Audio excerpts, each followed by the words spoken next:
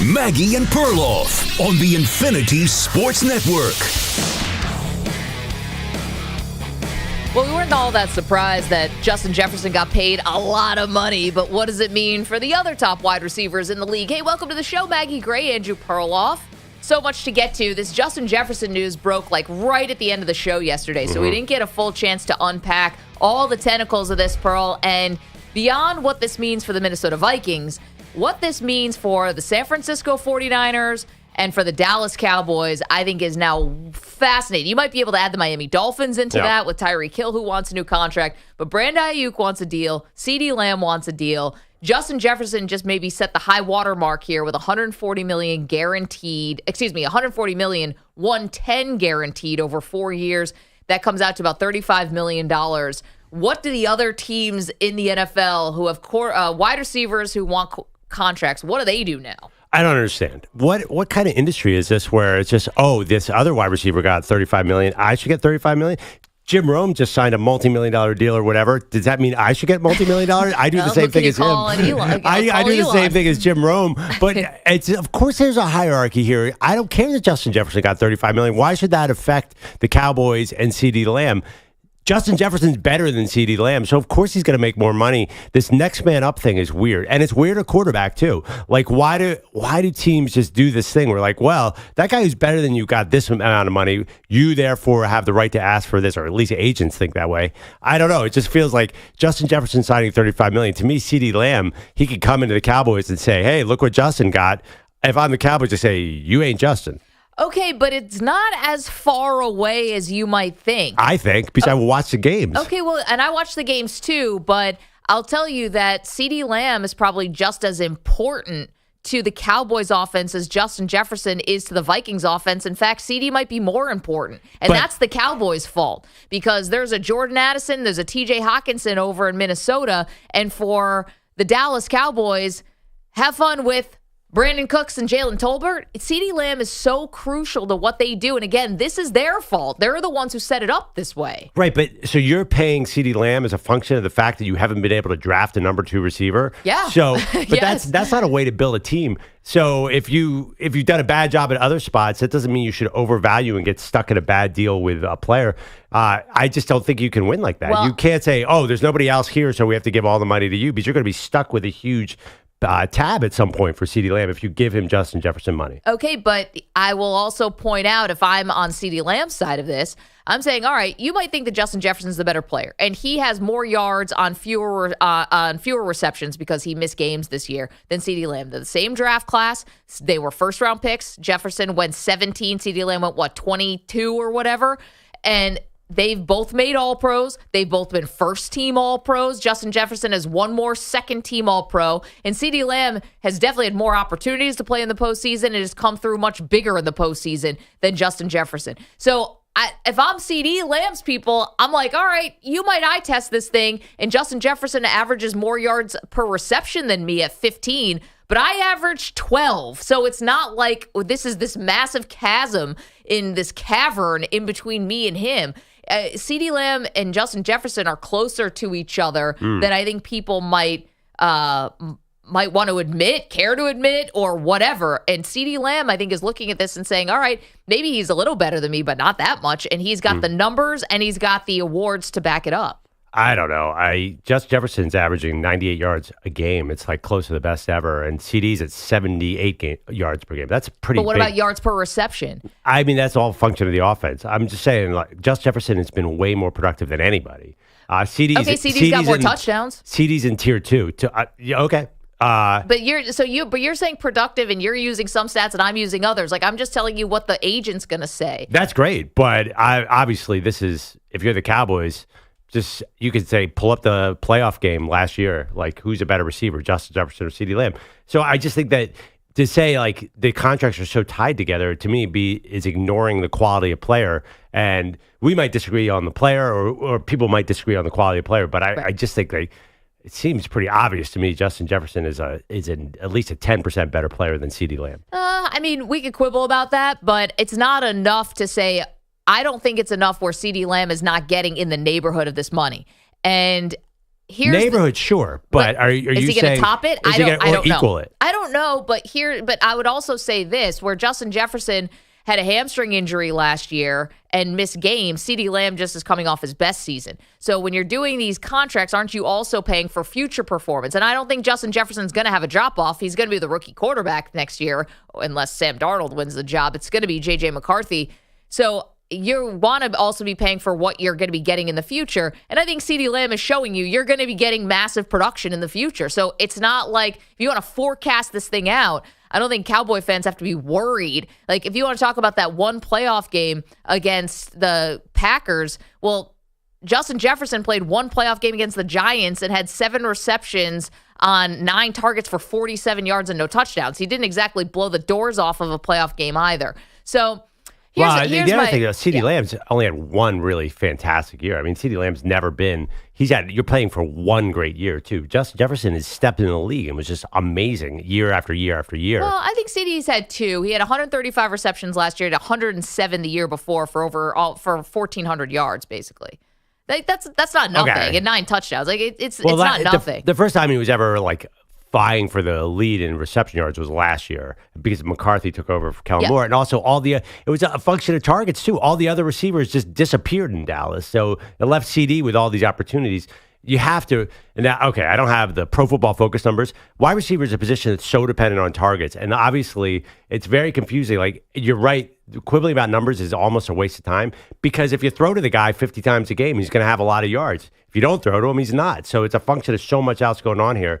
I'd like to see just like coaches, wide receiver coaches, sit down with Justin Jefferson and CeeDee Lamb and explain what Justin Jefferson does better, because I just have this sense watching the two guys that Jefferson's a more dangerous weapon by 5 to 10%. Okay. I mean, I would also say CeeDee Lamb's best year also coincided with Dak Prescott being in the MVP race when they didn't really have a great run game or like a really stout rushing attack. So I think CeeDee Lamb's got all the bona fides here, and I think he's going to be rightly asking for a lot. And we're talking about Justin Jefferson getting paid yesterday. So what does this mean for CeeDee Lamb? And we can talk about Brandon Ayuk, because the thing about the Cowboys, and this is the big question for them, how are you going to pay everybody here? Because CeeDee Lamb is the guy who's holding out right now. He didn't go to OTAs. Minicamp starts today, so we'll see if he shows up. Micah Parsons also is not at OTAs. I don't know if he's going to be at minicamp. He might be today. He's got to get paid. Dak Prescott, does he have to get a contract extension at some point? So if not, he'll be a free agent next year, which is a big problem. Right, and then who's playing quarterback for the Cowboys? So are you even sure it'd be a cheaper option? Well, I'll tell you who's got to get paid. I mean, I think any Cowboy fan will tell you. Micah Parsons has to get paid. Right. You have to pay Parsons. The rest is details. The other question, too, at a certain point, do you have to rebuild if you're the Cowboys? I think it's on the table that they let Dak go, which means rebuild. Okay, so what do you do with CeeDee? Then you have 2 ways to do it. You can say, well, let's pay CeeDee. They probably will pay CeeDee because if we have a young quarterback, we can afford a high-priced receiver. It'll help just them. Like the Vikings. Yeah, exactly. It'll be similar to Justin Jefferson. Or you could just rip the Band-Aid and say, you know what, we got to be like the Chiefs and spread out and draft a bunch of receivers. It might be too late to do that because they haven't drafted. Let him play this year, and then will he play this year? Probably not. He seems pretty intent on a new contract. But you could do 2 things. You could say, let's rebuild a wide receiver and quarterback and pay Parsons.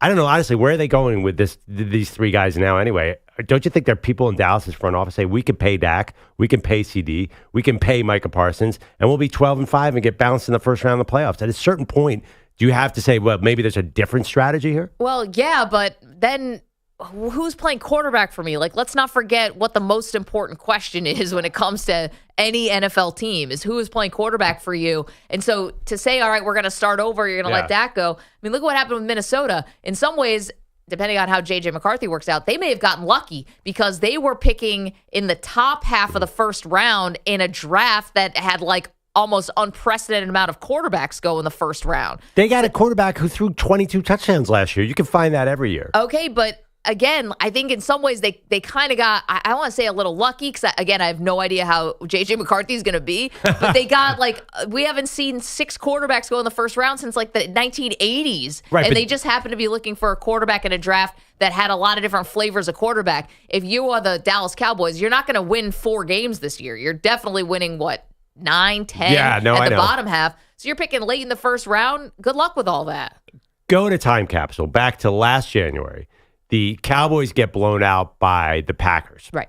I think there were so many Cowboys fans and so many people said, this Dak thing is not working. For some reason, something's happened in the offseason where everyone's back on the Dak train because they don't have a second option. Well, there's no backup quarterback. I understand. And I'm a Dak backer too. I think he's a good quarterback. He's an accurate quarterback. But at a certain point, I do think there are a lot of people who have a fair argument like Dak can't get us over the hump. Maybe we need to try another quarterback. Otherwise, Dak's been there 8 years. Like, are you going to keep him there for 15 years? That's a legit question. At least you'll give me that. Like, wait, maybe we got to do all of this differently. Maybe we have to rethink the CeeDee Lamb contract. If he's going to cost $35 million, is he really a $35 million a year player? Maybe we have to rethink Dak.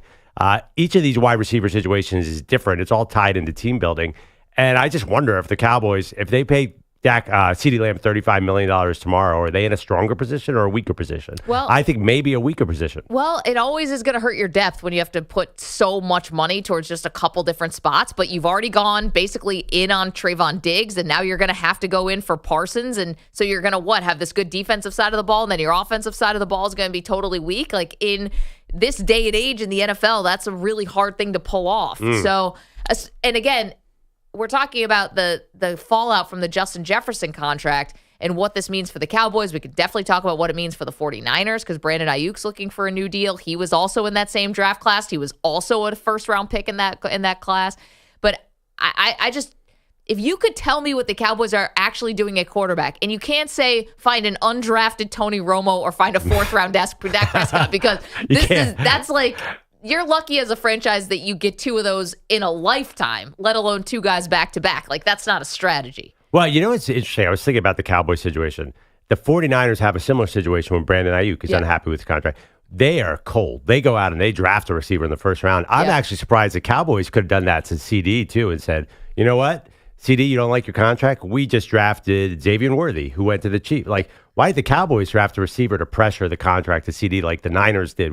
Like, that seems to be like what the good teams kind of do is they draft guys partly to negotiate with their veterans and say, like, you think you're irreplaceable? Well, look, we'll replace you. Meanwhile, the Cowboys just keep drafting offensive linemen, which has some logic. People keep giving them A+ when they do this. So I know, but it's not wrong. But they keep getting stuck with just CeeDee. And like they, so now they kind of have, you started this off, you're absolutely right. They have to pay CeeDee Lamb, because if you pull him out of that offense, I'm not sure who's there. You see they're using Deuce Vaughn in the slot now. There you go. Love it. Yeah. 855-212-4227. So we got this started on the sort of fallout, the dominoes of the Justin Jefferson contract. What does this mean for the Cowboys and CeeDee Lamb? And if you're a Cowboy fan, is this realistic? You're paying Dak, you're paying Micah Parsons, and you're paying CeeDee Lamb? Is that what you envision? This is the future. You got all three of those guys. Is that what you see? Or who's the odd man out? It's not going to be Micah. It's either Dak or it's going to be CeeDee. I wish it was Micah, because Micah Parsons loves Philadelphia, and there's no player I would rather have back in the fold than Sixers fan Micah Parsons. I mean, I think the rest of the NFL is like, well, Dak's been around forever. CeeDee, I don't know if we want to pay him as he gets older. Micah Parsons, if older, that guy, he's 25. yeah, but I mean, this contract, he'll probably sign a 3-year deal, so he'll be 28. Like, yeah, receivers get old fast too. Keep that in mind. Nobody wants to pay an older receiver, so I think Micah is the gem of that class. He's a unique player. He's the all-time guy, right? Like, CeeDee's really good. But is he an all-time receiver? Justin Jefferson's an all-time receiver. He's a Hall of Famer for sure. Right. CeeDee, I'm not sure. He might be, but it feels like he's a little bit below that to me. Yeah. He's first-team All-Pro this year, a second-team All-Pro, to Justin Jefferson as 2 second-team All-Pros and a first-team All-Pro. I mean, these are highly decorated, very important wide receivers. 855-212-4227. So if you're the Cowboys and it's between Dak Prescott, Micah Parsons, and CeeDee Lamb, are you signing all three, or who is the odd man out? You can watch us. Hey, come watch us. YouTube.com/Infinity Sportsnet, Twitch.tv/Infinity Sports Network. You can come say good morning to the Weedos and the coffee drinkers in the chat. Say hi to us. Angel Reese was at the podium yesterday. What did she have to say about all the drama surrounding the Chicago Sky and Caitlin Clark? We'll get to that next. You're in a 5-minute break.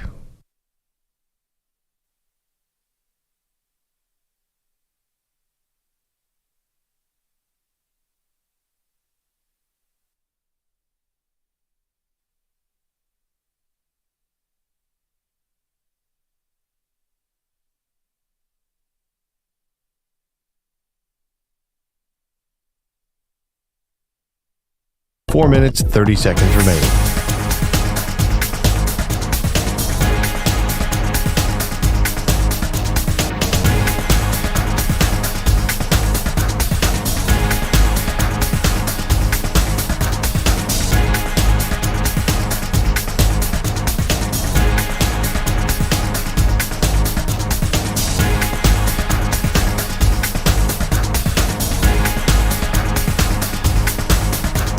Four minutes remaining.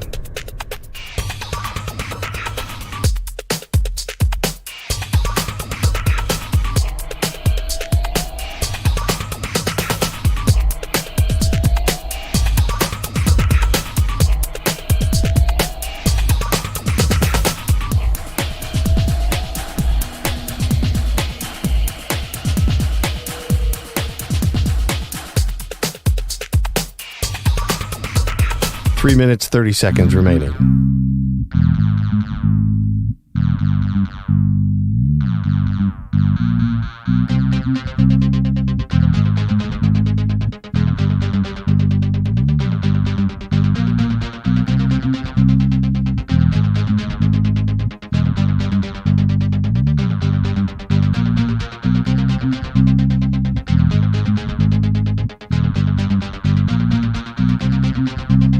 Three minutes remaining.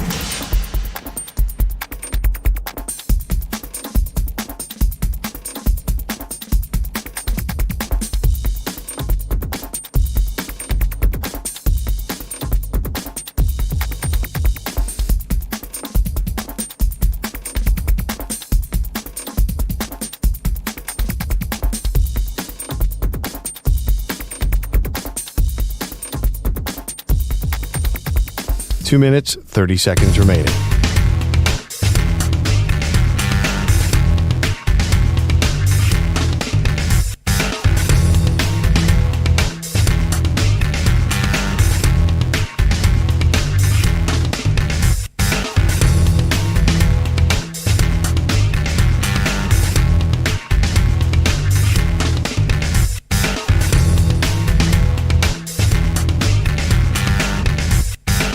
Two minutes remaining.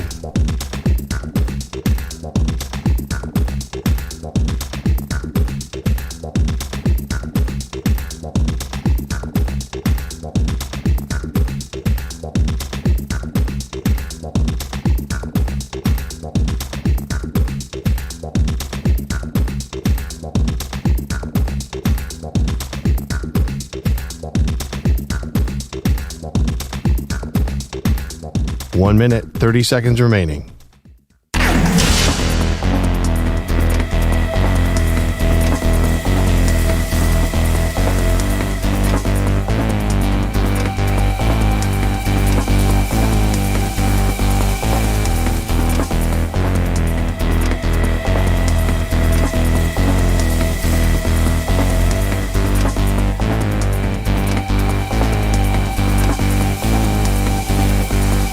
One minute remaining.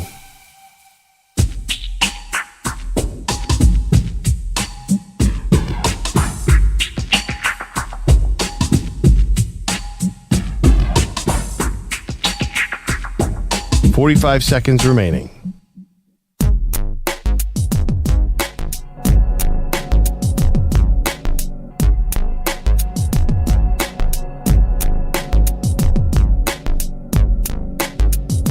.30 seconds remaining.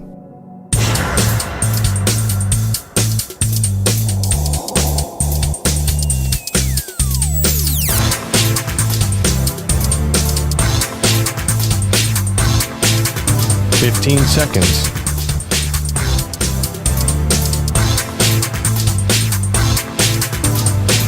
Break ends in 5 seconds.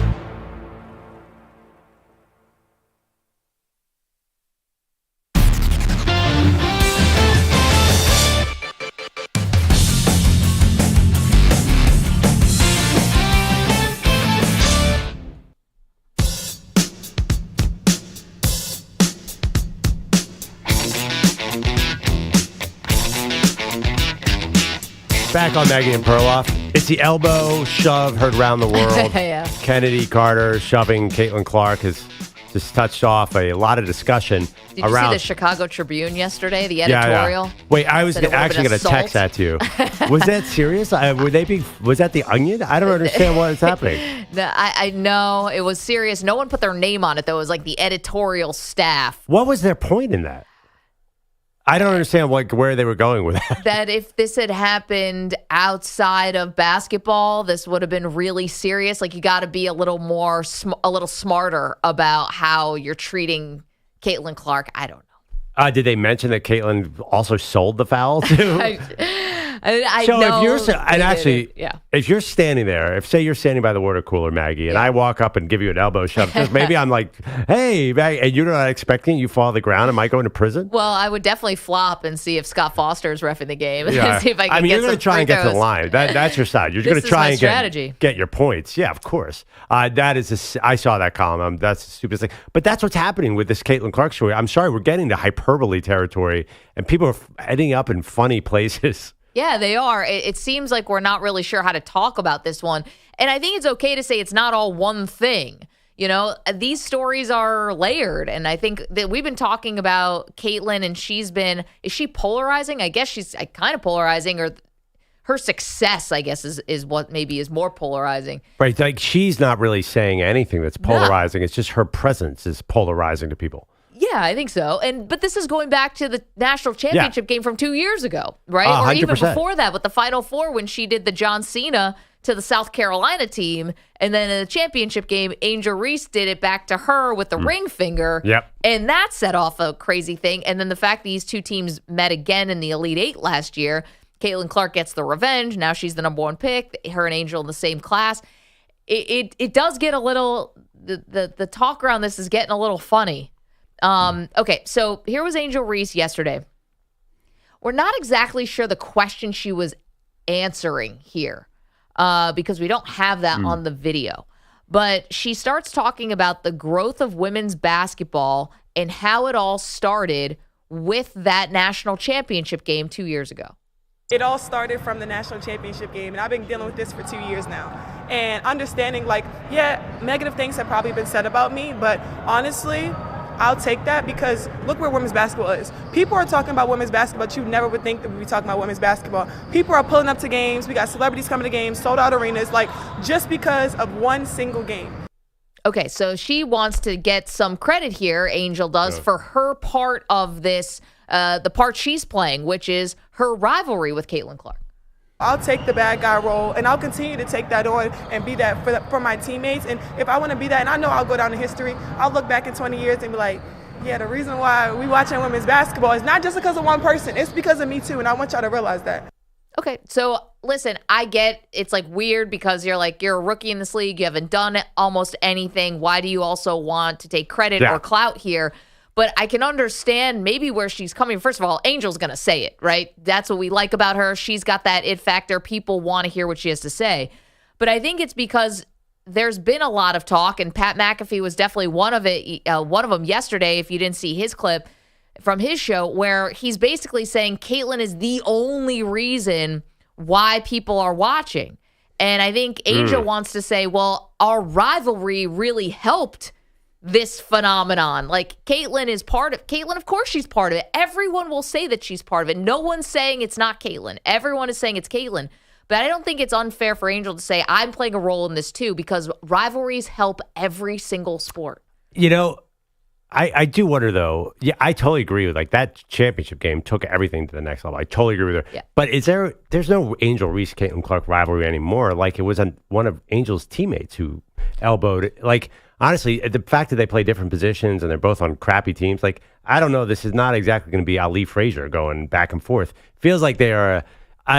Is there really going to be a riot? Like, is Angel Reese going to continue to be a bad guy in Caitlin Clark's good guy narrative, whatever? It feels like they play totally different positions or totally different team. I don't know. I just don't feel like this rivalry is going to have a lot of heat. I think they're going to kind of be on separate paths. Am I missing something there? Well, I mean, playing different positions, I don't know if that matters as much because Magic and Larry didn't play the same position. Yeah, but I mean, they were like, still rivals. But we don't know where this is going. We know they met twice. Yeah. In one really well, the two games actually weren't that close. But anyway, there was a lot on the games. National championship game and Elite Eight game. Stakes are really high.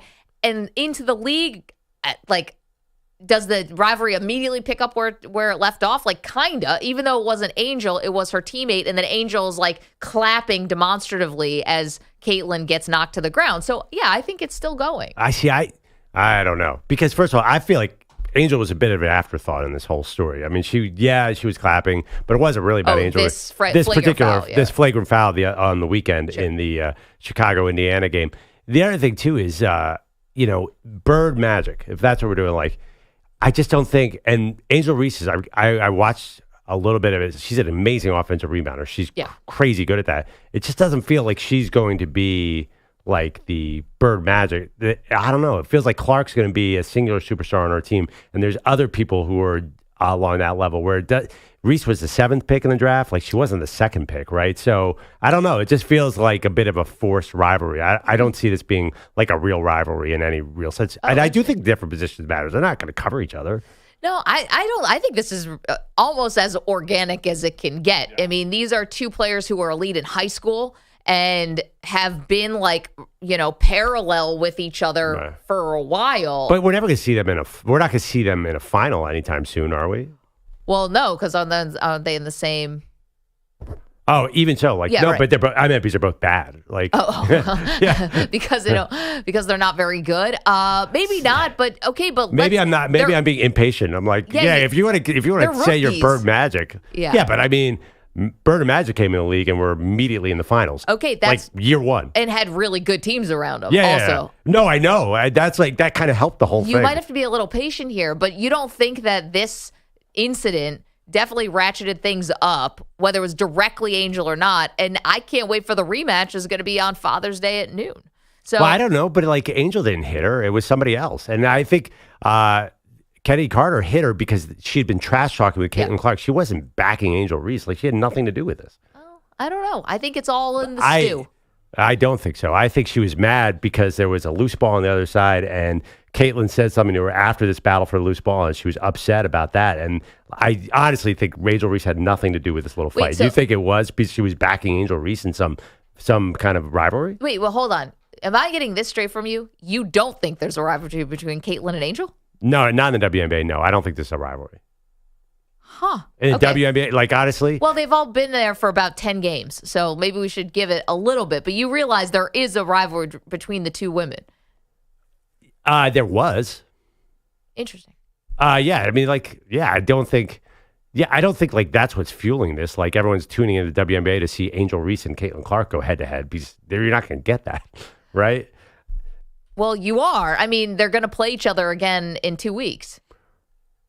Their teams are going to play. The teams are not good. No. I give you that, but they definitely are a rivalry. I feel like I'm crazy here. Well, I mean, they're not like a direct rivalry. Like they're not like the most obvious rivalry because like one's a power forward, the other's like a shooting guard. One's trying to lead the league in scoring, the other's trying.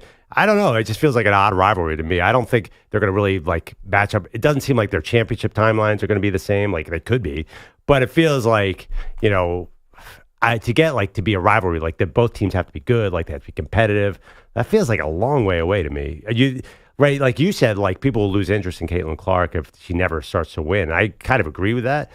To be a rivalry, don't they need to get further along here? I feel like, maybe they'll become a rivalry, but this is years away. No, I don't think right now that anyone's tuning in for the Angel Reese Caitlin Clark rivalry. I think everyone's tuning in because of Caitlin Clark, right? Like, aren't the numbers huge for her? Yeah, I think they still have this lingering thing from college. I don't think. I think Angel does. I don't know if Caitlin does. I also don't think that it's I guess I'll put it this way. Kennedy Carter can do whatever she wants to do. She is a very physical player anyway on her own right. Now that's a rivalry. Okay. But I don't think it's like, and I know other women, have been physical with Caitlin. Is it like that much of a surprise that we had this dust up and it just happened to be these two teams, that this was totally random? I think that Angel being on Chicago's team had something to do with it. But I thought everybody in the WNBA was hitting Caitlin. I thought that was the storyline. Yeah, but why did this one blow up? Because Caitlin wasn't expecting it and she fell down. I mean, I think everyone's tuning into this game to see what happens when Caitlin and Kennedy Carter match up, right? Isn't that like the exciting thing? Or is it? Well, I mean, this game was Good morning. This game on Saturday was sold as Caitlin Clark and Angel Reese. But I didn't see this as like Kenny Carter was taking a shot as part of the Angel Reese, Caitlin Clark narrative. That to me was like, those are two separate things. You think so? Now you guys think Kenny Carter was elbowing her because of some lingering animosity with Angel Reese? I think that's a stretch. Oh no! I was just talking about the rivalry aspect. Like the game was sold as Caitlin Clark, Angel Reese on the court same time. Plus Cardoso Cardoso making her season debut on national TV. That was the commercial going into Saturday. Right, but so now they're going to be a rivalry. Now it may fade because they are not good enough and they don't play head to head. They're not going to guard each other. But like now, they're on the short list of names people know in the WNBA. So of course they're going to be connected for now, the two of them. Yeah, it's just not quite the same as that national championship game. Like no, but again, because they're not the stakes are not nearly as big. Right. I mean, honestly, like I just don't see this like it's definitely not going to be Bird Magic. If you guys think it's going to be that, it's just not. Well, I mean, those guys were playing in the finals every year almost. Well, I think Pearl, there's really no way in the current landscape of sports to have a rookie rivalry match whatever Caitlin and Angel Reese had in college, because every rookie that's any good is going to a terrible team. That's just how it's always going to go. Except Bird Magic was a total exception. And that was like some weird thing where the Celtics held Bird for a year and he stayed in college, and the Lakers finagled their way to get the number one pick. So crazy things were going on back then. It was a coin flip. Yeah, the 80s were up and down. It was crazy. So like I kind of get what you're saying, but I do feel like that's more of a function of sports, not necessarily that this isn't a rivalry, if that makes sense. Well, I do. Well, first of all, I don't think you guys are necessarily right. I don't think Carter took a shot at Clark because of Angel Reese was on her team. I agree with you on that. And also the other thing, too, is they seem to like each other. That's the other part. Like, there's not real animosity because they kept praising each other. So I thought during the draft they kind of killed a little bit of the rivalry by saying so many nice things about each other. You're the person who says don't ever believe what an athlete says when they're trying to get out of a tough or tricky question. Well, I feel like Caitlin Clark might have some other rivals moving forward, like the big scorers. Like, I feel like there's going to be, like, once she develops, there's going to be a 30-point scorer on the contender. Like, sure, like a Sabrina Ionescu or someone who's also a shooter. That's a much more natural rivalry to me. Like, this she might have multiple. That might happen. I mean, Jordan had multiple rivals. Like, if you are one guy, or if we're going to say that she's like one of the faces of the league, she could have multiple rivals. I don't think, and this just might be, I don't think this Angel Reese, Caitlin Clark thing is going to be this primary rivalry to drive the WNBA. It's just too much has to happen. Both teams have to get good. That's a big factor. Okay, but wait a second. Like, we have to be a little patient on that too, because we didn't look at when Wemby came in and be like, oh my gosh, the Spurs, like, we let him have a season where we know the team stunk. Right. I'm just saying, like, And I mean, if Bird and Magic is the measuring stick for rivalries, then there will never be rivalries again, because you can't ever do that again. Well, yeah, but there will be is singular stars, and I don't want to sound like Pat McAfee. Like, yeah, they have that. Like, I don't think the rivalry's driving this. I think the stars are driving this, and names we know. I don't think people are tuning in because Angel and Caitlin hate each other. I think they want to see Angel and Caitlin play individually. I don't think it's a rivalry, really. I think for the most part, I think when they're not playing each other, yes, I think people say there are people who want to watch Caitlin Clark. I think there are people, to Angel's credit, that want to see Angel Reese play. Just like there was 300,000 people on an illegal Twitch or Twitter stream of a preseason game that was not being broadcasted for some weird reason. But that game where the attraction is Caitlin Clark versus Angel Reese, I find it hard to believe for me that people are like, oh, I just want to see Caitlin Clark play without any thought that Angel Reese is on the other side, or vice versa. I find that hard to believe. Now, it doesn't mean that maybe this can't grow into a rivalry because of the fact that you mentioned that they're bad teams, different positions. Those are fair points, I think. But I think the attraction going to that game is definitely, this is the matchup that happened in the college. Let's see this happen again, and whatever happens, happens. They should be leaning into this, by the way. Like, let's not talk like this is some kind of bad thing or some dirty word. Like, this is the stuff that makes sports awesome, is when there's any kind of animosity, whether it's, just talking trash back and forth. Obviously, you don't want it to go to the flagrant fouls and people getting hurt and stuff like that. But this is the good stuff, guys. Like, this is the awesome stuff. The rivalries. Yeah, but I think an even bigger driver is really star power. Like, you need Michael Jordan, you need LeBron. Like, rivalries don't really do anything anymore. Like, who's LeBron's rival? Curry, I guess, or I think he's had a few over the years. I think Curry is now. I think the Celtics were there was a stretch there. And but Pete now probably. It's really just definitely Bellotti. It's LeBron. I mean, it's LeBron, it's Jordan, it's Caitlin, it's Angel. I think Jordan individual, had tons of rivals. Yeah, but I mean, they really didn't matter. I mean, it was just he was the star. He was the top of the Christmas tree. Like everything was about him. So I don't know. They I don't think Messi, Ronaldo. Like these things are great. Again, and they're not playing each other every week. They never guard each other. Well, no, I think if you guys are expecting this Caitlin Clark Angel Reese rivalry to grow the WNBA, I think that's a miscalculation. I think individual star power is going to do much better because honestly, they only play once in a while. They're not playing the playoffs. So what about all the other games? Yeah, I mean, Larry Bird and Magic didn't play each other every single game. They did play each other in the finals, but they didn't play each other every single game. So, but other things happen. It's just part of it. But you guys are making it sound like the reason the WNBA is exploding right now is the Angel Reese Caitlin Clark rivalry, and that's not what's happening. No, that's not how I'm making it. But you're also making it like this doesn't matter at all. Right. So you're being extreme, and maybe I'm not saying it's the only thing. Caitlin's clearly the headliner.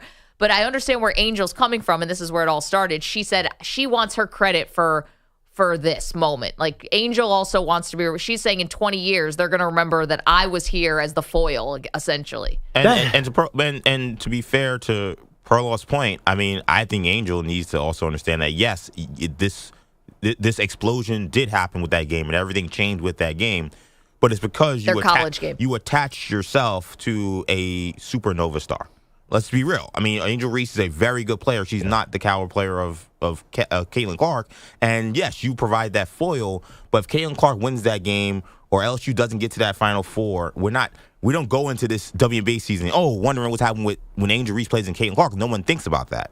Maybe Angel Reese becomes her own star in herself the same way Cameron Brink or same way, Cardozo do. But the idea that she doesn't also have some, I don't say thank you to or anything like that, but she's connected herself to Caitlin Clark as well. And that's a reality of the situation. I actually was a little surprised. I'm like, why did she want to present herself as this bad guy to Caitlin Clark? Like, she said the word bad guy, right? Yes. Yeah. Yeah. I'm like, what are you doing? Like, you don't need to do that. You're very popular, very well liked too. Like, you don't need to be this bad guy to Caitlin Clark to be a star. It's a funny position to put herself in. And I think she'll kind of I think she said that at the moment, but I think she also wants her own individual star power. She doesn't just want to be a foil to Caitlin Clark, obviously. She called this 2 years ago.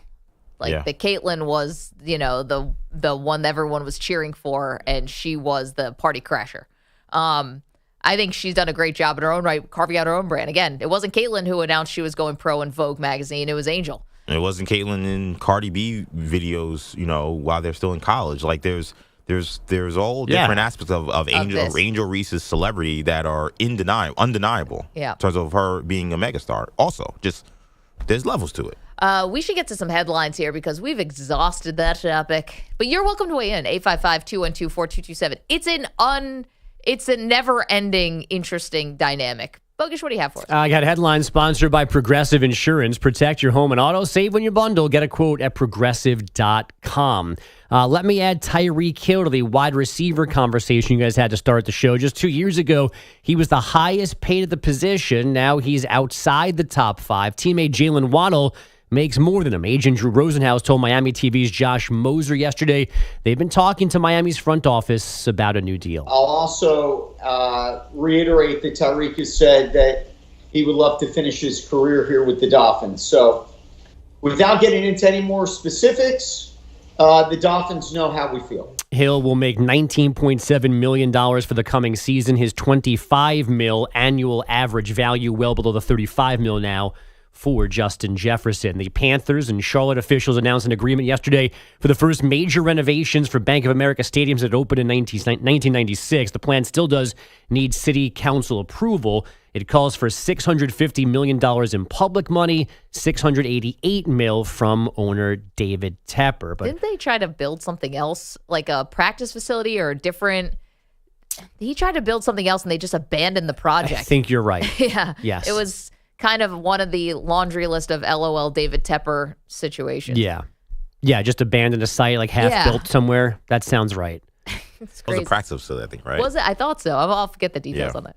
There was also him selling us on concerts, right, at the new stadium. Yeah, that was his explaining no grass. Yeah, was it his daughter or his his wife? Wife. Okay, yeah, I knew it was a woman in his family who's part of the team. It was like, we've increased the concerts here, and that shows you the growth the team has had. Yeah, it's like you're all going to tear your ACL by week 5, but we're going to be able to have Taylor come. All of yesterday's NFL news paling in comparison to the loss of Hall of Fame guard Larry Allen. He was just 52 years old, and few did it better than the Cowboy legend, Vikings legend John Randall on Allen from NFL Films. I still remember that. 692 pounds. When a man can bench press 692 pounds, that man can launch you. It's like going against a bear, man. I mean, he's just humongous. Man, he'll grab you, pick you up, and start laughing. And there's nothing you can do. It's like going against a car. You're trying to stop him, you're just sliding. And there's more. I've seen him take linebackers, just drop him 20 yards. Not 5, not 10, 20 yards. And you go back in the huddle, that linebacker looking at you going, what am I supposed to do? Do the best you can. And Larry Allen did all of that, 11 Pro Bowls, a Super Bowl title, all of those individual on-field exploits from Sonoma State. That's where he went to college. Incredible. I mean, that's literally out of nowhere. What round was he drafted? Do you have that? He was a first round pick. I mean, he was not a low round pick, but out of Sonoma State. I don't even know what level that is. It's amazing, like, to hear that clip, and that's not coming from some practice squad person. That's John Randall saying that. One of the most intimidating players ever played in his generation. Larry Allen was something. Second round pick. Yes. So wow. Remember when he ran his rookie year? Right, is when he ran down a guy who had intercepted the ball. Yes. I've never seen an offensive lineman move that fast. I used to love, if you'll talk about Pro Bowl skills competition, one of the things I used to love watching as a kid was whenever they do the strongest man competition, they do that bench press, and watching Larry Allen just put on an absolute clinic of strength with other, obviously elite strength guys, defensive tackle, defensive ends, offensive linemen, and Larry Allen made these young guys look like kids. And this was late in his career, playing with the Cardinals or the 49ers, still bench pressing 40 times 225 like it's nothing. Like, incredible feats of strength. He was a legend, no question. You know, it's funny. Eagles fans talked all kinds of trash to that 90s Cowboys team. There was a tackle, Eric Williams, who they hated with a passion. I mean, it was crazy. No one ever said anything about Larry Allen. I think they were afraid. Like, Larry Allen, you're good. Like, nobody wanted to make him mad. They would boo Irvin, Aikman, anybody. Larry Allen, ooh. Do what you do, big man. Like, I get it. I was scared of that dude as an opponent. Yeah. Sad story, man. Young guy, 52. And on vacation with his family. Seems like a big family guy, too. Yeah, That's terrible. Terrible. Some quick baseball scores. The Reds roughed up the Rockies last night, 13-3. Cincinnati's won 7-10. The Orioles have won 9 of 11 after a 7-2 final in Toronto. And at the Softball World Series, Texas outlasted Stanford 1-0 to reach the final series for the second time in 3 years. The Cardinal loss means the end of Pac-12 softball. Guys, back to you. Bogusch, thank you so much. Coming up, what does $50 million buy you? We dive into that next. It's Maggie Perloff. You're in a 5-minute break.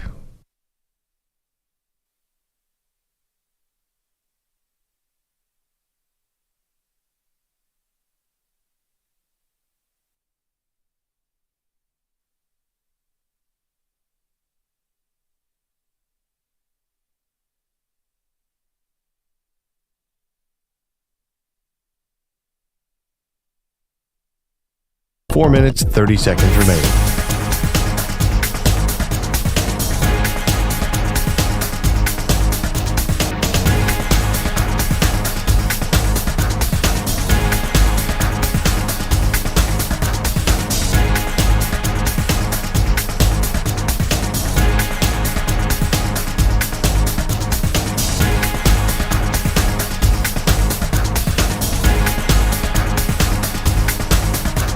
Four minutes remaining.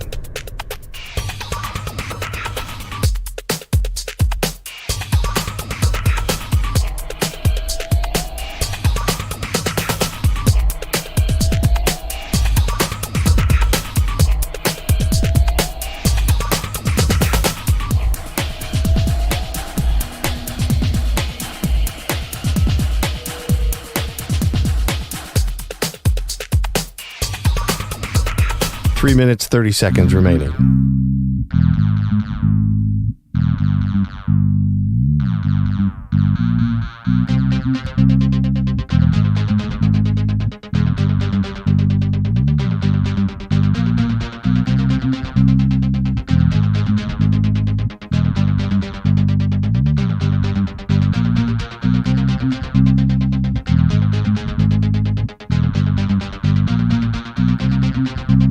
Three minutes remaining.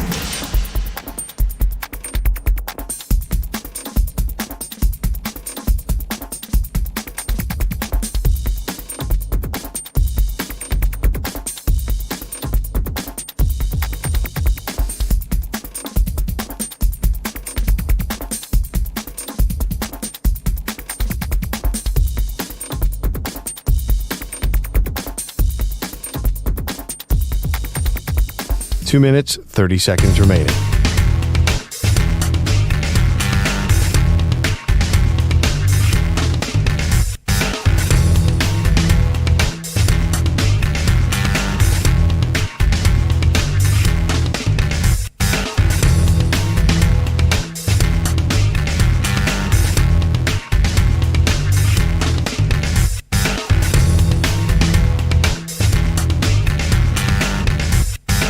Two minutes remaining.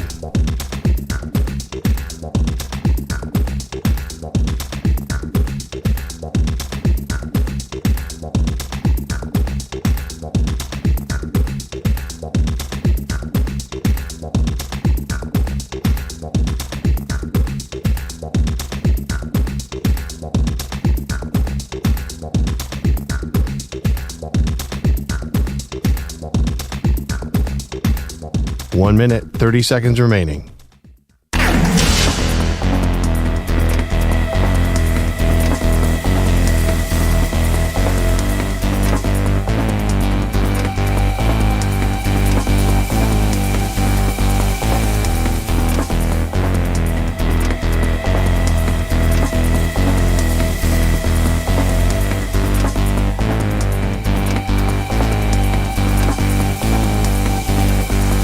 One minute remaining.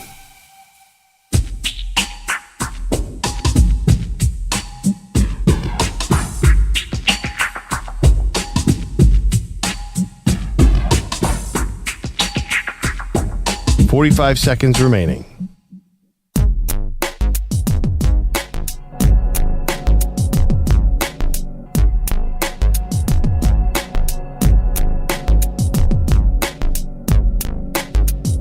.30 seconds remaining.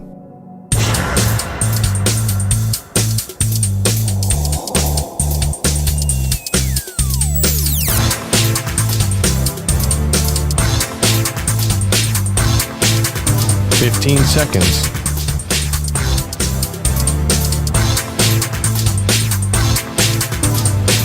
Break ends in 5 seconds.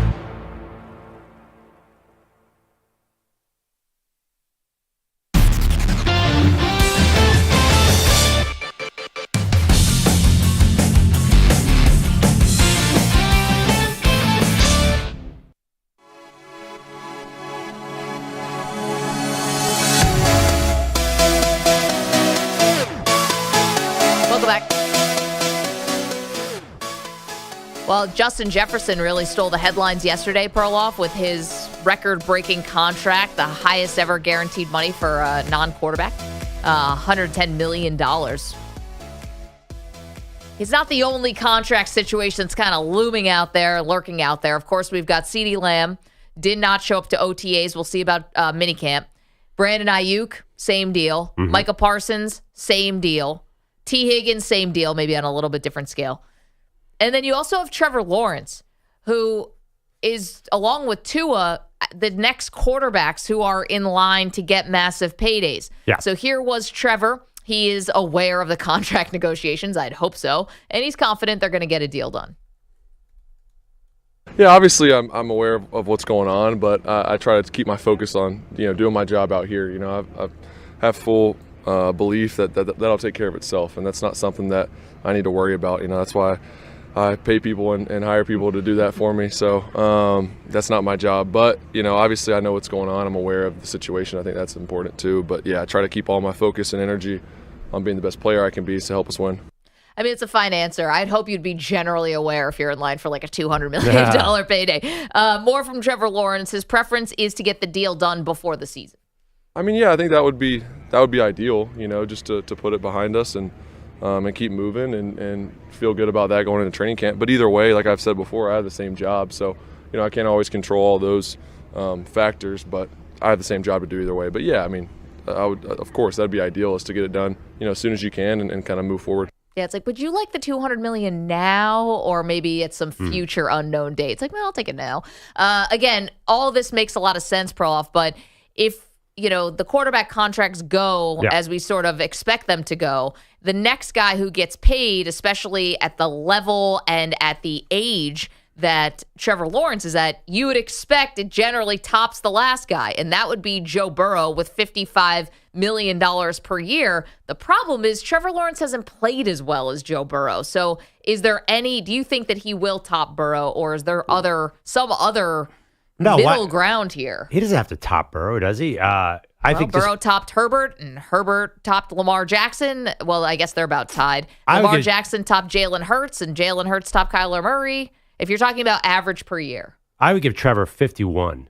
Honestly, like $3 million less than Joe Burrow, and I think he'd take that.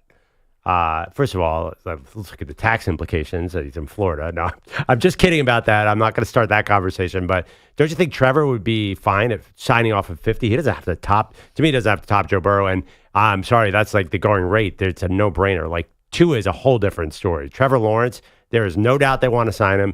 There is no doubt he wants to take the money. He's 3 years in. Just take $50 million. There's nothing to me, this is a nothing to see here. Let's sign this contract. The energy that Trevor's bring to those quotes, that's the energy of the whole situation. I don't really see any controversy here. Do you? No, the controversy is not going to be Jaguars sign Trevor Lawrence. I think you're right. That's going to be a fait accompli. I think where the controversy comes in is Trevor Lawrence is not delivered on the big promise of what Trevor Lawrence was supposed to be. And so we have a long time here. I'm not selling my Trevor Lawrence stock. I still think he's going to be a great player. But up until this point, we really haven't seen that generational, no-doubter, number one overall, wow, we couldn't wait, multiple teams tanking for this guy. It hasn't been like that. So I do think that when he signs this deal, the pressure still to live up to the hype with Trevor Lawrence has got to only get bigger once he signs the contract. Well, I think 2 years ago, he did live up to the hype. He was in his second year, and he got MVP votes. He had a big comeback in the playoffs. Yeah, got them playoffs. Like, I think he totally lived up to the hype 2 years ago. This year, I think he was injury prone, and there are a lot of problems with the team too. So I think there's a caveat. He's only 24. I agree with you. Like, giving up on him would be silly at this point. It just strikes me, yes, a generational quarterback is supposed to be able to do all things, but you can't completely divorce him from the roster around him. Obviously, there's a lot going on here in Jacksonville. The guy started out his career with Urban Meyer, and now they've made some bad draft picks, and they're trying to find the right roster. So I am not expecting him, like, he's not that good that he can single-handedly lift them. No quarterback can do that. I mean, Patrick Mahomes is great, but he's got Andy Reid. So I just can't think that there's anything Trevor Lawrence can do to hit what you're describing. Okay, but that's everyone who signs a quarterback to a massive deal. So then when you say the $50 million, it's just sort of the going rate. That doesn't make team building easier. It makes it way harder. Like, it's a market rate, though. I know, but if you're saying that, well, Trevor can't be expected to rise the tide of the rest of the team, that's exactly what you're expected to do when you get paid that much. That's exactly what you need to do, because so much of the salary cap is eaten up by your salary simply because you're the quarterback. So it all matters. But you say that, but like every team in the league would line up to pay that guy $50 million a year. These are market forces. Like, he gives them a way better chance than a lot of other quarterbacks. But this is where the pressure comes, and this is where a lot of the expectation, because if you're going to eat up that much of the salary cap, you can't then look at the rest of the roster and be like, well, I'm only a function of that. You're expected to raise the level of all your receivers and everyone on the offense. Yeah, maybe, but still, like, I think it's a good day the day they sign him. Like, the Jags fans are going to be thrilled. 855-212-4227. Okay, lots to do. More Caitlin Clark drama to unpack for you. Got that? Hey, come watch the show. YouTube.com/InfinitySportsNet. Hello.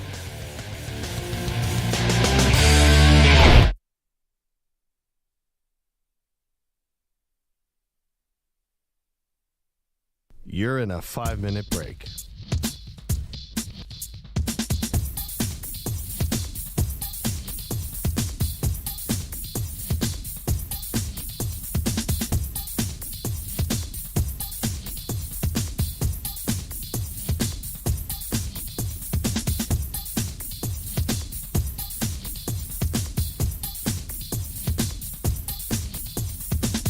Four minutes, 30 seconds remaining.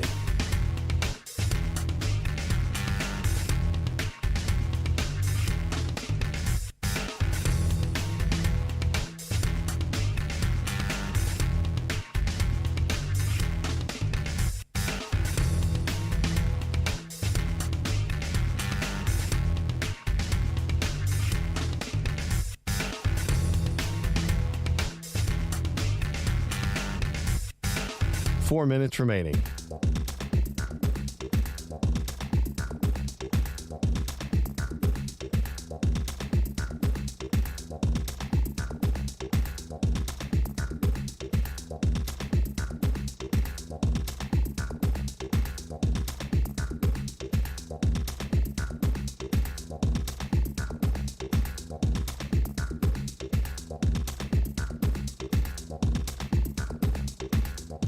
Three minutes, 30 seconds remaining.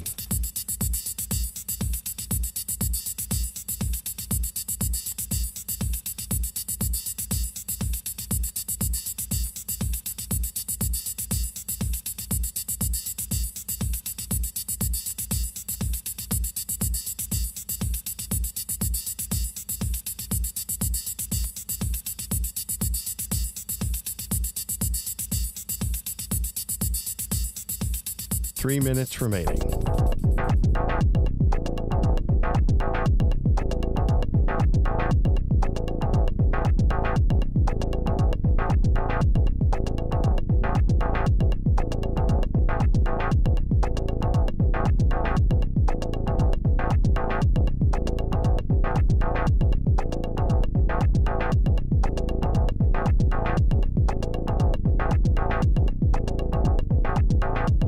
Two minutes, 30 seconds remaining.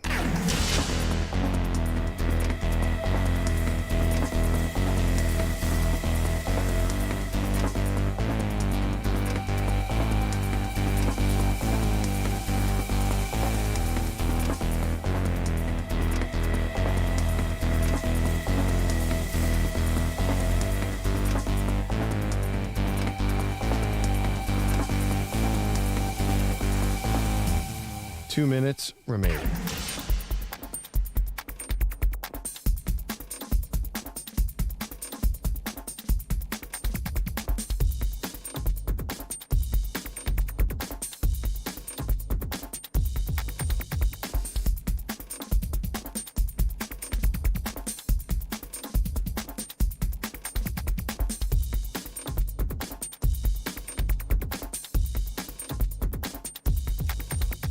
One minute, 30 seconds remaining.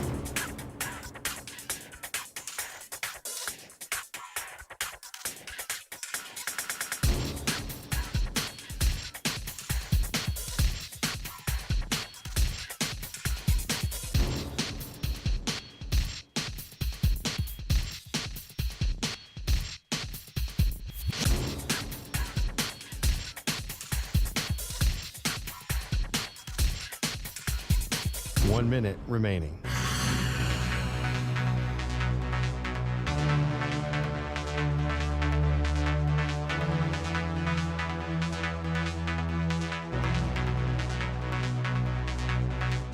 Forty-five seconds remaining.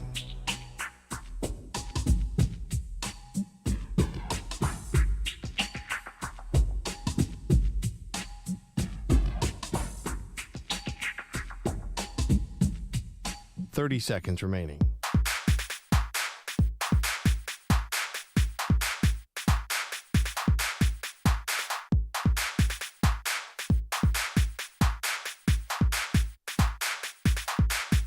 Fifteen seconds.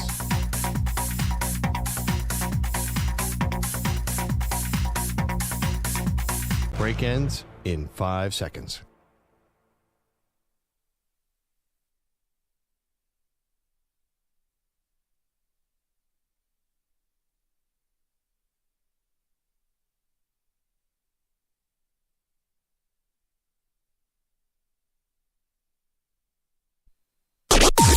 Maggie and Perloff on the Infinity Sports Network. A lot of soul searching being done before these NBA finals get going on Thursday. Hey, welcome to the show, Maggie. Great, Andrew Perloff.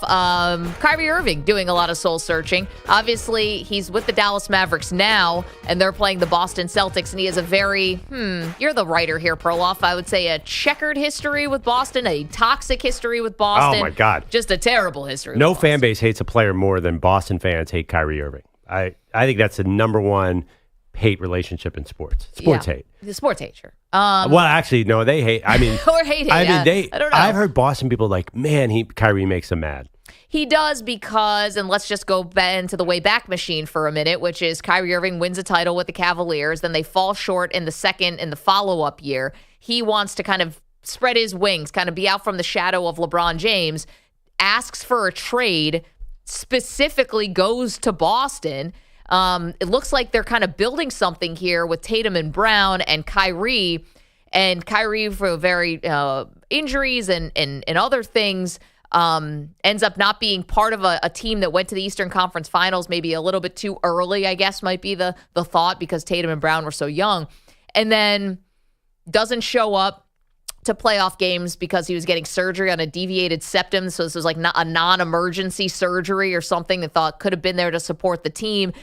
Says he's going to re-sign with the Boston Celtics, promises fans he's going to re-sign, and then instead changes his tune, which is his right, and decides to go instead play in Brooklyn with Kevin Durant. So then after that, there were some accusations about what some of the fans have said to him in Boston. He sages the Boston Garden, before he plays there in a playoff game, and also like wipes his feet on the mascot. Did I miss anything in that rundown? I think you got all of it. Did I get it all? Yeah. So that's what Kyrie's dealing with now. He's been back to Boston since when he was with the Brooklyn Nets, and he kind of flipped the fans off. That added to it. So Kyrie's doing a little soul searching, as I said. Let's hear cut 6, please. Yeah, I'm sorry. I was just about to say, if this Kyrie was on that Boston team, they would already have 2 rings. So that's the crazy part about it. Like Boston, that's just all this new Kyrie. It's just going to make Boston fans even angrier. I mean, listen to the guy. He sounds like a saint. He does. So here's Kyrie accepting the blame for how things went in Boston. I didn't mind after a few years taking the brunt of the blame. One of the best players in the world. So I know it comes with that fair criticism, but it's just a little bit more grace could have been extended my way, especially what I was dealing with during that time as a human being. I know sometimes in sports, it's literally about the end goal and result and what you accomplish.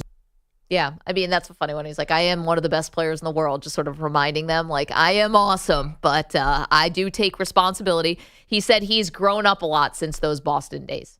I wasn't my best self during that time, so when I look back on it, I just see it as a time where I learned how to let go of things and learned how to talk through my emotions. He also admits that his behavior in the last series against Boston, when he was there with the Nets, that and flipping off the fans, that was inappropriate. Last time in Boston, I don't think that was the best, not this regular season, but when we played in the playoffs and everyone saw me flip off the birds and kind of lose my a little bit. That wasn't a great reflection of who I am and how I like to compete on a high level. It wasn't a great reflection on my end towards the next generation on what it means to control your emotions in that type of environment, no matter what people are yelling at you. Yeah, and we're thinking about the children. Think of the children. Not a good example. This is a totally different Kyrie Irving. Yeah. This is very much a different tune than before. It's funny, too. Like, what do the Celtics lack in this series against the Mavericks? Like, what's the one potential deadly flaw for Boston?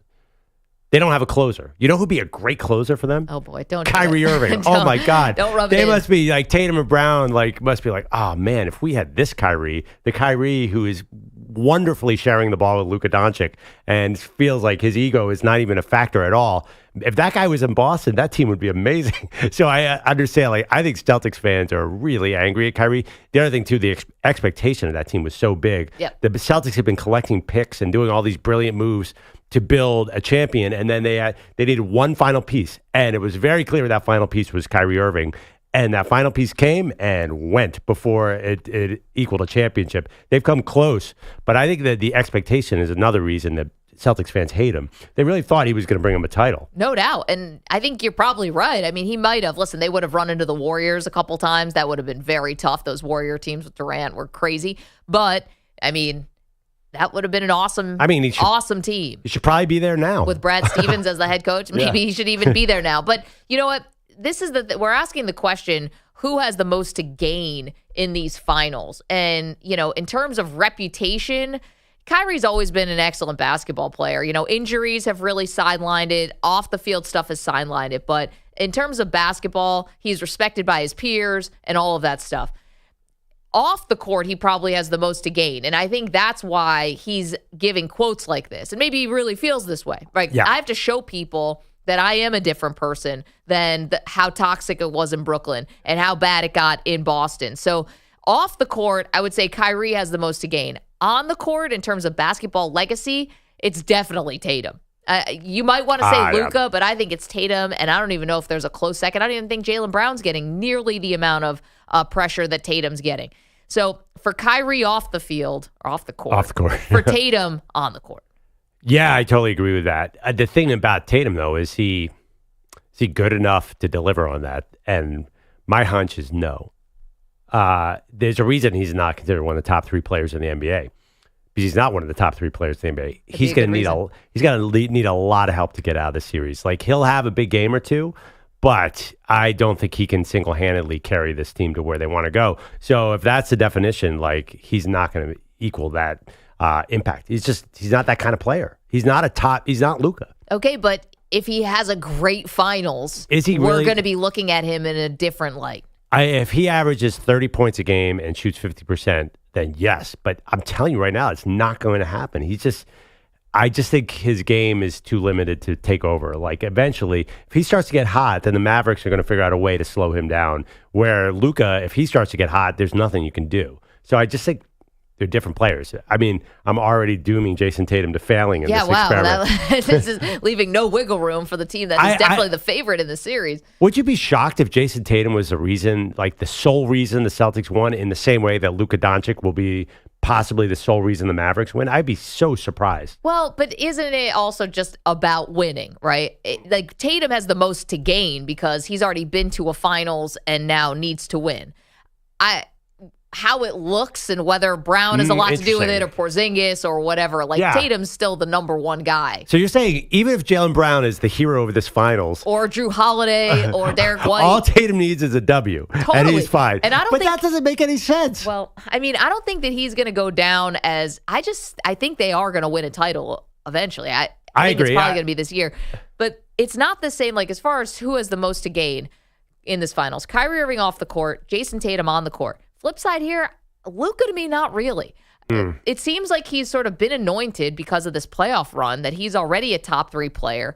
And I think you get a little grace for your first finals.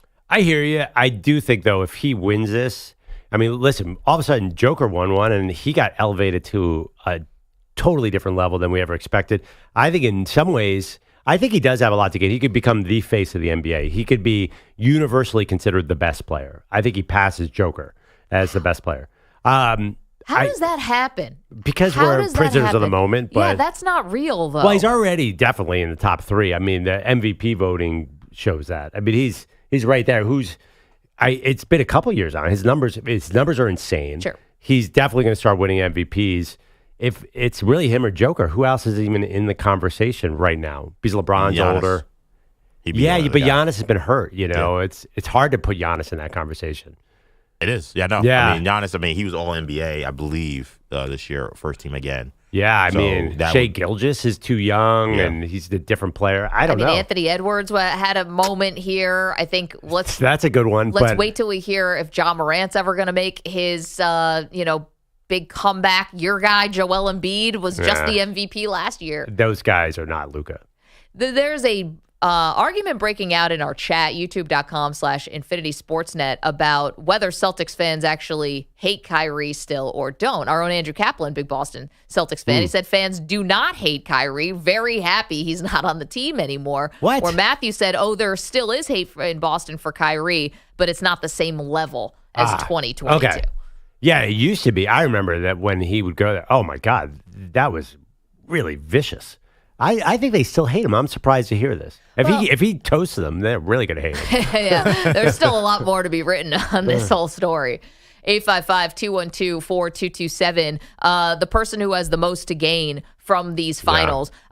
Again, someone who has a lot to lose in these finals, I would say Joe Mazzulla, the coach of the Celtics. I don't know how many great coaching candidates are out there. You can't help but think maybe his job could be on the line if they don't get this done. They seem to be content with Joe Mazzulla. I mean, you could be right, and I agree it should be, because if Jason Kidd could outcoach him, I can easily see that scenario. But it does seem like they're like, well, we have Joe Mazzulla, then we're going to bring in all these really good assistant coaches, because a couple of his assistants are getting other jobs. They got Jeff Van Gundy in the building, apparently. You know that Brad Stevens is somewhere in this. I just feel like he is part of this coaching staff, but I agree, he has a lot to lose. Like, he could look really bad in this series. He could look really, really bad. They already try to blame him for tons of stuff. Yeah. I mean, I thought that before they blamed Tatum, like Chris Finch, injury aside, was considered like this hot coach, and man, he just got outcoached in that series. There's no doubt about it. He had the wrong guys out there. Yep. He had no defensive plan whatsoever for Luka. So I worry about Mazzulla too. I'm picking the Mavs, in part because I think the coaching. I mean, I think Jason Kidd's just a better coach than Joe Mazzulla. Jason Kidd, not only is he good at strategy, I think he obviously gets credit for some of this Kyrie Irving thing. Like, I think that you have to have a good relationship with your superstars. Your superstars have to respect you, and they respect Kidd.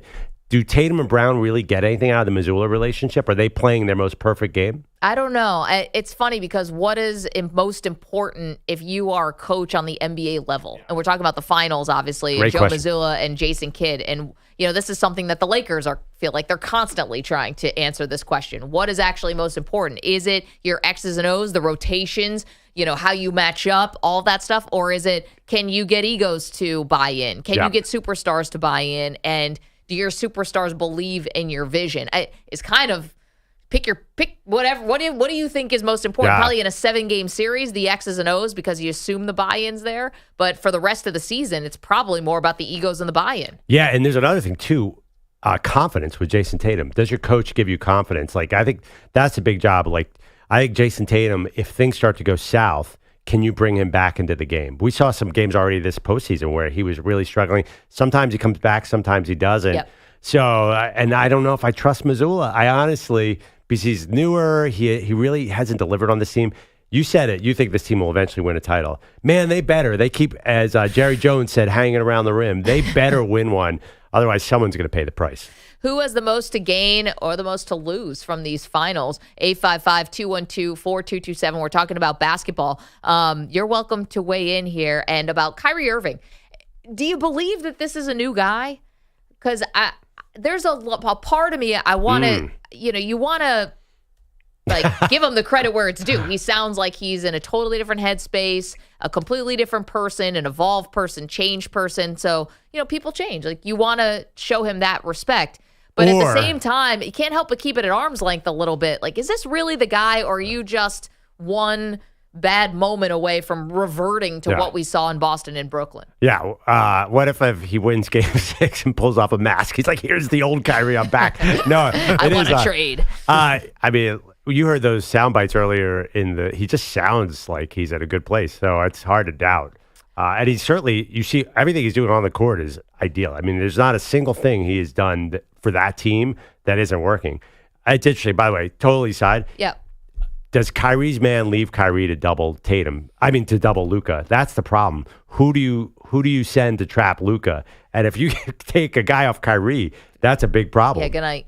Yeah, it's a big problem, but I think that's the reality of the situation.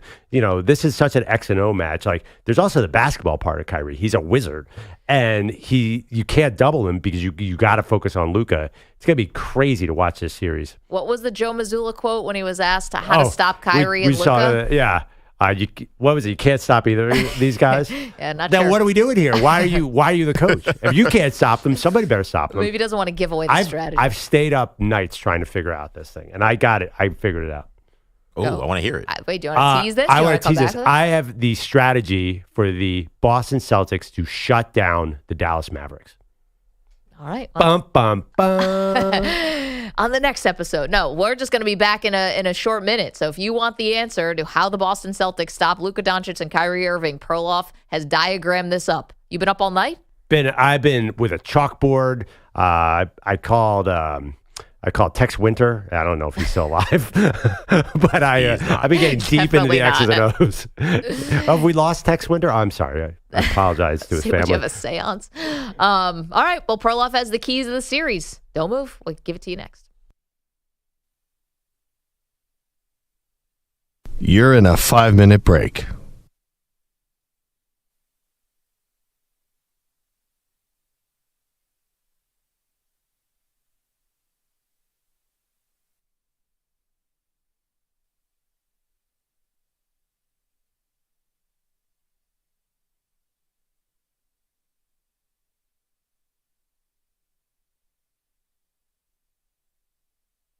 Four minutes, 30 seconds remaining.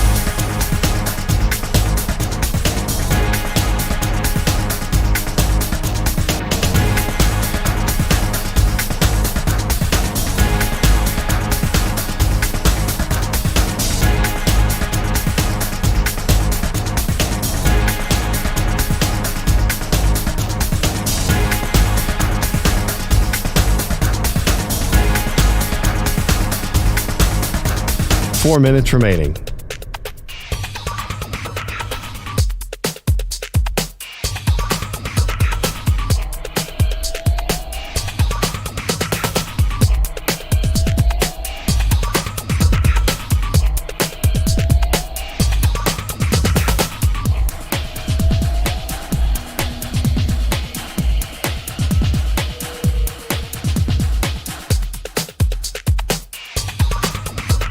Three minutes, 30 seconds remaining.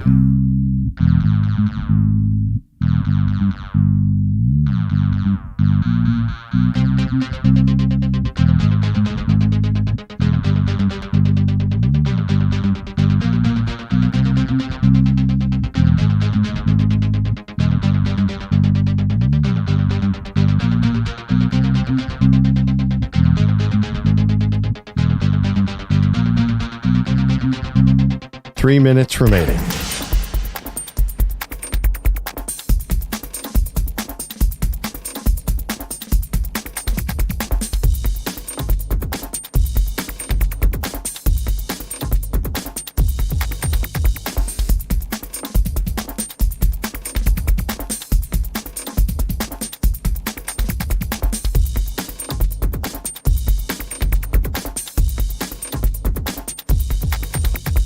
Two minutes, 30 seconds remaining.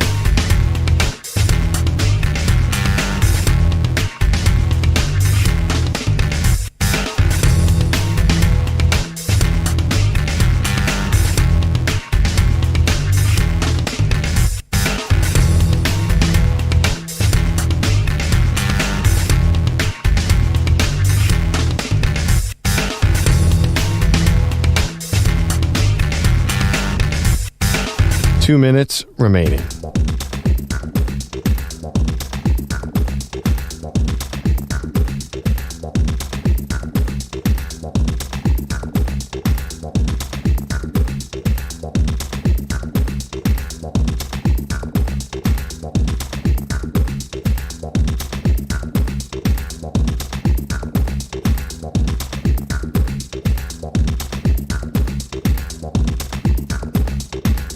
One minute, 30 seconds remaining.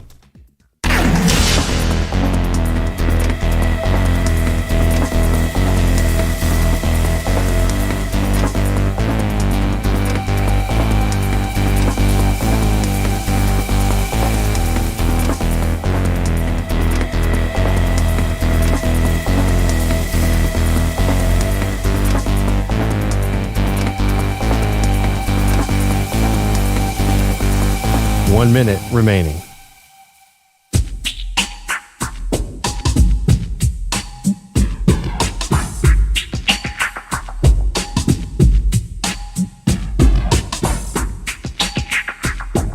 .45 seconds remaining.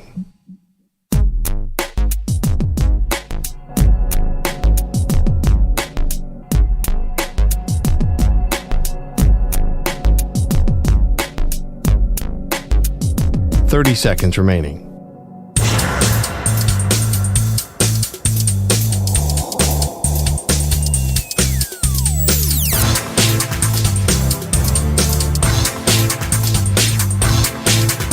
$15 seconds.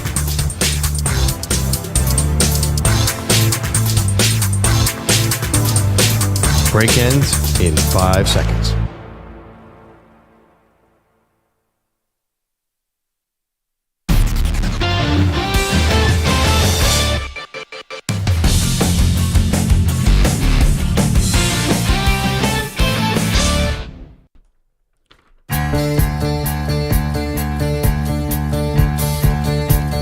The Defensive Player of the Week is sponsored by the Navy Federal Credit Union, who proudly serves the Armed Forces, DoD, veterans, and their families. Their members are the mission. Learn more at NavyFederal.org. I've been trying to pay attention. Kennedy Carter. No. Oh, actually, you've done Cameron Brink in the past. She's had some blocks. There was somebody who had a ton of blocks the other day. I was like, oh my gosh. It was in the WNBA, and I'm like, EJ is going to make this person the Defensive Player of the Week, and I don't have it. No, I think EJ went for, I know you were very impressed with the Edmonton Oilers goalie, and you liked his story. Stuart Skinner? Stuart Skinner. Weren't you and I talking about this, or was this me and Perloff who were talking about this? Sorry, now I can't remember. I don't think it was me. I think it was... You and I weren't having a hockey conversation like 48 hours ago? It was something with the Panthers goalie. I feel like maybe I said something about him, which is weird because I like root for the Rangers. I don't know why I would have supported him, but I don't think it was Not a big Bobrovsky fan? I think it was I think I did say something with the Panthers goal. I don't know what it was. I don't remember. Could it be Shesterkin, though? Because he had, even though they lost, he had a historically good goaltending series for your Rangers. He was ridiculous. I guessed that last week, and it was a no. Oh. That's all I got. I'm going to Cameron Brink. Who is it, EJ? All right, well, we'll go to last night. The Mets did win, but there was a spectacular play made by a Washington Nationals outfielder. Lined out to center, and yet again, J.D. Martinez will be retired by Lane Thomas. Tagging and moving to third is Nimmo, and he's dead meat. You run on Lane Thomas, that'll happen. Lane Thomas's fourth outfield assist of the season. You run on Lane Thomas, your ass is grass. Everyone knows that, and you should know that, Nimmo. Lane Thomas is my Defensive Player of the Week. One of my favorite plays in baseball are seeing outfielders throw out guys at home or third. It's just I don't know why. It's just something I always love, and I hate seeing Nimmo get thrown out at third to end an inning. Come on, Nimmo, basic baseball. But Lane Thomas, you heard, has been awesome all year with his outfield assist. He's got one of the best arms in the game. So Lane Thomas is my Defensive Player of the Week. Solid. Okay, speaking of defensive game plans, we went into the last break, and Perloff has the key to the NBA Finals. You've been up all night for multiple nights, diagramming how do the Celtics stop Kyrie Irving and Luka Doncic at the same time while they're both on the floor. And you are going to reveal that to us right now. So I've found the NBA, I'm going to say it, rather boring lately because there's one play that every team runs. Pick and roll, get the center out there, and have your scorer torch the center. It's Steph Curry, it's Kyrie Irving, it's Luka Doncic. I'm not giving them that option. I'm not putting Porzingis on the court. I'm not putting old and slow Al Horford to watch him get torched by Luka. I can't do it. I'm going small ball, Warrior style against this Dallas team because Minnesota, I mean, how many times did Rudy Gobert, did people score in his face? Like, he was just totally useless in this series. And honestly, Dallas's big guys are playing great. They outplayed Minnesota's big guys, ironically, with all that money they're spending. You don't need a guy to cover Gafford. You don't need a guy to cover Lively. Just put like a 6'5" guy on him. As a tall person, tall people hate when shorter guys are on them anyway. So I don't know who, by the way, Celtics don't really have the roster for this. Yeah, but it's like who? I don't care. Put Peyton Pritchard out on the court. There? Put Peyton Pritchard on the court and have him cover. 6'1". I don't want to have a big guy on the court that they're going to leave Al Horford standing alone at the three-point line because Kyrie and Luka never have to play any defense. And we're going to have to watch Al Horford shoot 11 three-pointers and then get torched on defense. Like, the Celtics have to be smarter. They have to break this mold. They can't look at the Minnesota series and say, oh, we're going to do the same exact thing. We're going to let Al Horford get stuck on an island and get killed. Okay, it's going to drive me crazy. Okay, and that's fair, but they don't have their Draymond. Like, I don't know what else. How are you going to go small ball here? Okay, so you're going to go Tatum at 4, No, Tatum at 5, Jaylen Brown at 4, Derek White at 3, Drew Holiday at 2, and then my guy out of Wisconsin, Sam Hauser, gets some minutes. It's the best I got. No, I didn't. Oh, my gosh. Yeah, but... So the tallest guy on the court's going to be 6'8", Tatum? Yes. I'm telling you, go Warrior style against this team. Do not give them... What they want is a slow defender on their star players. Sure. They really want... they want a big guy out there in space. And they're going to lay off Al Horford like there's no tomorrow. You're going to see Al Horford wide open this entire series. You'll be like, why is Al Horford shooting 10 three-pointers? The Mavericks are really well coached. They know exactly what to do to the other team. So the Celtics have to disrupt that. And honestly, you got this guy, Charles Lee, the new Hornets coach, is there. He's supposed to be really good. You got Jeff Van Gundy in the consulting. You got just figure out something. I'm afraid because I'm not a huge Mavs fan. I'll be honest. I think they're going to win the series, but I'm afraid they're going to do exactly what they did to Minnesota. Luka's just going to cook Boston. There's going to be no answer unless you have a better strategy. You're going to play him 1-on-1 and watch him score 40. No. You gonna leave Kyrie alone and watch him score 40? There's got to be this. What I have to hope here is that and I know Minnesota was a good defensive team, but I have to hope if I'm Boston, I actually am better with my one-on-one matchups with these guys because they might be. They have a little more length. I don't know. I thought Minnesota was going to be a good matchup, and I'm eating tuna jelly because I thought they were a good matchup. So what the hell do I know? Yeah, that actually is a good point. But who do you think that Derek White can cover Luka? Definitely not. I'm telling you right now, they will hunt Derek White all day and all night if they get that matchup. Jaylen Brown, he's getting paid to cover him, but can he do that? I don't know. And Jason Tatum will get in foul trouble and lose his offense. So that's the thing. If you put all your energy into stopping Luka, I just get frustrated too. You have Drew Holiday for Kyrie. Yeah. But the other thing too is then you know that Luka and Kyrie are just going to sit there on defense and let their man be open. So Drew Holiday is going to have to hit some shots. Al Horford's going to have to hit some shots. Anyway, that's my little extra nose. Go small. The fact that you haven't slept in 4 days because of that, kudos to you, but time management. Does anyone know Al Horford's game better than me at this point? I've been watching this guy. You are leading the Hall of Fame candidacy for Al Horford. But he's 37. He is the starting center for your... Yeah. Can he consistently? We're about to see. Well, he's not going to play as many minutes because Porzingis is going to be there. Okay. Yeah, that's your hope. How many minutes are you going to get out of Porzingis coming off an injury? I don't know. Apparently, he's a full go. So, and that's one part of sweeping the Indiana Pacers that works in your favor is Porzingis gets all the time in the world to rest up, be healthy. He hasn't played in a month. And even when he does play, you don't know that he's going to stay healthy for that series. Well, that's the risk you take with Kristaps Porzingis no matter what. And apparently he has not played back in Dallas yet since he left. And you know how he's played against the Mavericks, just not in Dallas. He's the same problem, too. I know he's supposed to be like this nimble big man. Kyrie will run around him so fast that you won't even see him. Like, he's not a great matchup 40 feet from the basket. They're going to do the same thing. No, he's 7'4". Yeah, I know. He's not going to have the footwork to keep up with Kyrie. Yeah, they're going to go one of the greatest point guards ever. Well, I've already found one Celtics fan that's very upset with this plan that Perloff has. Cap. Andrew Kaplan says that the Celtics start Sam Hauser, just give Luka the title. Which I don't necessarily think he's wrong. Honestly, okay, you guys watch the Celtics. Luke Cornett, when he comes in, he seems a little more active than Horford down by the basket. Like, Horford is getting old. 20 years younger. Yeah, I know. Yeah, I know. Yeah, he's younger. And he's not a great player. I mean, he's sort of a role player journeyman, but still, like, I think worry about this Porzingis being hurt and Horford having to take all the minutes. That's my fear for the Celtics. I think there's a realistic concern, though, that I don't know if they can avoid this Luka hunting the weak link thing. Yeah, Derek White. I don't think it's Derek White. Derek White's a great defender. If you put Sam Hauser on the floor, they're running every action through Sam Hauser because he's maybe their worst defender. So he may not be tall, big, and lumbering, but he's just not a good perimeter defender. So my thing is, you might as well just put your best players on the court because Luka's going to get his anyway. Well, I just thought Sam Hauser was 6'6", and that he might be a better wing guy. He's just not a good defender, though. Like, he's just not a good defensive player. Like, I see what you're saying, but it's like either a 6'6" guy gets cooked or a 7-foot guy who's 7'3", who make threes, may block a shot every now and then gets cooked. I heard from Zach Lowe, by the way. I don't know. I heard from Zach Lowe that the Mavericks have played the Celtics, and every time, like, the matchup they try to get is Luka on Derek White.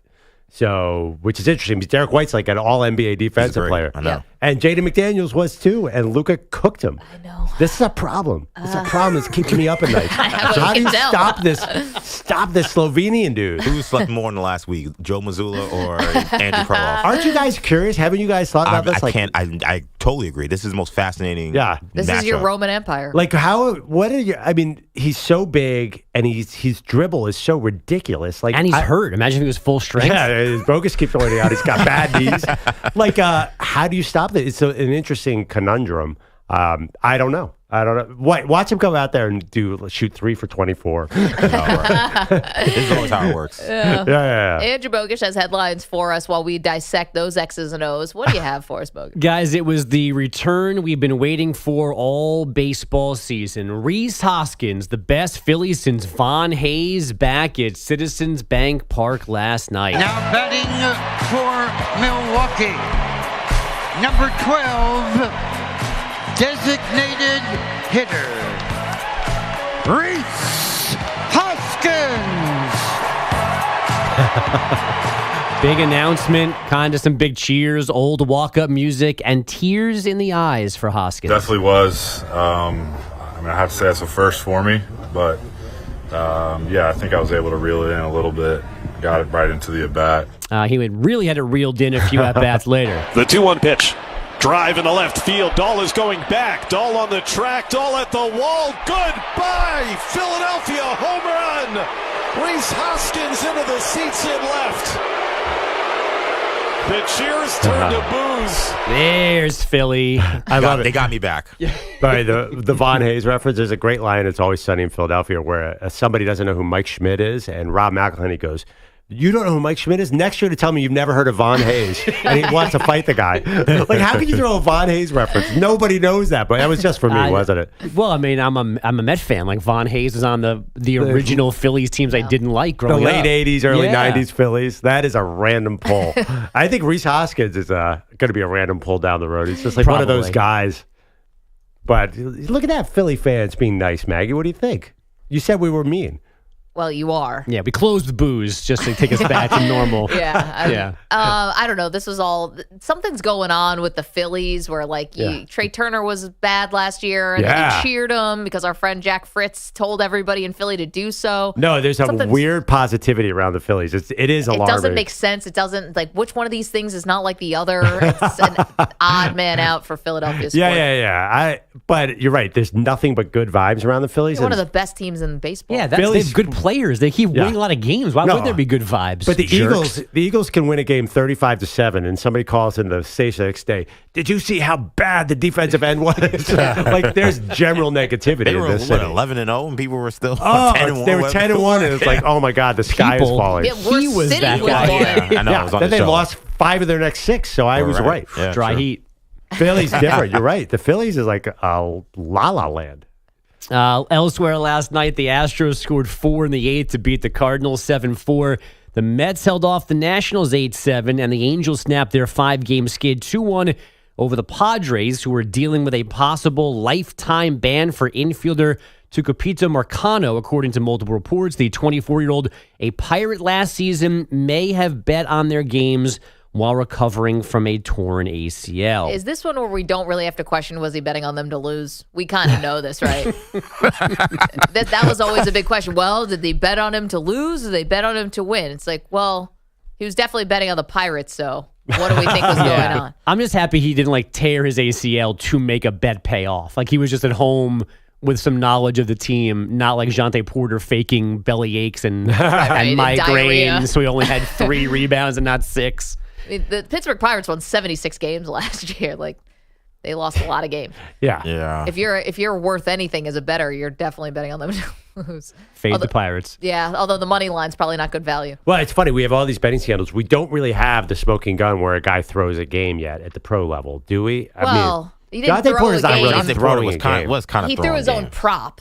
Right. Yeah, he was that really didn't impact the game, considering his props were over under hitting 1.5 threes. Yeah. There were games where he was supposed to play a considerable amount, and he pulled himself out for phony injuries. I mean, that is kind of throwing the game. Yeah. Right. But imagine if a star miss a shot with 2 minutes left, like kind of like the old college basketball betting scandal. Arizona State. I think that's what this is like. These are the scandals we're getting now. It's going to be these marginal guys.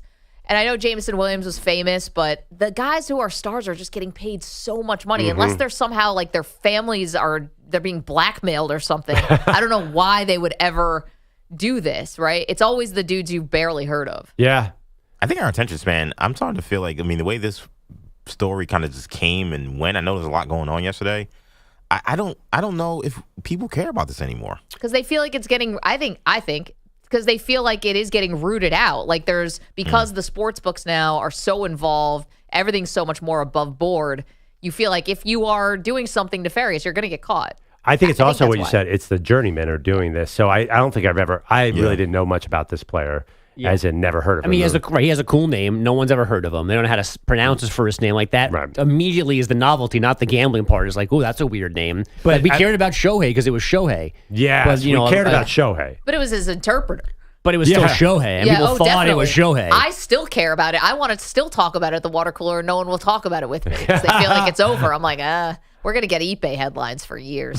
But was Calvin Ridley a big enough name? Yeah, but it was a parlay, and he wasn't playing. You're right. It had nothing to do with on the field. So that is interesting. If we do need, if we want to keep this betting scandal alive, we need a big name to throw a game. Who do you want to bet on that'll be?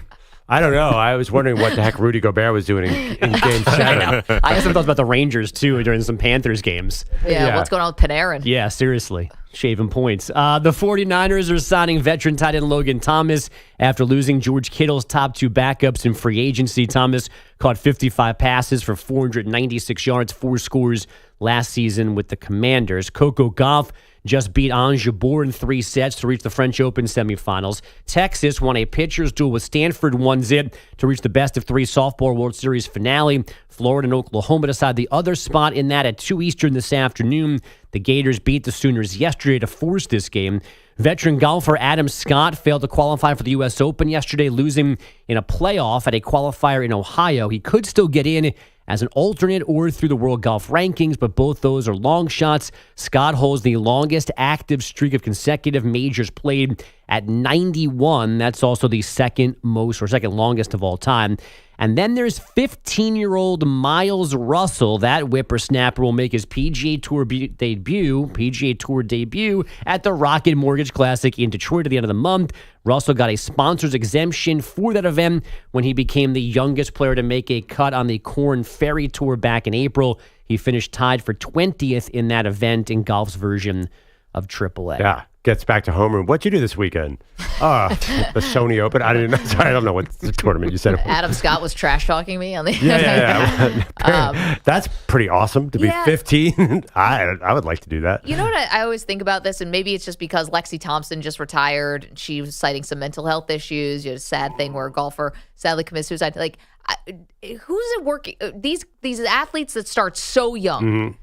How does it working out for these? Like Michelle Wee comes to mind. She was the ultimate. And Freddie Adu. Yeah, and like Jennifer Capriati. And maybe I'm going to the ones that maybe have a little more tragic outcomes. And Capriati got her life back together. But, I don't know. You're kind of sucking the fun out of this story. Sorry. We got a 15-year-old playing in a major tournament. Is this a good idea? Well, this is a little more one-off than some of those other players. Like he's not trying to be on the PGA Tour. Like the Korn Ferry event was like fun-ish, and he played remarkably well. And they're like, okay, how come to Detroit for a Thursday and a Friday? This is not like his family pushing him, like trying to sue his way into the PGA Tour. So not Michelle. I'm thinking that this is hopefully a little less dangerous. But I mean, the track record is the track record, and there's a lot of people who were forced into weird situations at 13, 14, 15, and it did not work at all. Well, that's what I'm saying. I always think that athletes who are phenoms, whether it's team sports, or whether it's individual sports, you're kind of like child actors. I feel like it's the same thing. You're in this weird bubble. Your reality is probably a little distorted. People are counting on you. There's this crazy pressure, and like, how does that manifest? And then add on top of it, now social media, which I know people say, oh, just don't look at it. They're looking at it. It's hard not to. And so if this young man, whether he does great and then he gets blown up and now we're in a different stratosphere, or if he fails, like, you're going to get there's going to be a reaction either way. A counterpoint, though, a lot of the big A-list actors were child stars. I mean, like I was telling you at the break, I would just watch The Fall Guy. Ryan Gosling, very much a child Mickey star. Mouse Club, sure. Jake Gyllenhaal, Zendaya, like all the big stars. A lot of them were child stars, so people do get through. No, they get through just like Kobe Bryant got through, and he was a phenom. But we also have a lot of people LeBron. who didn't, and just who it can be a rough childhood. You have no childhood, basically. But I mean, again, this gets back to my Tiger Woods walking a Gus argument. It's golf. I mean, it's not. Did you guys see Tiger, by the way, at that poker tournament? Oh, yeah. It was Tiger's own. It was a charity tournament. He's sitting next to Phil Hellmuth. They're doing like Phil Ivey, I thought. Was it Hellmuth or Ivey? I saw Hellmuth was the one who posted the video. Oh, okay. But he's at this poker tournament, and it must be in Vegas, right? Yeah. Where else would you do? That looked bad. He looks. He looks, first of all, gigantic, for one thing. Oh, yeah, that's part of it. He seemed altered? Out of it, I would say. Yeah. I think he was focused. Okay. I think it was just a bad. I think it was a bad snap. I think, like, honestly, his face looked bad. But you didn't notice this picture is awful. I'm sorry. Now I've diesel? seen the picture. Wait, did you see the video though? I didn't see the video. I just saw the picture where his eyes are half closed and his hair is not looking great. A lot of people were talking about his hair. Like, it's time to go. Well, it's receding, but like I can't fault the guy. Like, it's just nature. What are you gonna do? Would you rather that or Tom Brady, who's like got a proceeding hairline because he's got so much fake hair up there? I did not see the video. I was assuming the photo was just a bad moment, Anyone can take a bad photo. But you're saying the video he looked kind of beat up too? Well, he just looks a little. Did you notice the size of his arms? He looks like an NFL defensive end. He's gigantic. Well, think about it. This is a guy who's obsessed with working out and staying fit. If your ankle is shattered completely, what do you probably compensate by doing a lot of upper body stuff? Okay. Right? Yeah. I've never seen a golfer look like this. He just looks a little. He is jacked. Well, yeah, Jack, but he just looks a little out of it in this. Yeah. Just considering his history, you wonder. The picture looks nuts. I don't think he looks that bad in the video. I think he's just focused. I think he throws in the chip like he's playing the game, and like maybe that's his poker face. I don't know. Sure. The video I saw was actually it was like a video. I'm seeing it was him with Ninja. Gotcha. I'm seeing him at the poker table playing poker. And he looks like a guy playing poker. Like, it's a little surprising. Like, he has no smile. There's no. Yes. Actually, can I amend it? He seems like a guy who's on autopilot, where this is everything he's doing just feels like muscle memory. Like, I'm not actually present. I'm doing this. I'm answering your questions, and I'm just sort of like on just total cruise control, which is fine. That's not harmful.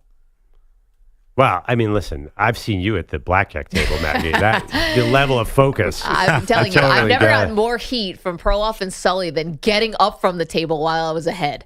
It was like I did the cardinal sin if I walked away from what a hot dealer. I made $200. I was like, I'm out of here. I gamble responsibly. Yeah, and you looked a lot better than Tiger does in this photo. Barely. Fair. Do you remember when Eminem is pretending to be sort of out of it with Brent Musburger in the box? Do you guys remember that? Yeah, in the booth with he's with Herbie and Brent Musburger, and his eyes are sort of rolling around. That's exactly what Tiger looks like right now. Like, he's totally like playing a game here. But I think that's just a bad photo. I didn't know Helmuth posted that. That's his fault. Sure. Just tell him to smile. Like, tell him, hey, I'm taking a photo and it's going to go viral. Can you smile? I don't think he would have cared. But thank you so much for that. Coming up, we check in with our favorite college football coach.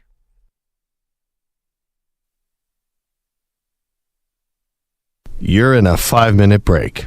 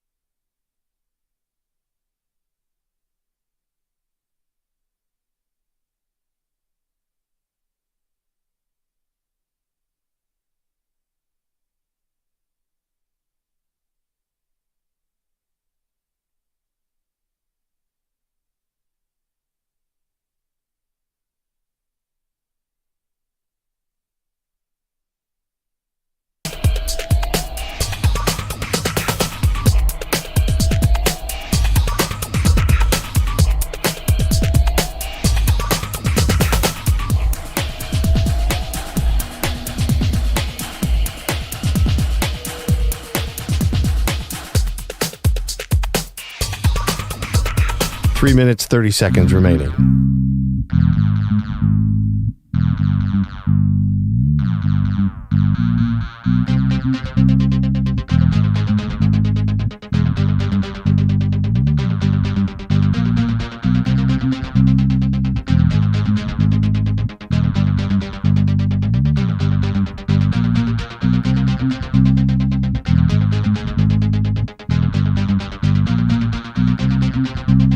Three minutes remaining.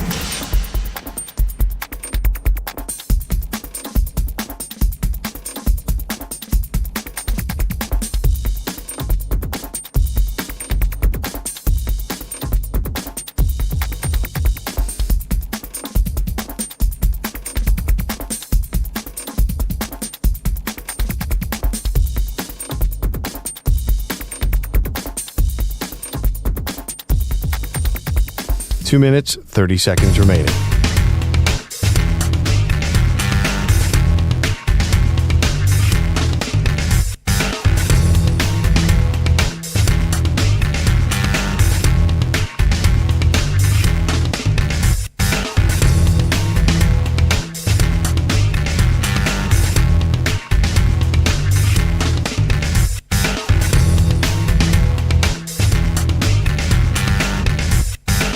Two minutes remaining.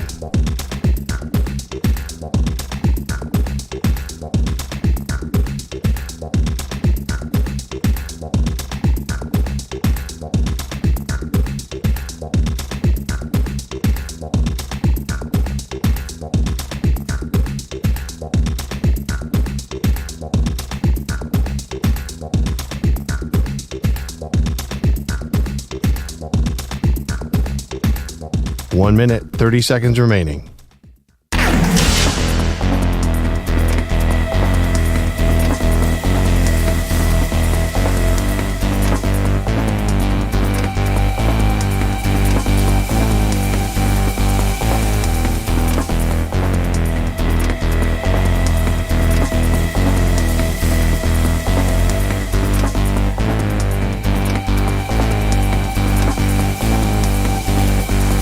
One minute remaining.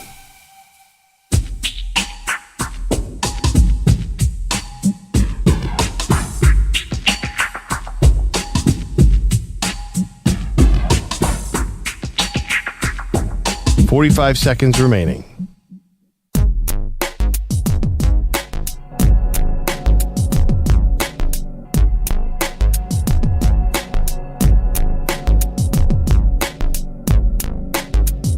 $30 seconds remaining.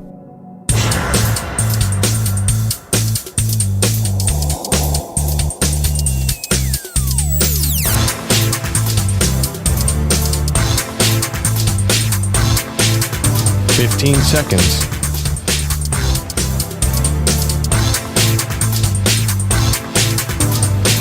Break ends in 5 seconds.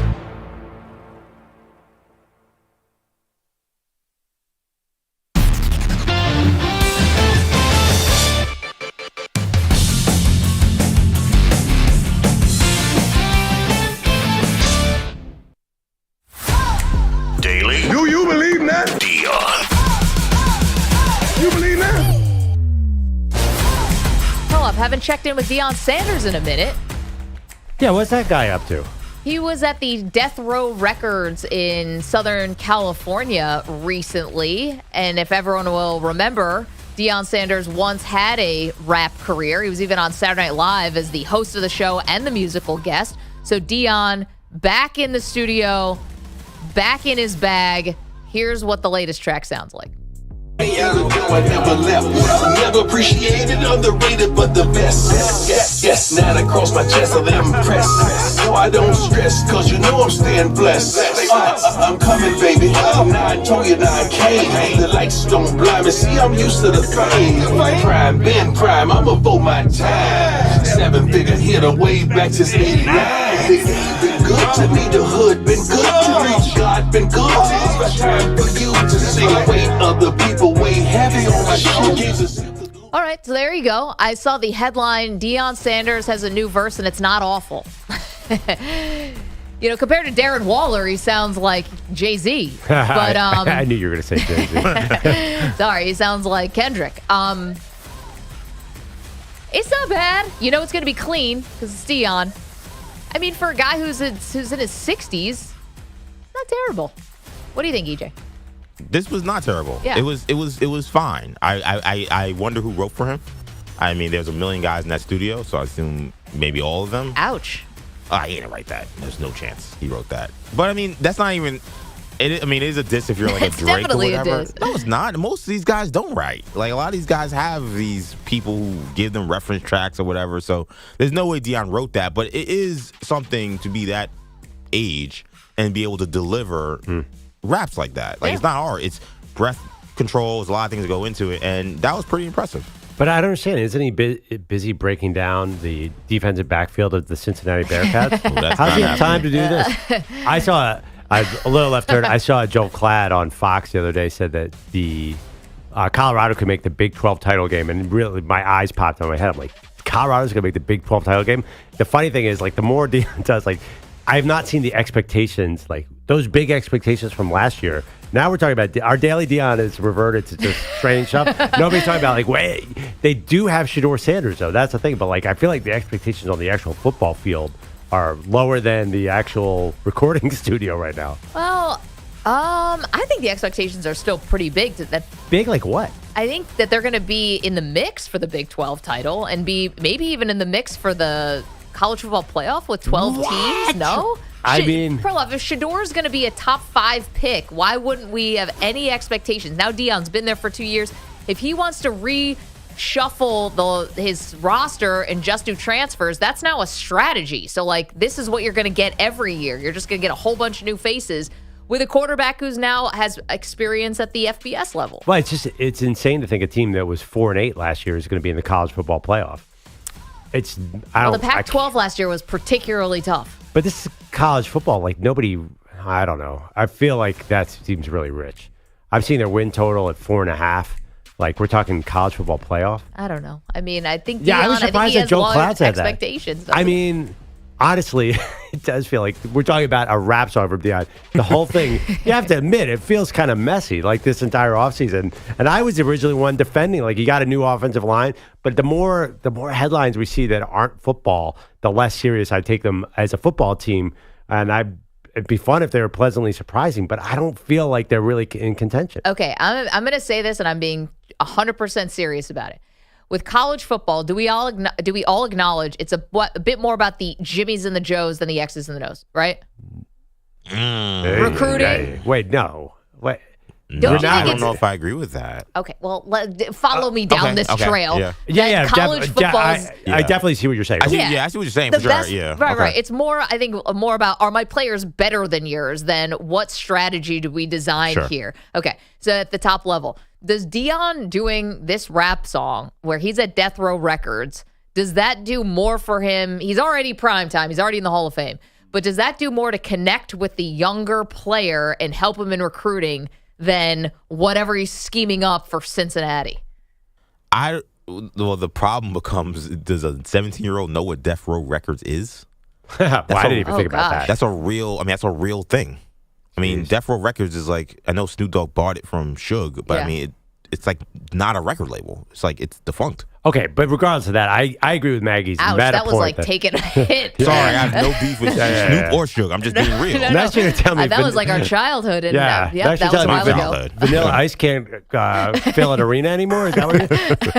But yes, that's okay. I hear what you're saying, Maggie, but Deion's doing all these things to connect to young players and to build his star power and make it a destination, and their win total's 5.5 games. Well, you don't think this is good for the YouTube channel? But I think like last year proved that all these stars and all this pizzazz, talk about an old person word, I think all this pizzazz is not helping them win football games. So it's not about the Jimmies and the Joes in this case.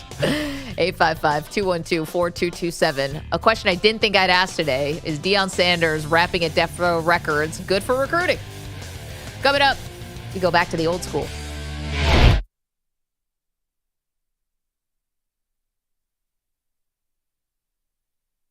You're in a 5-minute break.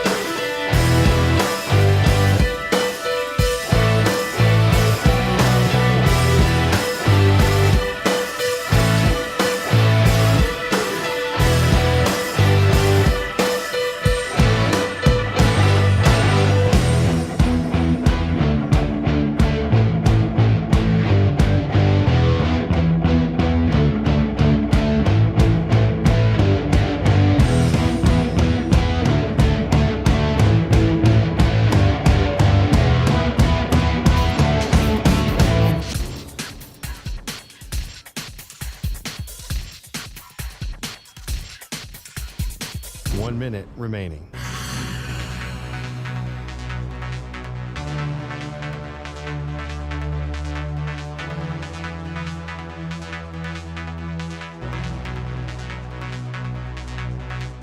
$45 seconds remaining.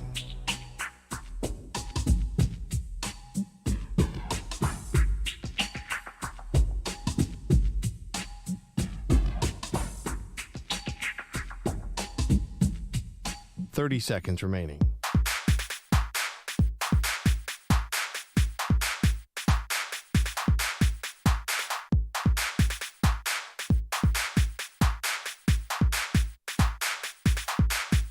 $15 seconds.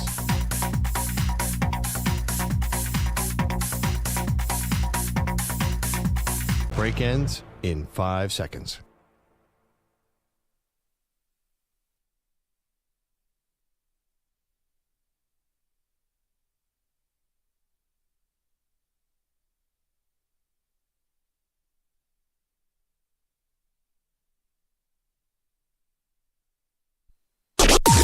Maggie and Perloff on the Infinity Sports Network.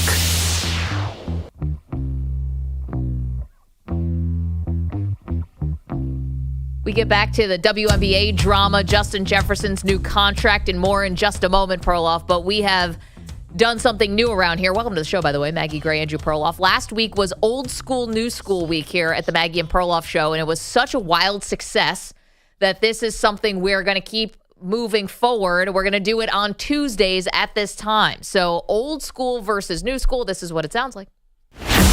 It's Maggie and Perloff's Old School, New School.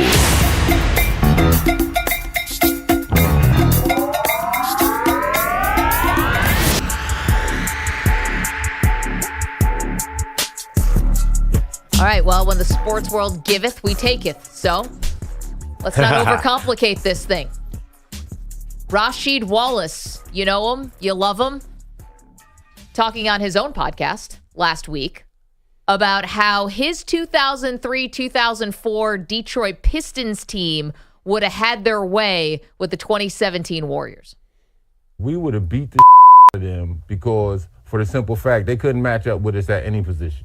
Steph's not a defender. He would have had to guard Rip. How many screens Rip coming off of? Whatever the max you can have in the game. Or whoever they would have tried to put at point. Whoever their point would have been too little for Chauncey. Right? They'll put Clay on him. Clay 6'7".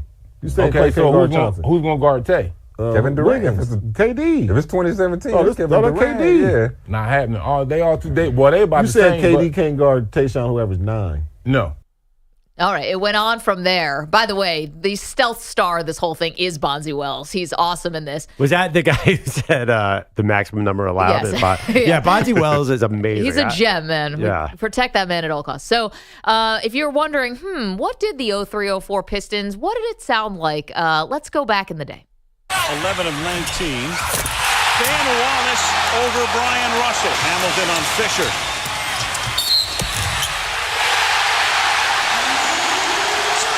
It's almost like the party has started with 10:32 still left in the game. The Detroit Pistons have just shocked the Los Angeles Lakers. There you go. And that was the title team. They beat the superstar Laker team, not just Kobe and Shaq, Karl Malone and Gary Payton on that team as well. All right, well, let's just get a refresher, even though it's new school. The 2017 Warriors, that sounds a little something like this. Rebound Durant. Durant for three. It's good. Kevin Durant from downtown. And Golden State takes the lead. Curry, three. Bang! There it is. Redemption for Golden State. One of the great playoff runs of all time is complete. All right. So, Perloff, in our old school, new school, do you agree with Rasheed Wallace, your Philadelphia compatriot there, of the 2003-2004 Pistons or the 16-17 Warriors? I know it's against the grain. I like the Pistons. I'll tell you why. they have the defensive team, the only defensive team that could stop this Warriors because they got Tayshaun's the ultimate defender. He's big and tall. His arms were 9 feet long, but he can run around after anybody. They got Rip could play some D. Then they got Chauncey Billups, who's a great defensive point guard. Incredible. So I feel like they would have matched up incredibly well with all these Warriors outside guys. They could have chased them around and caused problems. Now, could they score enough? No, but they had this incredible defense. And I think that I think a lot of those players would have learned to shoot from three, but I think Rip Hamilton would be a better three-point shooter. So I'm giving a little bit of era adjustment. And they have a lot of players on that Detroit team. And the other thing, too, is you heard that quote say they shocked the Lakers. It's not like that Detroit team was bad. I mean, they won 50 games for 10 straight years. That was a strong, strong core. They were really good. That was Larry Brown, right? I mean, they had a great coach, Hall of Fame coach. Like, there was a lot going on that was good. And I think that people are like, oh, they upset the Lakers. No, this was a great team. I think they could have given the Warriors all they could handle. Well, I think why the 04 Pistons are remembered so much is because they were such an outlier, because they didn't have this no doubt about it star and then everyone kind of fell in place. You had multiple stars. It really felt almost equal. Right. And then they got Rasheed Wallace, and that was even after the trade deadline. Right. And he added another level of star power. But also, I would say one thing. Ben Wallace was this great interior defender. He'd probably be useless against the Warriors. I do admit that. Ben Wallace that's definitely old school.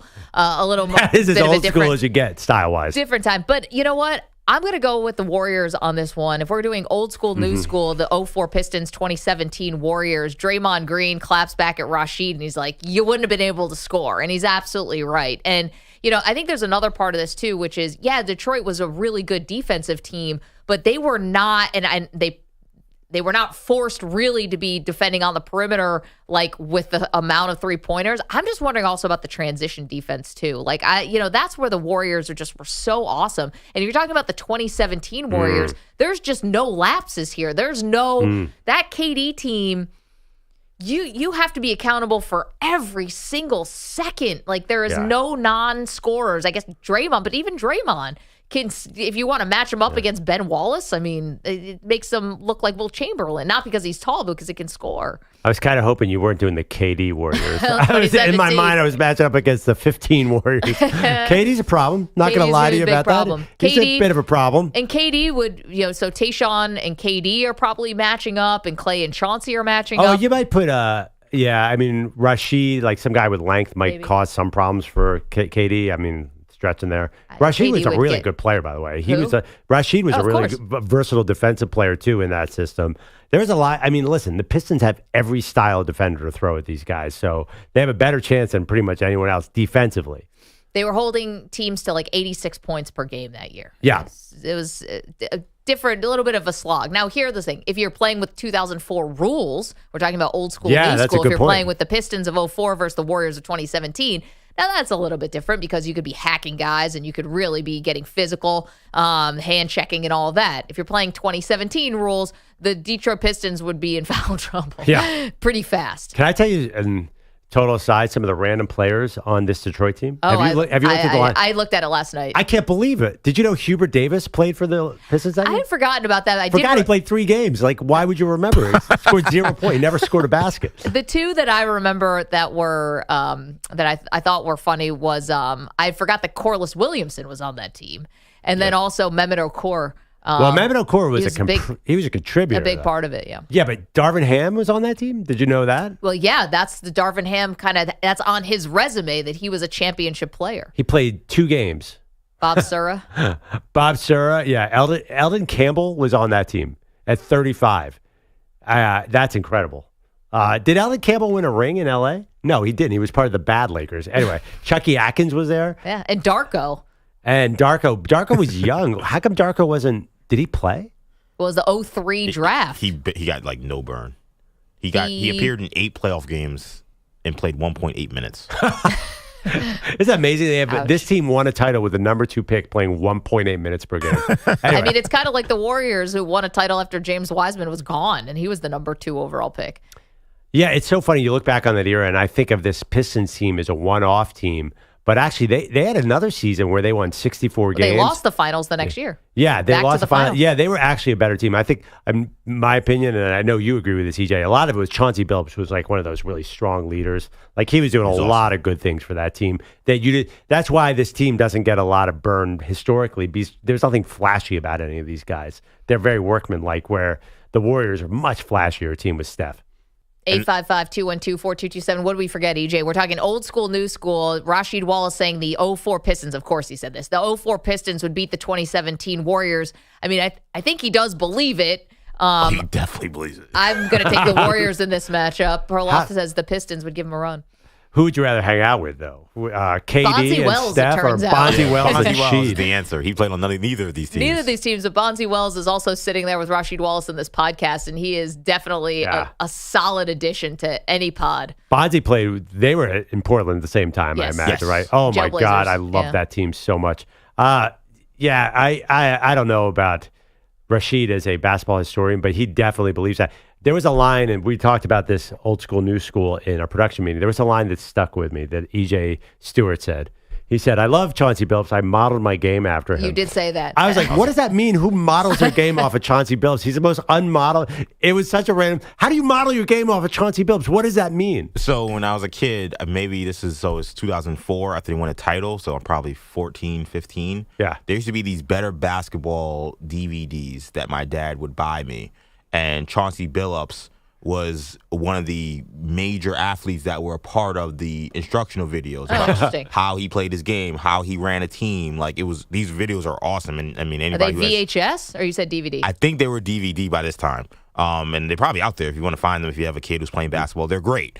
But Chauncey was amazing in it, and he, was very instructive. And to me, Chauncey wasn't that fast. I wasn't that fast. He was a good shooter. I was a good shooter. So but as a 15-year-old, it made sense to say this is the kind of guy you probably should batter your game around. Well, it's so funny because you think about who you model your game off of. There's Allen Iverson, you do the crossover. Steph Curry, you hit the 40-point three-pointer. Chauncey Billups, you have a solid all-around game. Kobe, you do the turnaround jumper. There's no obvious thing to grab onto. Well, Mr. Big Shot. Yeah, you're just he wasn't that fast. He was a solid defender. It's just not a guy who you model after. And also, too, EJ, it's a little bit. No offense. I'm sure you were a good player, but that's a high. Wait, hold on. Yeah. Who did Perloff model his that's game what after? I was thinking about. Another great question. I was Bill Bradley? Yeah. I was I didn't model my game. I never said I modeled my game after an NBA guy. If I just happened to get lucky enough to be open for an 18-footer, I took it. I was never thinking about what NBA player do I compare to. Never once did that cross my mind. No, I didn't model my game. I probably should have. Who would you have picked? You can't say Vince Carter. I'm sorry. That wasn't in the cards for you. Who is my game like? Actually, there are some guys who I notice that play a little bit like me, that they just want nothing to do with contact. They get nowhere near the middle. Okay. And they just roam around the three-point line. Who's a good roam around the three-point line? Like KP a little bit?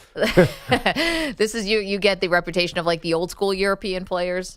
Didn't want to play. No, just the a big man, because I was big. I'm 6'4". That was back in my day. That was like a center size. Give him 52 and line him up at 5. Definitely. A big man who was afraid of contact and only wanted to shoot from the outside. Brad Sellers used to be a count. Remember him, the old Chicago Bulls? Maybe some Jack Sigma. Is that yeah, but I mean, even he was way too good. Just there's guys like that. I would be very good, and if I had more skill, I'd be very good in today's NBA. Get nowhere near the paint. Just sit at the three-point line. Kaplan's in the chat. He says Perloff equals Sam Hauser. Oh. No, but Sam Hauser, EJ and I have been trading Sam Hauser defensive metrics. He's wildly athletic compared to anything I ever had. Kaplan also saying Darko better than Sam Hauser. He hates Sam Hauser, clearly. You don't like Sam Hauser? Sam Hauser's pretty good. He's not bad as an eighth guy. I don't know. I think Kaplan's the big Celtics fan here, and I don't think he's really he's fan of anti-Sam Hauser. That's funny. I've never heard anyone with an opinion one way or the other on Sam Hauser. I'd love to know, who do people model their game after? Yeah, no, it's a funny thing, too. It's so funny because when you don't play any higher, well, Perloff, you did play in college, but for JV, EJ, it was like club. Let's be honest. Okay, but for our purposes, I didn't play any higher than high school. EJ didn't play higher. Yep. Nico, what's your situation? Never higher than high school. There you go. So, like, for all of us, like, sort of weekend warriors, who did you model your game Well, after? I got to tell you, I did play against a young Kobe Bryant, and maybe Kobe Bryant learned a thing or two covering Andrew Perloff. You ever think about that? I don't think so. When he dunked on my head in a half-court game? I'm like, dude, first of all, you're 16. Stop dunking in half-court. It's embarrassing. It's embarrassing. Probably I'm in college. Probably dropped like 5 F-bombs on Kobe Bryant. There's got to be a picture somewhere of Perloff looking like, what's the like Frederick Weiss? Like, yeah, jumped over. Sean Bradley? No, there's like Mount Vesuvius. If you ever have gone there, the people who are like, when the lava was coming, you know, how they sort of like, look up at the sky. That's you looking up at Kobe. I didn't even have time to look up. He dunked so fast. By the way, I've told this story before. He was the most polite teenager in the history of the world. He was politely dunked on your head. No, he was the nicest, most polite teenager, like, because he knew my brother. He was just like, oh, it's really nice to meet you. He was an outlier as a kid. I think he was just funny an because unusual. He's such a killer, you know? He's such a killer, but he was just like, he didn't want to like really interact with anybody. He's just like, how can I be as polite as possible and get out of this conversation? And he was super nice. He dunked on my head and said, nice game afterwards. He's trolling you. I thought I was going to show him something. I had heard about this kid. I'm like, you know what? I'm in college. I play 4 days a week, a lot of half court. I'm going to throw an elbow, show this kid. And they're like, whoa, what is that? You tried to Kennedy Carter, Kobe Bryant. It didn't work out well. No. I would have fallen like Caitlin Clark if I tried to Kennedy Carter. Okay. YouTube.com/Infinity Sportsnet is where you can watch the show. Twitch.tv/Infinity Sportsnet. The chat is now curious about Nico. So Nico's on the board for us today. So Nico, we're high school basketball player, apparently. We're going to take a break. We're going to learn one fact about Nico when we get back.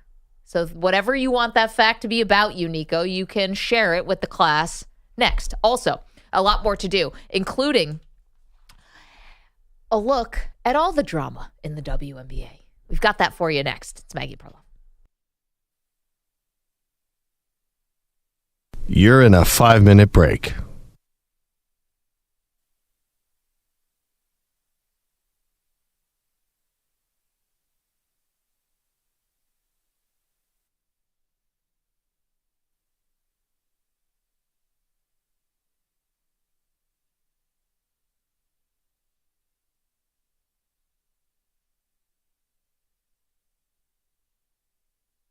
Four minutes, 30 seconds remaining.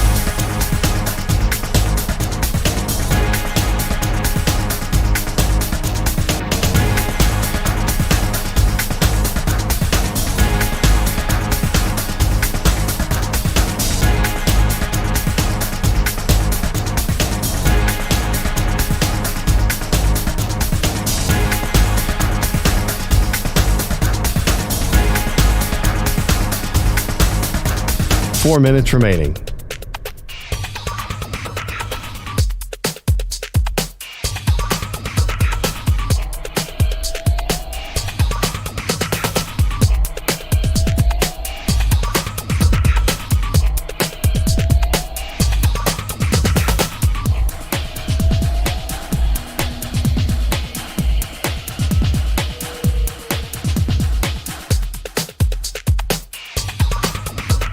Three minutes, 30 seconds remaining.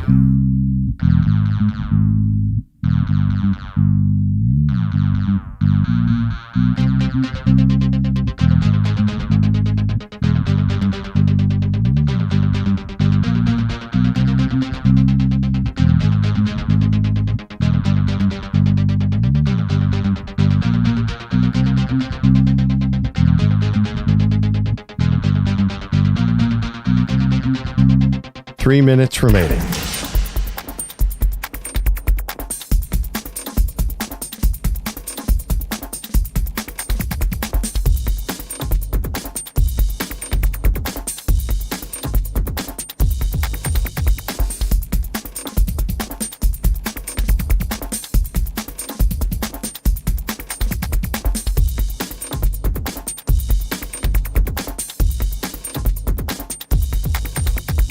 Two minutes, 30 seconds remaining.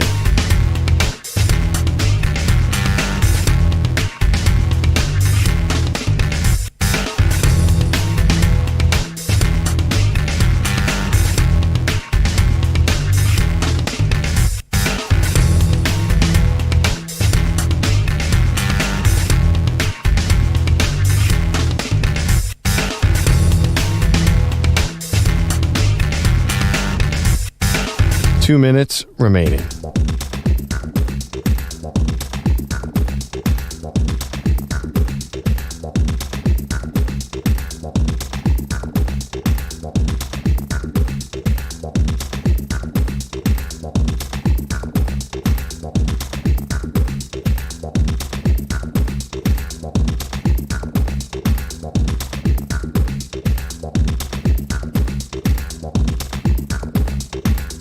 One minute, 30 seconds remaining.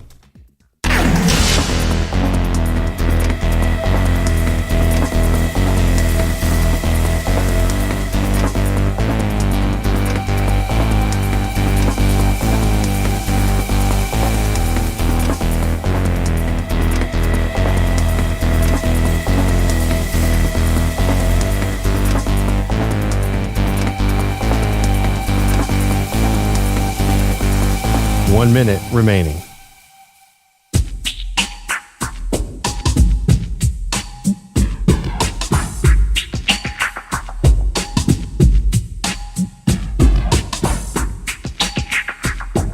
.45 seconds remaining.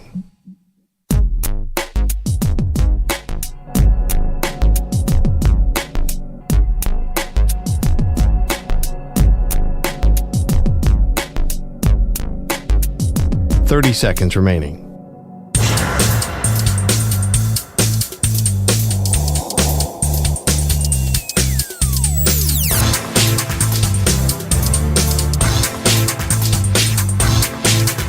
.15 seconds.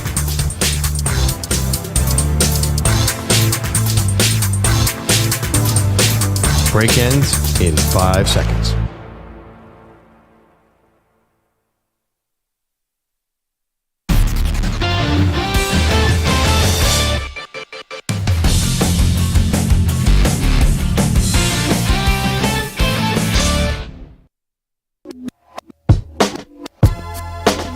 Oh, it's my favorite time. Get to know the new guy. Welcome back to Maggie and Perloff. Nico is on the board today. He's going to share one fact, but also, what is your full name? Nico Scarlatus. Just Nico. Well, my first name is actually Peter, if we're being really technical. Oh, okay. The plot thickens. Nico. Yeah. All right. So we asked you before the break because you're a new guy around here for us and going to be doing some shifts here on the board for us. What's one interesting fact about yourself? So I guess it's more going to be a disclaimer than anything else. Before we were talking about our basketball careers, and I did not play in high school. My 5'7" self was learning at a very young age that basketball was not for me. I played baseball in high school, though. So I guess that would be a cool fact about me.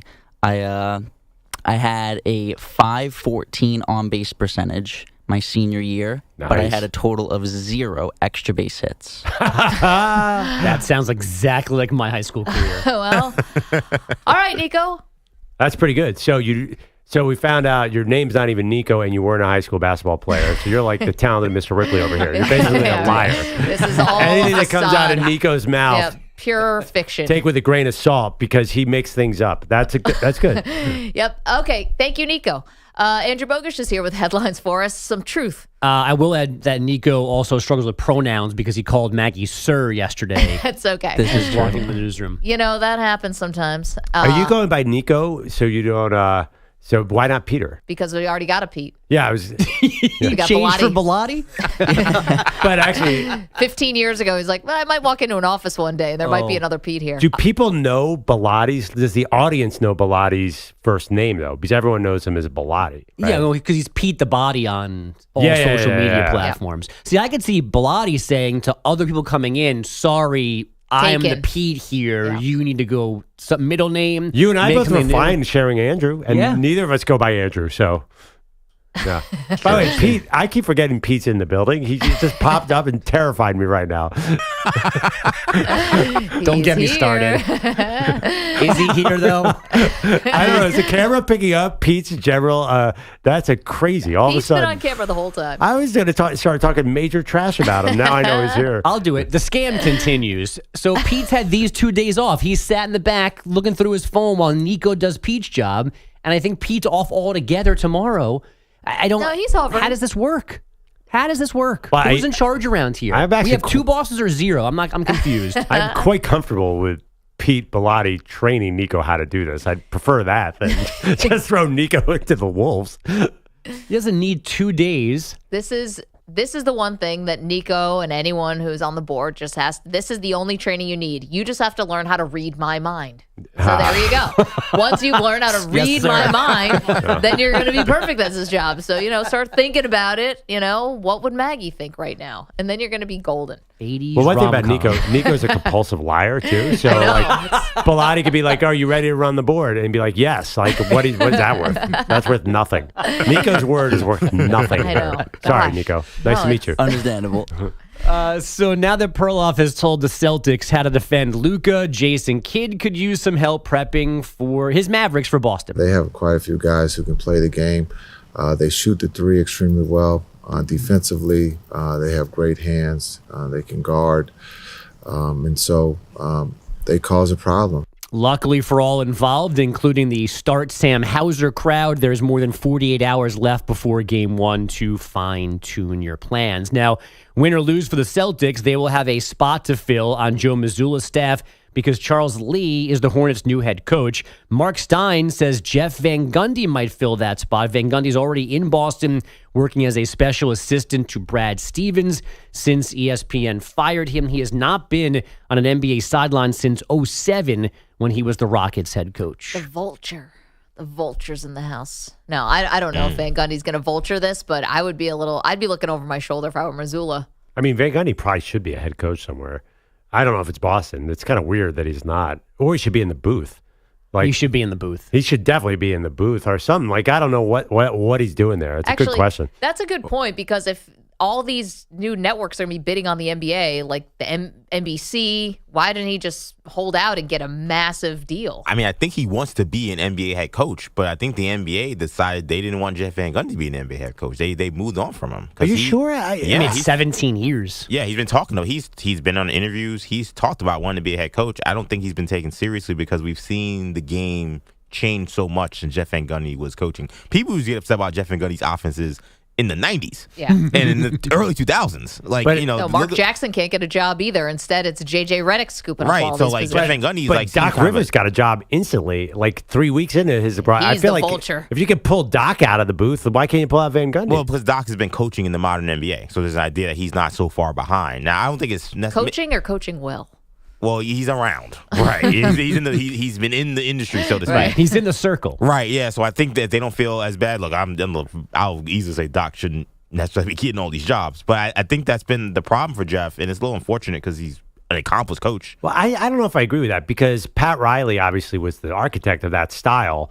And Pat Riley is also the mentor to Spoelstra, and Spoelstra is still great. I mean, I think if you bring some of that Riley magic, you can adjust to the new era. Because Riley's been through 3 different eras. Yeah, I mean, I think that's what Jeff Van Gundy would say, right? I think he would say, hey, I should get a shot. There's other Tom Thibodeau is a Jeff Van Gundy disciple. Totally. He was on his staff. God. So, never mind. Right. Perloff takes it all back. Right. So I think it's one of those things where it's Tibbs has his flaws, but he's also embraced the 3-ball, right? And he's still winning, even in this NBA. So why can't Jeff Van Gundy? But it seems like nobody wants him, which has been the problem. He coached the Team USA, international games they were doing. I'm of the school of thought, I think you agree with this, Maggie, that there's no better way to increase your coaching capital and your value than to be in the broadcasting booth. Definitely. The guy in the booth is always like, that guy knows what he's talking about. It's always makes you look like the smartest dude in the room unless you're Romo. It's amazing. Ow. Although Stan Van Gundy now I don't think is getting another job. No. But I think you could easily be right, EJ. But it just feels to me like my general default is if a guy's in the booth and is consistently if he wants to make the jump, then they usually let them, like Steve Kerr and a lot of guys. I think that's hurt Mark Jackson, though, because I think people have heard Mark Jackson saying what he would do in games, and everybody's like, that's ridiculous. Why would you do that? I think it's helped him. I think the fact that the Warriors took off when Jackson left, I know he won 50 games, but that's hurt him too. You're right. These old school defensive guys in the booth are not getting jobs. But I thought Van Gundy chose to stay in the booth for lifestyle. I thought he burned out on coaching. And he just looked burnt out. He got fired. He really did. Yeah, he looked burned out. He looked burnt out when he was in his 30s. He looks burned out as a broadcaster. It's the dark circles. And maybe that was true in 2008 and 2009, but at some point he did try to get jobs again. Yeah. Like EJ said, and there were no takers. I mean, I like Maggie's original point. Like, Joe Mazzulla better have a good series. He's got a lot to lose in this series because they'll just move Van Gundy right down the row if he's going to be on the bench. What else we got? That would be so weird. Like Brad Stevens hiring Jeff. Like, think about that. That sounds. Yeah, why doesn't Brad weird. Stevens just come down on the bench again, too? Is that ever floated? Like, I don't know. Well, why would you? If you could choose between being a general manager and a coach, you just pick GM every day. Definitely. Who wants that headache of Don't being gotta a coach? Don't got to travel as much. You don't got to watch nearly as much film. Yeah, it's a different kind of travel. Like, you're probably moving a lot, but a different kind of travel, and you get the ear of the owner more. Well, I know. That's your right? doc. Yeah, if you're Jeff Van Gundy, why would you? I know you kind of got let go, but like, wouldn't you rather be a broadcaster than either of those things? That get paid a ton of money and not have any pressure? That sounds good, too. Yeah, I mean, it's good to have options. Maybe this is just Van Gundy's camp kind of half putting this out there. If he's already talking to NBC and Amazon, like, hey, we got options. Oh, one more thing. Why not Sam Cassell, too? Like, Sam Cassell is in Boston, which is funny, and he was a candidate for the Lakers, or is a candidate for the Lakers job. Like, there are a lot of vultures around. Like, candidate for the Lakers job. Better put that in air quotes. I mean, all we're doing is waiting for J.J. Redick to finish calling the finals so he can take the Laker job. What a world. Perloff was in until the Sam Hauser theory. That got him. Rob Pelinka quickly erased your name. Come on. Go watch Sam Hauser. Like, the key to this thing is Sam Hauser needs to be playing 38 minutes a game. Sam Hauser's going to have like a lucky steal off Kyrie, and I'm going to come in here gloating the next day. You realize 5 people in our audience probably heard of Sam Hauser. He's played like 20 minutes a game, or no, maybe not that much. No surprise that the Texas Rangers lost last night. The 1-1. Swinging a fly ball, left field, deep, got a chance! Gone! Jake Rogers! 2-homer game!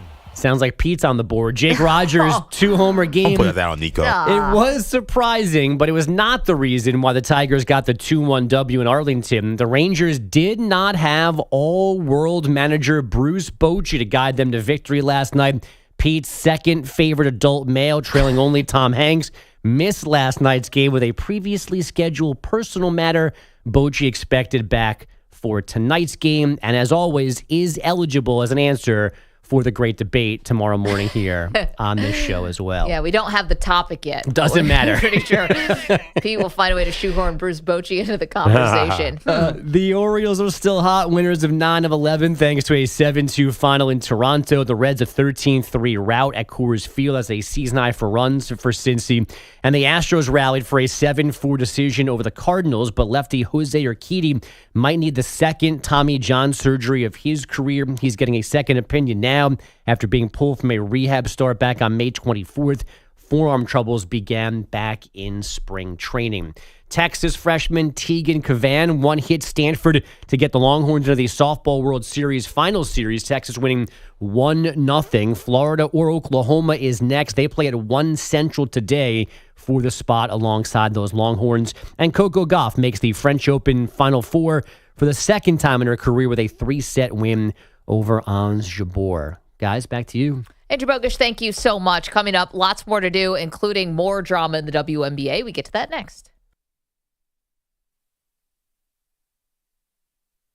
You're in a 5-minute break.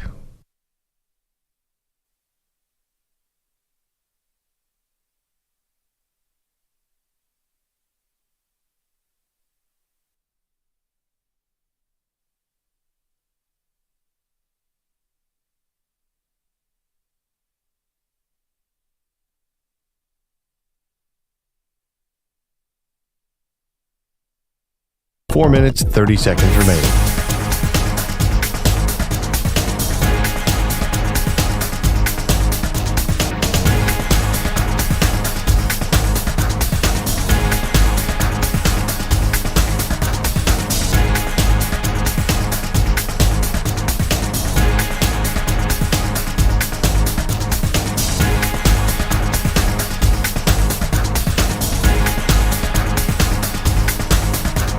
Four minutes remaining.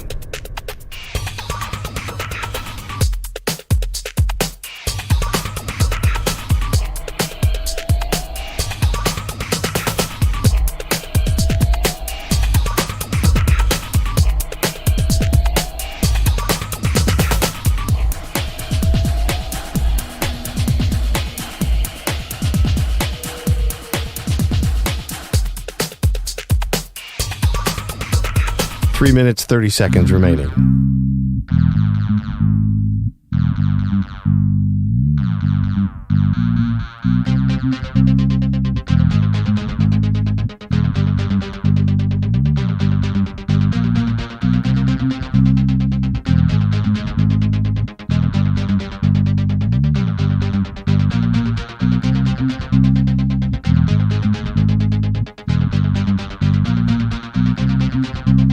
Three minutes remaining.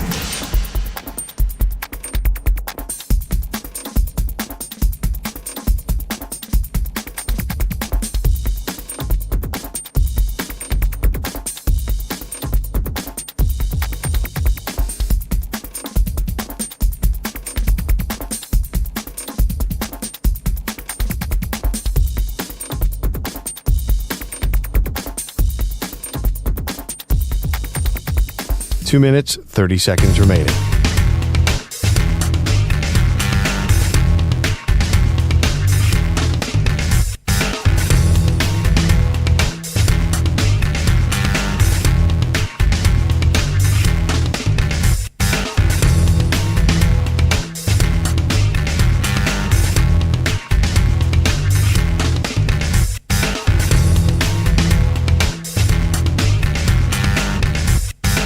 Two minutes remaining.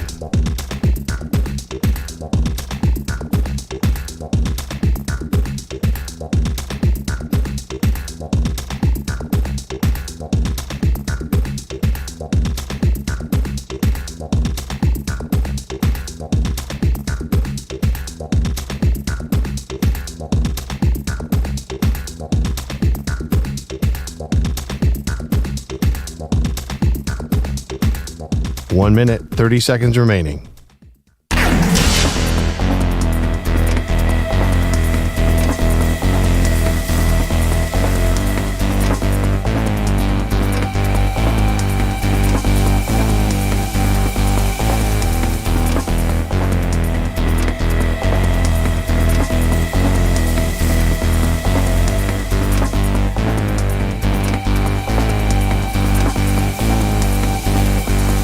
One minute remaining.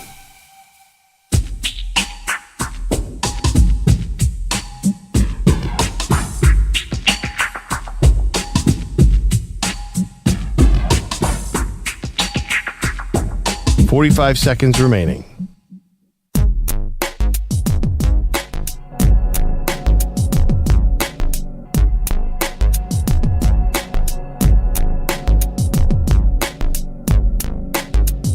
$30 seconds remaining.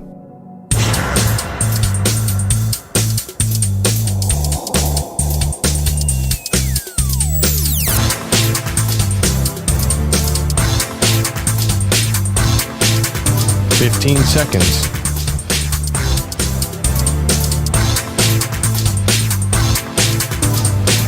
Break ends in 5 seconds.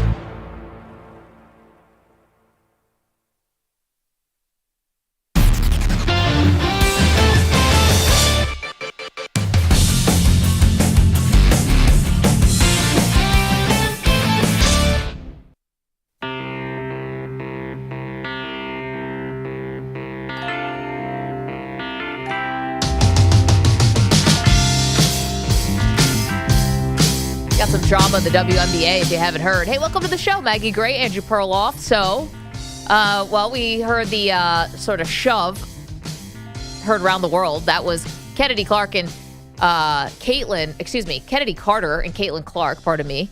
And now you have Angel Reese, who's weighed in on this. Now, the opinions about this shove and this flagrant foul were really all over the spectrum yesterday, Perloff. And you know, we're the media, and so we're kind of paid to have opinions about this. But some I felt like were really over the top. You know, I think that we have to stop thinking that the WNBA and the Caitlin Clark effect or whatever is one thing. It's not one thing. It's a lot of different things, right? Why she's popular and why anything's popular is never just one thing. It's the way she shoots. It's the fact that she is a phenom. Does it have to do with race and gender? Of course it does. Does it have to do with all of it? It all plays in. And so to say it's just one thing or just another thing, I feel like it's silly. Well, sorry, what are the takes that it's just one thing? What one thing? Well, the one thing could be that she's white. Okay. The one thing could be that she's shooting logo threes. The one thing could be that pick whatever you want. To try to shoehorn this into just one thing, I feel like does a disservice to the story because it's way more than that. Yeah, I feel like the arguments on Caitlin Clark are all over the place. I feel like it's not even about Caitlin Clark anymore. It's about society. It's not even about society anymore. Now it's about how the media talks about Caitlin Clark is like the big story too. Like, I don't know. It's just like it's gotten a little out of control. It is, and sort of whether or not she and only she is the reason that the WNBA is going through this sort of boom, right? And that's definitely a point of contention with Angel Reese. Is that a real? Yeah, right. Is that a real issue though? Like it sounds like to Angel Reese, it is. It is. So let's hear from Angel Reese. And she was talking yesterday at the podium saying the growth of women's basketball and the popularity, it's not just Caitlin. It started with the two of them squaring off in the national title game 2 years ago. It all started from the national championship game, and I've been dealing with this for 2 years now.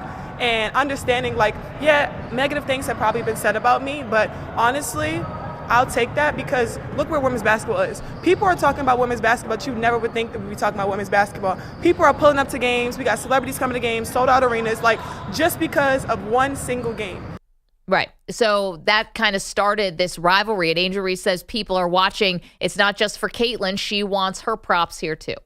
I'll take the bad guy role, and I'll continue to take that on and be that for my teammates. And if I want to be that, and I know I'll go down in history, I'll look back in 20 years and be like, yeah, the reason why we watching women's basketball is not just because of one person. It's because of me too, and I want y'all to realize that. Okay, so I think this could either rub people the wrong way. Why is a rookie, out here taking credit for, this thing? Or maybe Angel Reese does have her ear to the ground a little bit, is seeing that Caitlin is getting all the props, and it wants to make sure that people understand that their rivalry is a part of this. And I agree with Angel on that part. I do think that their rivalry in college definitely was part of the story. How big a part, that's for anyone to decide on their own. But their rivalry certainly was a factor. Yeah, I see what you're saying. I don't think she needs to do this. Like, she should be as just a star in her. I would advise her, and it's easy for me to say, just be a star in your own right. Like, you're this crazy good offensive rebounder. I saw her. She's getting 5 offensive rebounds a game. Just build your own star, and I would tell a young athlete, just don't worry about it. I understand that's easy for me to say sitting here. Maybe, she has a different calculus.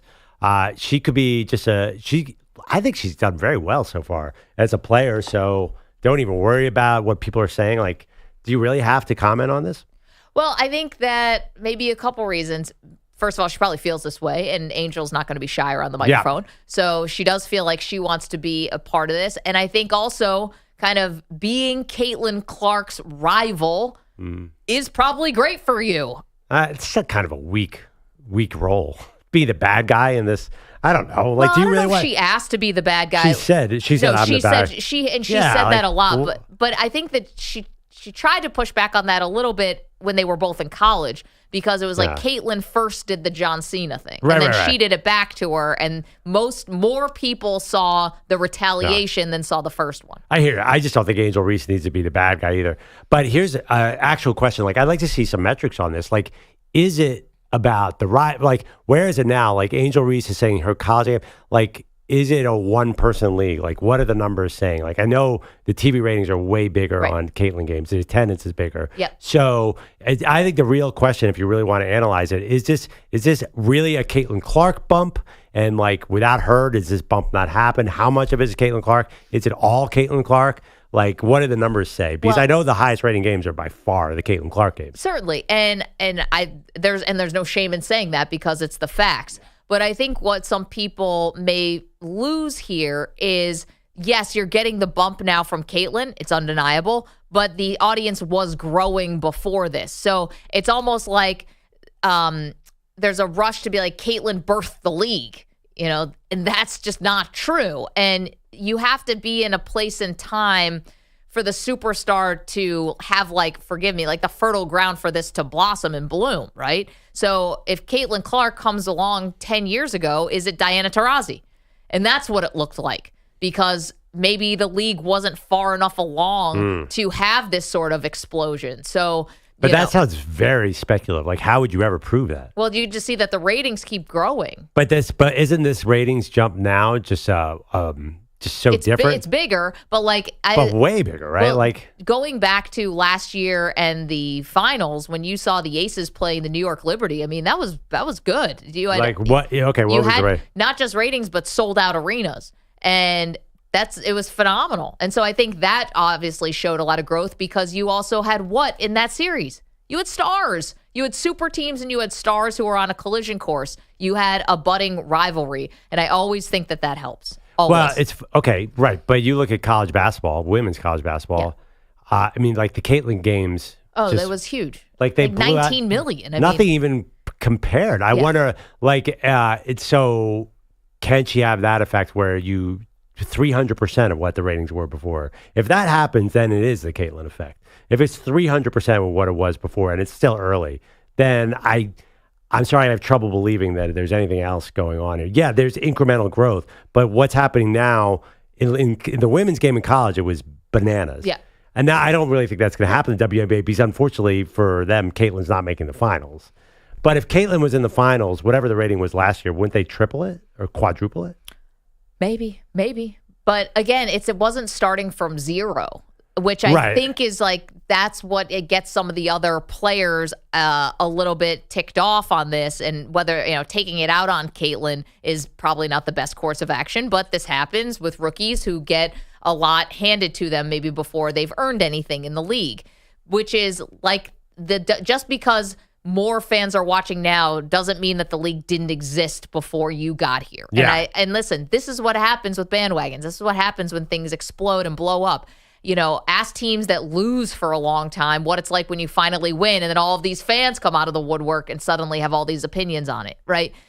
It's just part of it. But again, the fans can't have also the hubris that this league didn't exist until Caitlin Clark stepped on a court. Right. I mean, it reminds me, I'm thinking of Michael Jordan in the 90s. Yes, Bird and Magic set it up for the explosion in the 90s, but Michael Jordan gets all the credit. And I think both things are kind of true because Michael Jordan deserved the credit. He really was the Caitlin Clark of the NBA in the 90s, or Wayne Gretzky. So it's so hard to distinguish what was natural growth and momentum. I'm looking at the college numbers. They were growing. The women's title game in 18 went from 3.5 million to 3.7, 4.1, 4.8, 9.9 with Caitlin Clark, then 18.8. Well, Caitlin and Angel. Again, I'm just saying. I think but Caitlin, yes, she's the draw. I'm not. Well, then arguing they doubled that without Angel the next year. Yeah, with South Carolina. Yeah, so that multiplied by another, doubled again. Sans. So Caitlin obviously single-handedly exploded these numbers in a crazy way. Okay, so we're talking about some of the drama that's been going on with the WNBA, and Angel Reese, taking to the podium yesterday and saying, give me my flowers too, because I was here at the beginning of this Caitlin Clark explosion, which was the national title game 2 years ago. The funny thing about Jordan, right? Think about what even happened there. So Jordan's taking off, and it's like Isaiah is and I was there. I was there first. I was there. We were a great team. Yeah. Jordan kept me off the dream team. You still have hard feelings about that now 35 years later. So it's not like Jordan took off and everyone else in the league was let's bow down to the almighty Jordan. People were jockeying for credit even back then. Is that who you want to be, is Isaiah? No, I'm just saying it happened. But I mean, I'm looking at Angel Reese has 3.3 million Instagram followers. She's really popular. She doesn't need to be the bad guy to Caitlin Clark for her fame at all. I think she believes that that's a role that's already been staked out for her. Yeah, so she's just accepting it. So she's accepting it. It's funny, she's she's a pretty compelling person too, and she's good. So I don't know. I just feel like this is the other thing too. I do not like when players assign their own legacy. I'm not a huge fan of that. You don't like that. You're very consistent about that. Let us do it for you. I am the GOAT. Come on, that's the other people's job. But also, Angel Reese, and to Angel Reese's defense, she was just answering a question. I know she does feel this way, but she's a young player too. She's finding her role. Do you think she's going to really feel this in 5 years? Do you think she'll be you know what? Maybe I leaned into that too much, and I don't know. If I was advisor, I'd be Angel, don't even worry about it. Who cares? That's a question. You're doing great. Yeah. Angel last year, it was a month ago, the season ended for women's college basketball. She talked about the mental health toll it took to take on this villain role. Yeah, the abuse she The got. abuse she took. Online. Whether it be racist or sexist and all the things she had dealt with.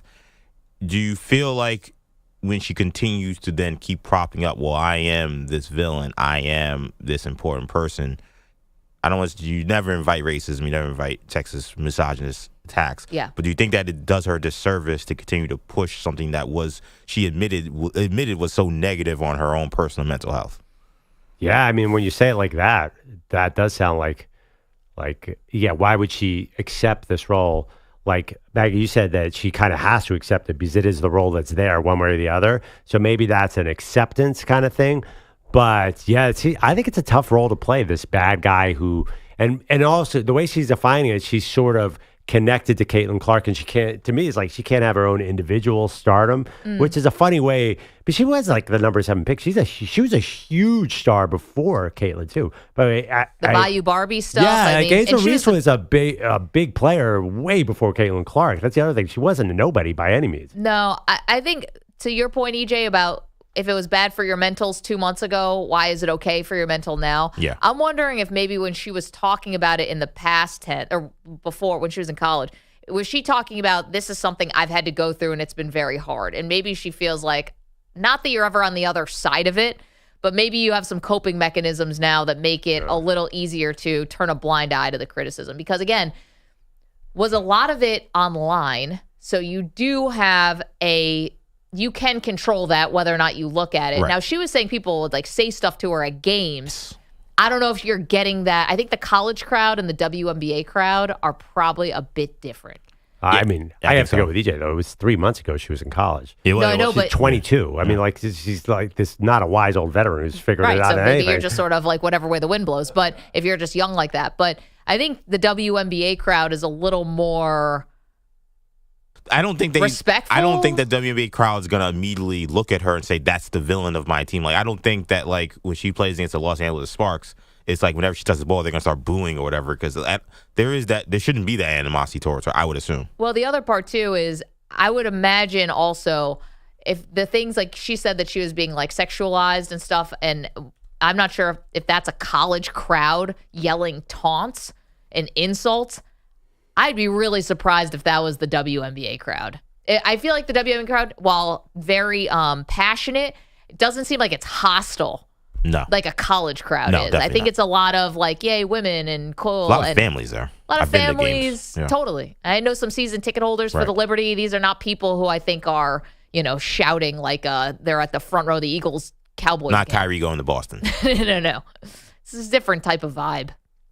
So maybe that's part of it. I still get back to our argument earlier in the show. Like, I'm totally naive here. I don't think they could be a real rivalry because they play such different positions. To me, like Angel Reese is like, it's like having like Charles Oakley being a rival with Michael Jordan in the sense of like, they really are totally different players. Like, they don't remind me of each other maybe in any possible way. Like, they're not really rivals. Angel Reese is down low doing some dirty work and dominating the glass. Caitlin Clark's 60 feet from the basket. Like, she shoots from so far away. Like, they're very different players. It's an odd rivalry to me in that sense. It's like a center and a shooting guard. But they're both like team captains. So I think they were both the faces of their college teams. That's what she's saying. This started in college where Caitlin was the biggest star. She was the biggest star on LSU besides her coach. Yeah, I feel like it's not going to I just don't see it. Like, feels like there could be other rivals for both of them. Like, I feel like they're going to find more natural rivals through the course of playing through years. Well, they have 10 years ahead of them. Definitely. And I think other women want to be rivals of Caitlin. I think other women will be rivals with Angel Reese. I mean, Alyssa Thomas is a star, and she clotheslined Angel Reese. I mean, and again, so some of the people that are upset about the coverage of Caitlin Clark, Angel Reese got clotheslined by a star player for an undefeated team, the Connecticut Sun, just last week. And it was basically a welcome to the WNBA rookie situation as well. So I think they're playing, because like Angel Reese is going to be the same whether Caitlin Clark's on the court or anybody. She's just a trash talker. Yeah. That is, and Caitlin's a trash talker. Right, they both are. Yeah. Right, and Angel talks about being from Baltimore and this is how we roll. And like, so Alyssa Thomas already has shown that she's had enough of it. I don't expect that there won't be other women in the WNBA who also want to impose their will as well, and then we'll see how that's handled. I think that actually Caitlin Clark would want to be rivals with someone like Breanna Stewart, somebody who's actually good and winning, competing deep in the playoffs. Like Caitlin Clark. I'm just saying. I'm not calling out Breanna Stewart. No, I'm sure Caitlin Clark. would want to be in that conversation. Like, she's not even anywhere near there. Like, she would probably want to be so would Angel, I would hope. Be rivals with, like, the stars. Like, be in that conversation. Like, she's not there yet. But, yeah, I think Caitlin Clark's goal would be, I want to be, like, competing for MVP with these people. Like, not, like, go back to a college rivalry. I don't know. I feel like, and by the way, you're saying, like, Breanna Stewart, like, you're saying don't poke the bear with Breanna Stewart. People think Caitlin Clark is the savior of this league. She's going to be afraid of Breanna Stewart? What are we doing here? Well, I mean, their team just got smoked by the Liberty on Sunday. They lost by 36 points. Yeah, so. Caitlin also got flattened by Breanna Stewart on a screen a couple weeks ago. Yeah. So I think she has actually poked that bear and didn't go well for her. Yeah, no. But she did, like, I would assume that both Angel and Caitlin want a rivalry where they're competing for titles. Like, we're way far away from that. Well, but we knew that coming in. Yeah. So, like, I feel like... and to be honest, I think it's been a little worse and a lot worse for the Fever than even people expected. Well, I think the lean on that LSU-Iowa thing, that's only going to last so long. Like, I think it's about time. At a certain point, they got to move on to some real WNBA competition here. Well, it's been 11 games. Yeah. Maybe we can give them a second. Yeah, but the season's halfway over. I mean... Sort of. Yeah. 855-212-4227. Okay, we've got football to get to. We've got the fallout from the Justin Jefferson contract. What does it mean for the Dallas Cowboys? CeeDee Lamb, Micah Parsons, Dak Prescott. Can they keep all three if everyone wants to get paid? Maggie Perloff, Infinity Sports Network.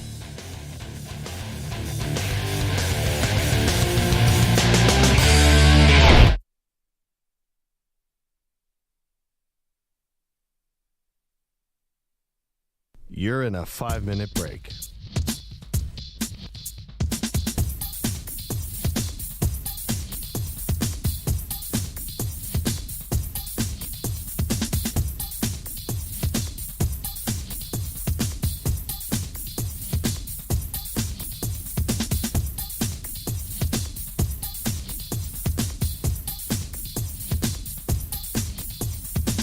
Four minutes, 30 seconds remaining.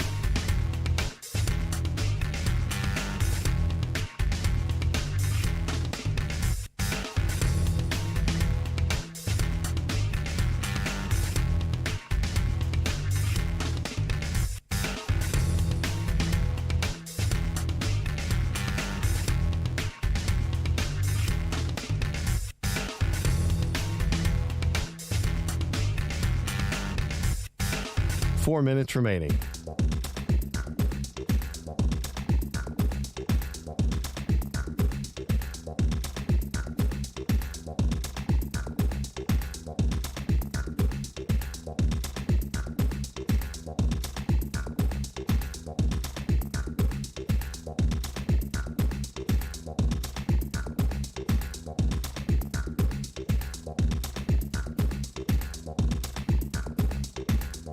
Three minutes, 30 seconds remaining.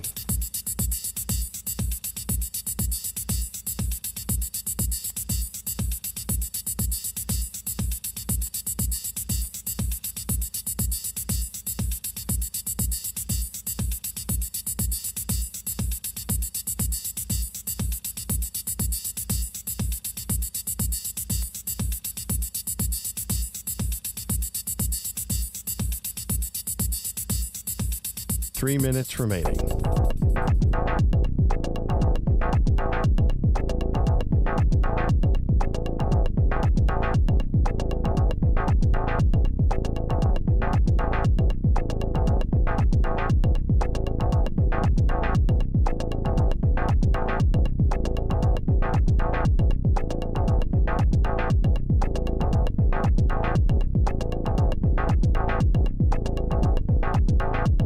Two minutes, 30 seconds remaining.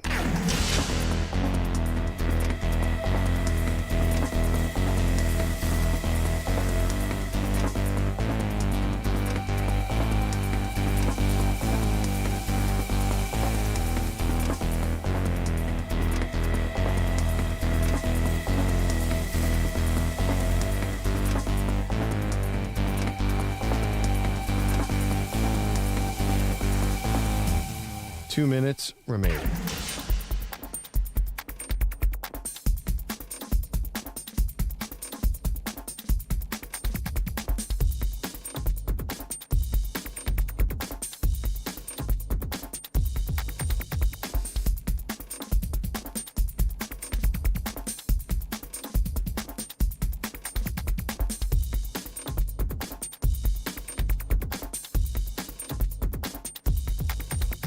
1 minute, 30 seconds remaining.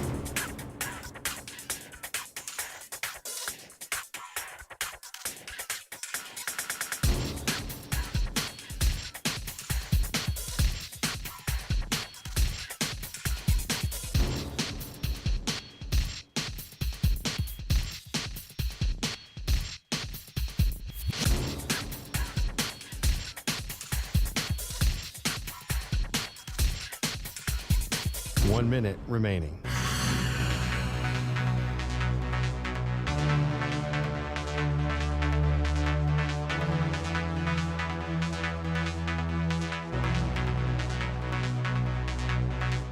Forty-five seconds remaining.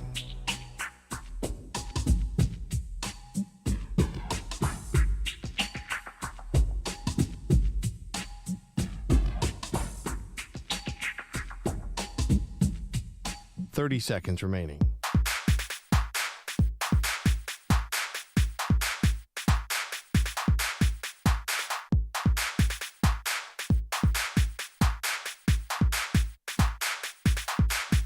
Fifteen seconds.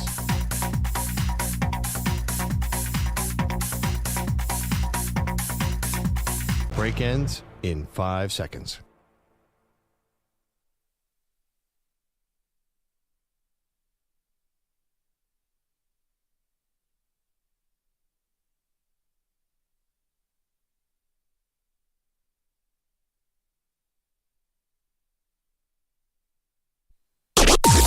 Maggie and Perloff on the Infinity Sports Network.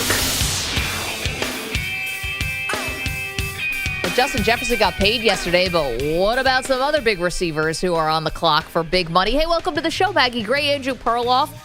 Okay, so Cowboys mini camp is starting today, Pearl. CeeDee Lamb and Micah Parsons had not been showing up to OTAs, so now here's a question. Are they going to show up today, which is a mandatory situation where the other was voluntary, because we know there's unfinished business in terms of new contracts that still have to be dealt at. Do you have handy how much it costs these guys per day? I know. Regardless, I don't think, okay, I could be proven wrong. It's 9 a.m. Eastern. I could be proven wrong any minute now. I don't see CeeDee Lamb showing up. I feel like he's a real, kind of holdout and spirit guy. Got it. Especially now that Justin Jefferson's got this, he's like, what? First of all, I don't think anyone needs minicamp, but I think he's the guy who is going to try and leverage this situation. Who would you guess out of those Well, three? he's closer to the end of his deal. So Micah Parsons still has 2 years Well, left. Dak is close too. Well, Dak is a whole other situation because he's already gotten paid and had a couple bites at the apple, big ones. Okay. But Micah Parsons has 2 years and Yeah. CeeDee Lamb has 1. Yeah. Also, it just feels to me, I don't have any metrics to back this up. Wide receivers is now the position that is makes the most noise for their contracts. Well, because you have a lot at stake. I mean, Yeah. look at what Justin Jefferson just got yesterday. And even if you expected Justin Jefferson to get re-signed, although there were rumors, maybe he was on the trade block, you maybe were a little surprised by the number. I mean, the guaranteed number blew away, the one next to it. I thought it was going to be more. Really, 35 a year. I thought he was going to be, he's so far and away the best receiver. I thought he would push 40. I really did. Well, then I mean, maybe we the had Vikings got a deal. I don't know. I don't think the Vikings walked away from that being like, ooh, that could have been a lot worse. And that maybe we disagree. He clearly has over the last 4 years been a little bit of cut above everybody else. I mean, maybe you could argue Tyreek Hill has a value, but he's getting older. Jamar Chase is valuable, but feels like Jefferson's done the most consistently out of this elite core. So I would have thought he'd be the highest paid. Well, and you're talking about what do they do? Well, Justin Jefferson has been healthy, and this team has appeared when he's been on it in one playoff game. And they lost that game, and he didn't even break 50 yards receiving. So it's funny when you talk about who's impactful. Tyreek Hill, I think, to me, might still be even at the top of the heap. Jefferson is so good. I don't think that CeeDee Lamb is that far behind, though, when you're talking about what the dominoes that will fall from this Justin Jefferson contract. I think CeeDee Lamb would say, and his people would go to the Cowboys and say, look, CeeDee is just as important to this offense as Justin Jefferson is to yours. I mean, who's the second best receiver for the Dallas Cowboys? Well, Brandon Cooks, but yeah. Okay, great. So that even bolsters my argument because he's older. And I think they would say he's responsible for so much of the offense. He should get paid like Justin Jefferson, even if he's not exactly as great. They both have multiple All-Pros. Justin Jefferson has a first team and 2 second teams. CeeDee Lamb has 1 first team and 1 second team. It's not like their numbers are rather comparable, and it's not like Justin Jefferson is blowing CeeDee Lamb out of the water here. They're both A receivers. Gosh, it's funny. I don't view it that way. I think they're on different tiers. I think Justin Jefferson's on a higher tier than CeeDee Lamb. I just do. I mean, yes, the CeeDee Lamb had huge numbers last year, but Justin Jefferson is just, I don't know, like he feels like he's the guy who's going to get the all-time receiving record. Maybe CD will be the guy because there's really nobody else in Dallas, but it feels like CD is more just like there's nobody else here. We got to throw to him every play. He's the only guy who can catch. Like 2 years ago, if Dak Prescott threw to another guy, it usually hit him in the numbers, bounced off and was an interception. Like CeeDee Lamb was a function of the offense being terrible. Justin Jefferson is just, he's a superior route runner. He can go deep. He can run after the catch. He just has, I don't know. I just feel like he's better. He's just better at receiver. Okay, but they're both the number one option for their team. Yeah, but there's 32 teams. Everyone has a number one option. That doesn't mean anything. Okay, but the Cowboys haven't done a lot to make to put in a lot more around that receiving core with CeeDee Lamb, unless you think Jalen Tolbert's going to take a big step forward this year. They failed at that mission. Right, so this is the going rate now, or near the going rate for a number one receiver, and nobody's going to say CeeDee Lamb's not. I mean, he was drafted only a few spots behind Justin Jefferson in the first round to the same draft class. I mentioned the All-Pros. Before, it was picked before. Yeah, picked before. I'm sorry. Yeah. I mentioned the draft class, all that stuff. Like, they're all right there. Well, the thing is, give him AJ Brown money, $32 million. He's got like $3 million less than Justin Jefferson. If the Cowboys call CeeDee Lamb tomorrow and say, we'll give you the exact same deal that AJ Brown secured, which is $32 million a year. Sorry, I don't have the guarantee money. Then I think that's a fair solution to this situation. Okay, so even if that's fine, CeeDee Lamb will take that and say he doesn't need to be the highest paid receiver. He just wants to be in the neighborhood. Pretty expensive still, yeah. Extremely expensive. Right. And this is not, and we're talking about the Cowboys here and the fallout and the dominoes from the Justin Jefferson contract. You have Micah Parsons that you have to pay, and you do have Dak Prescott. I mean, are they going to pay this guy? So that's 3. Not to mention the Trayvon Diggs, who you already did pay, and not to mention the fact that, here's the thing, you keep drafting these offensive linemen in the first round, and especially left tackles and right tackles, they're not going to be cheap. Yeah. So you have listen, I guess like I hate the term good problem to have. Any problem is a problem, good or bad. But how do the Cowboys realistically expect this to work? You can't be such a top-heavy team that it leaves you with no depth. Thinking that's going to get you to a Super Bowl is a fool's errand. Well, I mean, they just, for example, paying their tackles. Like, they just drafted Tyler Guyton 2 months ago. I'm talking about Smith. Yeah, he's 2 years in, right? Mm-hmm. And is he... We're talking about Micah Parsons. And by the way, it's not even determined, is he for sure a left tackle? Like, I'm not... This is what happens when you draft well. You end up having to pay guys. But I mean, like, you certainly aren't going to have to pay Mazi Smith. And I got to be honest, most draft experts don't think you're going to have to pay Guyton moving forward either. So, yes, they've played drafted. A snap yet. Yeah, he was not a wildly popular pick. But that being said, like, they haven't drafted that well. I mean, who else? They are a bit thin at top, but that's in part because they first of all, they never haven't signed anybody. Like, what is their great signings? In the free agent market, like they really haven't. Well, that's the thing, and this is the part of it, right? Where, I mean, they have to pay Dak, they have to pay CD, they have to pay obviously Micah Parsons. They already paid Lawrence, and he's on the tail end. I mean, he might want to get paid again, but you know they're going to have to play a lot of young players, like the Chiefs did. Like the Chiefs went to the Super Bowl with all these rookie receivers and these young defensive guys. I don't know. I think your point is like you got to get rid of. So you're saying you can't do all three. I just think there's going to be an odd man out. I think that there's because Dak just came in second or third in MVP voting. What was it?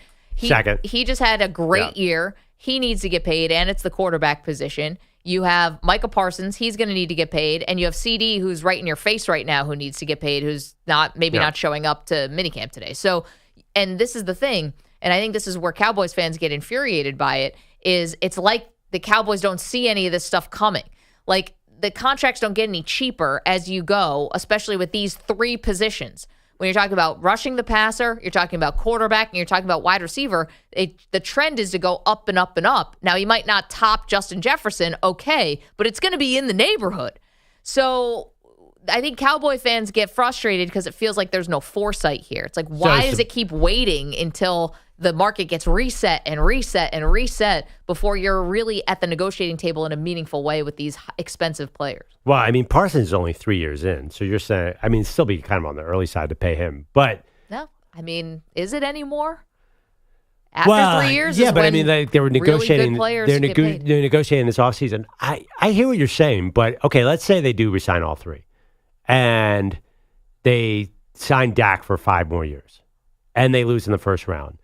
Don't you think people are going to line up and say that was the dumbest contract in the history of the world? They're not going to kill people for paying Dak, for not paying Dak. They're going to kill people for signing Dak at all.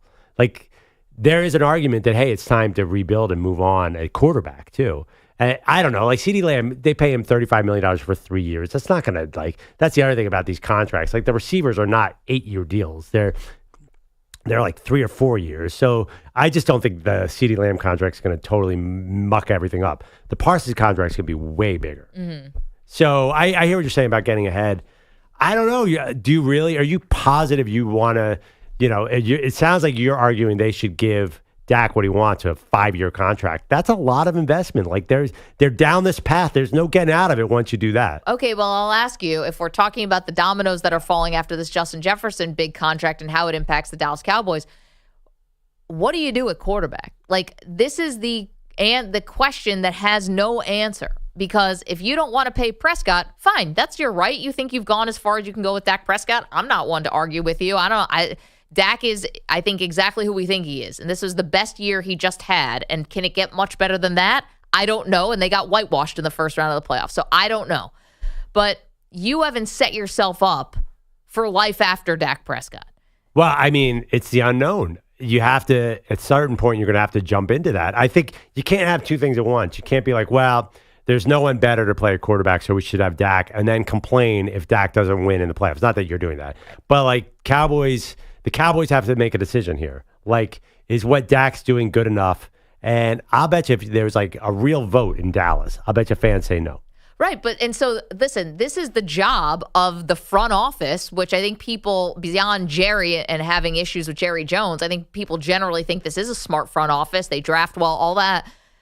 How do you not have any foresight into how this baton is going to get passed between Dak Prescott and the next person? Well, they got so lucky with the Romo thing. There's one team that knows how to do that, the Green Bay Packers, who've gotten these freaky lucky baton passings. That doesn't exist. Well, is it lucky or is it drafting quarterbacks in the first round? That's one team. And your Philadelphia Eagles did a pretty good job of it too, highlighting and understanding what Jalen Hurts could That wasn't be. passing a baton. Like that wasn't like insurance. That was right, but it wasn't like Carson Wentz was at the end of his career. He was 4 years in, and they decided like, oh man, this guy's a locker room cancer or whatever happened. I don't know. I just feel like there's always going to be a pain. There's no easy way to do quarterback transition.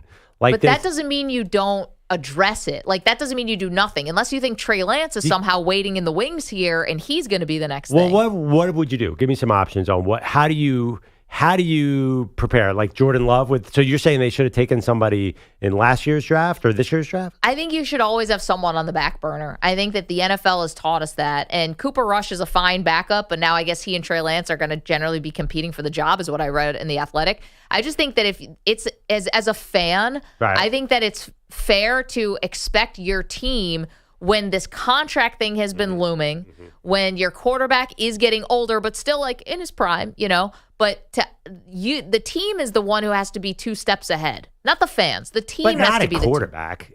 I mean, I don't think you can be 2 steps ahead at quarterback. Okay, I'll disagree with you. Depends what quarterback. If it's Mahomes, Josh Allen, Lamar Jackson, these ones that are entrenched where nobody is taking the job away from them, fine.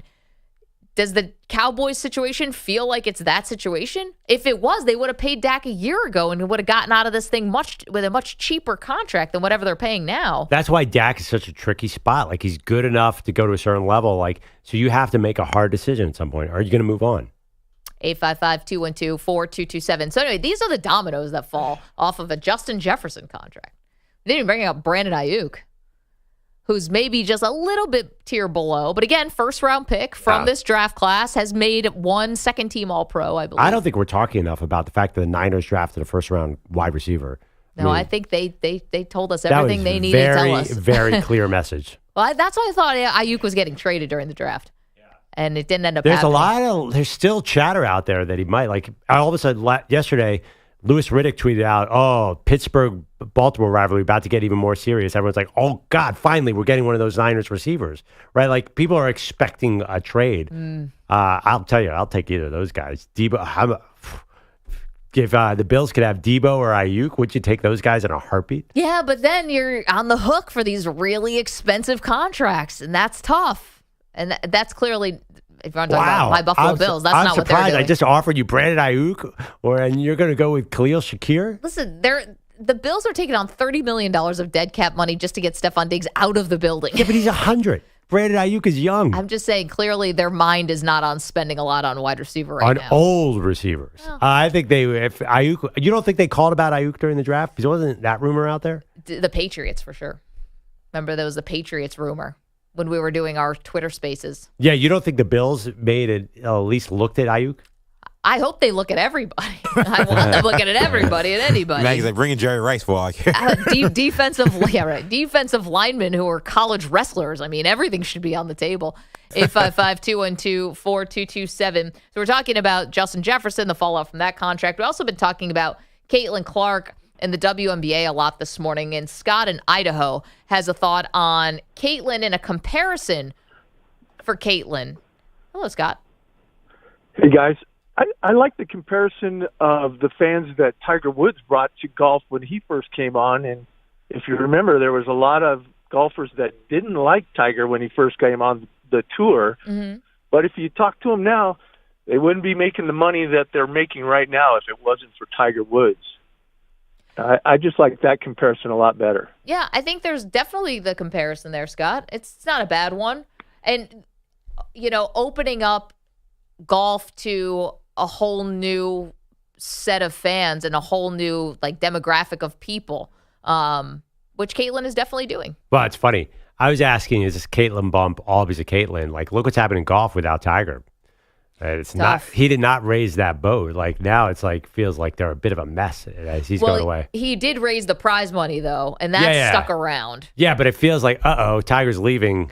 As far as popularity of the sport. Right. It's interesting. They became a little too dependent on Tiger. Yeah, it's funny. It's like Scotty Scheffler getting arrested for a miscommunication becomes the biggest story. And also maybe the whole entire tour is going to fall apart because of the Saudis. Did Tiger, obviously I think the natural rival was Phil. Was that part, I never think of that era as the Tiger-Phil rivalry era. To me, it's just Tiger. So was Phil Angel Reese in this thing? And did Phil ever say, I deserve more of this credit? See, I don't think it really worked that way for some reason. Because Phil was ironically way more popular than Tiger in some ways. I think that Phil was probably too busy betting 5 figures a hole on Skins game or something. But people loved him. Phil Mickelson back there. He was popular in a different way. Not as popular as Tiger, obviously, but he was wildly popular. I do think that Phil's part of the Tiger story for sure. Yeah, I don't.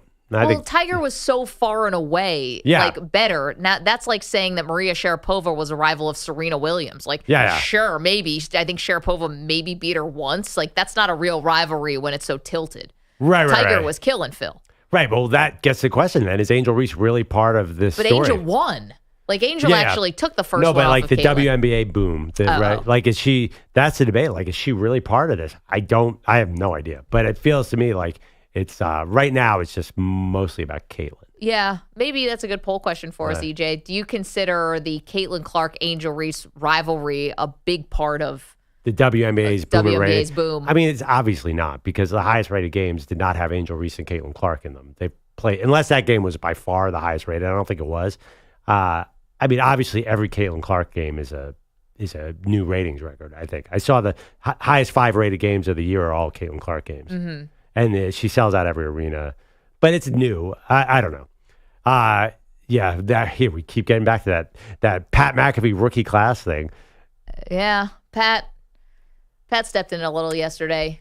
He apologized for it. But it's an interesting way to call. And I think that he's friends with Caitlin Clark. Obviously, they do their show in Indianapolis, and she's right there, and they've had her on the show. But never heard a man on TV call another woman that. Well, funny thing is, White bee. I didn't know there was a big issue about. He had a bit of a straw man there. He's saying everyone's saying it's the rookie class. It's not the rookie class. It's really Caitlin. And then people were tweeting back, "Oh, did you not know about Cameron Brink in L.A.?" And I got to be honest, like I know who Cameron Brink is, but it's not like her ratings are out of the roof. It's not like I don't even know. This is an issue. This is a discussion. Like, is Cameron Brink not getting enough attention? Is anyone saying that? No, I wasn't sure why. Like, where did that come from? I'm not. I also why like. I wasn't sure exactly what the point was. I listened to the whole thing, so it's not just the clip. I think that the finer point was, hey, this whole thing is because of Caitlin, not because of Caitlin and the rookie class. I think this was Pat's point. All the metrics would point to that it's the Caitlin bump. It's not the rookie class bump. But I don't think no one said the rookie class bump. Was that a narrative? I didn't think so, but he felt like he needed to put a finer point on that. And he did it in sort of a sarcastic and frankly kind of smug way. It was an odd vibe to the segment that he did because it was supposed to be like a game show where every answer, the answer is Caitlin Clark, like obviously. And he set it up in this sort of cartoonish kind of way. It was clearly produced. He meant to do this. And I don't think it really landed, obviously. And then I think the finer point was Caitlin's the reason for all of this. Mm-hmm. Stop being so physical with her or to the point where it's flagrant fouls. I think you just could have said, hey, it's crossed the line. Like, be physical, play tough basketball, but clearly the flagrant crossed the line and Kennedy Carter crossed the line. And by the way, she's the one, like, don't kill the cash cow here, right? And let's not injure her for the sake of sending a message when she's so important. I think if you wanted to say that, say it. It just felt very, again, it was sarcastic. It was kind of smug. And then when he uses the term, even if he meant it as a compliment, to call Caitlin white bee, that is not, women don't want to hear men call them that, whether it's as a friend or not, like in a complimentary way or not. It just, it landed odd. Yeah. Thud. I do think the point that the officials have to watch things closely, like that seems valid. Like, fair. That was definitely a throw-in line. That was but the point is, like, I actually wonder the same thing. Like, it's not like the players. You don't have to tell players stop beating up Caitlin. Like, yeah, that's what the officials are for. Like, why? It's media pressure. Hey, stop being physical with Caitlin. Yeah, that's what the officials are getting salaries for. Like, if they're being too physical, like, blow the darn whistle, right? Well, I think it was twofold, right? Yeah. It's the officials and how they're officiating it, and then also Caitlin's teammates, right? And we talked about this yesterday. Yeah. And why aren't the teammates sort of also kind of being more demonstrative about it on the court? I think it's one of the most ridiculous things I've ever heard is, like, players should stop being so tough on Caitlin Clark. What? That is like, that is the dumbest thing ever. Well, I guess maybe that's to Pat's point, right? Which is she's the cash cow, so why? And he's literally said that she's the cash cow, so why isn't everyone understanding that? So don't hit her. Well, maybe don't flagrant. Like, well, if you can get away with it, why not? Because it's not a basketball play. It's like a then penalize her. No, I know, but you're asking who's saying that. I think people like Pat McAfee are saying that. No, I think it's on the officials. Like, the players they don't need to treat her any differently. Like, yeah, if they think they can take her out of the game and beat the fever by elbowing her a few times, then do it. But this wasn't an elbow. What? Yeah, it kind of was. Well, this was like a check from behind. Oh my God. No, This was such I'm not clutching my pearls about it. I'm just saying that was not a basketball play. Right, so penalize her.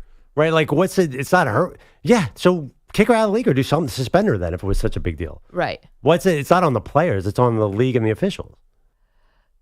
It is, but I think he's saying don't hurt her because if she's out, then people aren't watching.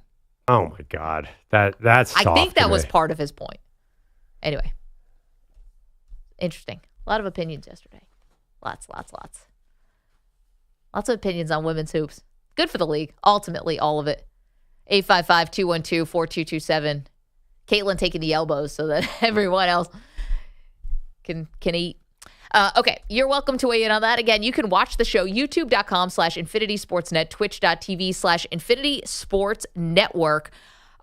We've got a question for you, blowing our minds. What has us just jaws on the floor around here? We'll get to that next.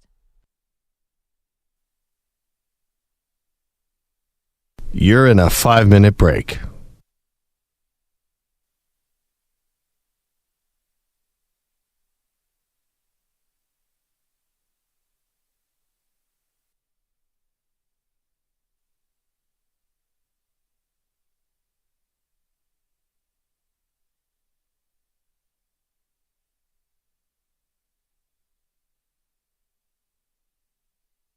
Four minutes, 30 seconds remaining.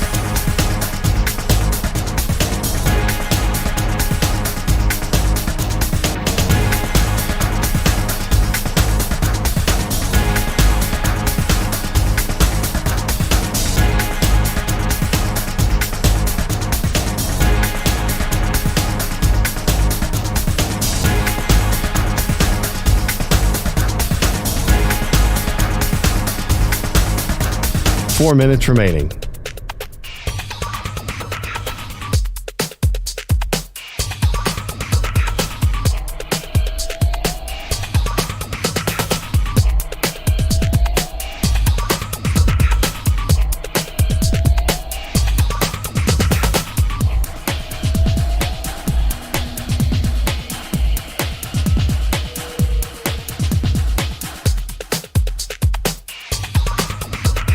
Three minutes, 30 seconds remaining.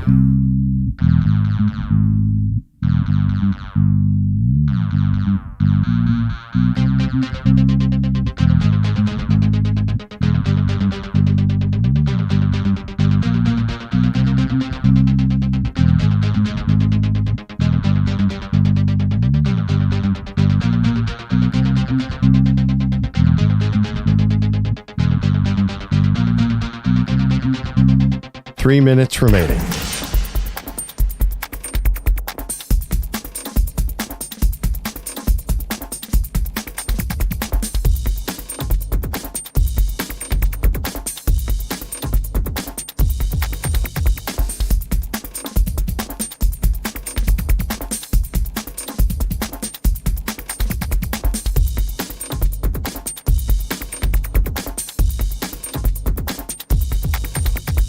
Two minutes, 30 seconds remaining.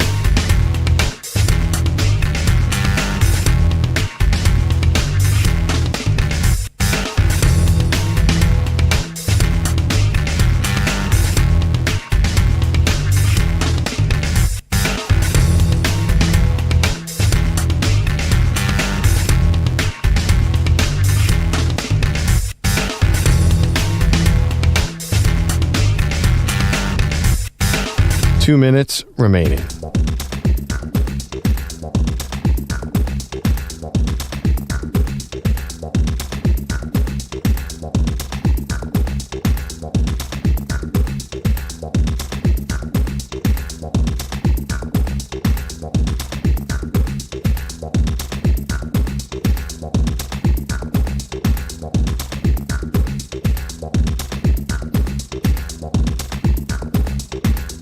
One minute, 30 seconds remaining.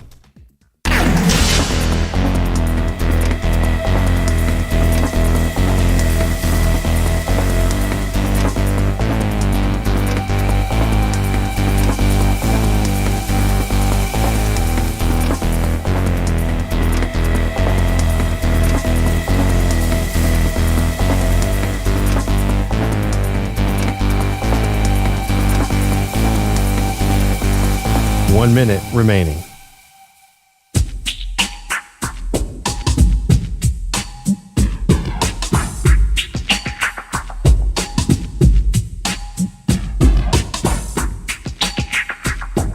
.45 seconds remaining.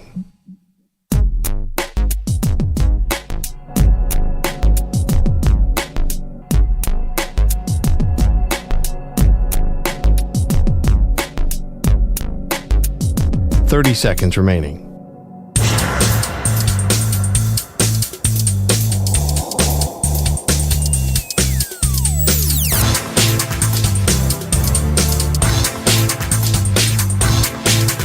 .15 seconds.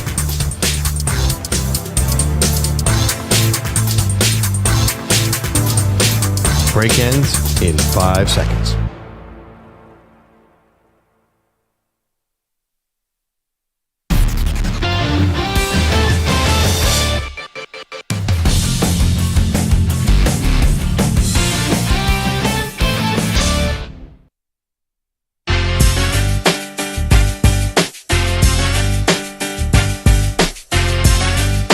Welcome back to the Maggie and Perloff Show. As usual, all discussions around Caitlin Clark, somewhat heated. You were on Inside Edition again last night? I was. That's I'm on the pretty Caitlin cool. Clark beat for them. Yeah. Do they ever ask you about movies or stars or Not even Ariana close. Grande? Anything? Like you should get and mix it up. You say, I also have thoughts on America. On Hunter Biden's trial? No thanks. No. Inside Edition, you got to go entertainment. Like, who cares about Hunter Biden's trial? You got to go into, what is it? America's Got Talent? Or what are the shows that are on now? Well, it was funny because I was watching it last night. They led with Caitlin Clark and my little 1 second commentary about it. And then the next story was Hunter Biden. So I was like, oh, why didn't they want to keep me around on, I've got thoughts. I'm a citizen of this country. We have Inside Edition. So this is the second time they've had me on to talk about Caitlin Clark. The first time, I just so happened to be wearing the Rally Pimp T-shirt for the Mets. That was not the vibe I was trying to give off to, like, yay, feminism. Wait, is Inside Edition not an entertainment show? Actually, it's dawning on me. I'm not sure. It's a little mix. It's not like the one with Mario Lopez. No. Like what, E.T. or? Yeah, that's a little The different. best one Hollywood. TMZ is far and away the superior show. When they're all sitting around the cubicles and Harvey's there, just like leaning and be like, what do you got? Everyone just got gigantic bottles of water. They're getting bigger by the year. I don't know what's in those. Like, they're every year they get a little bit bigger. It's got to be a running bit on that show. Is it? Okay. Just the Stanley Cups, whatever those things. I don't even know how are women, I'll say it just for women, how are they even getting to the bottom of one of these? You'd have to live in the ladies' room. Like, you're taking down quarts and just liters of water. I don't know. Anything done?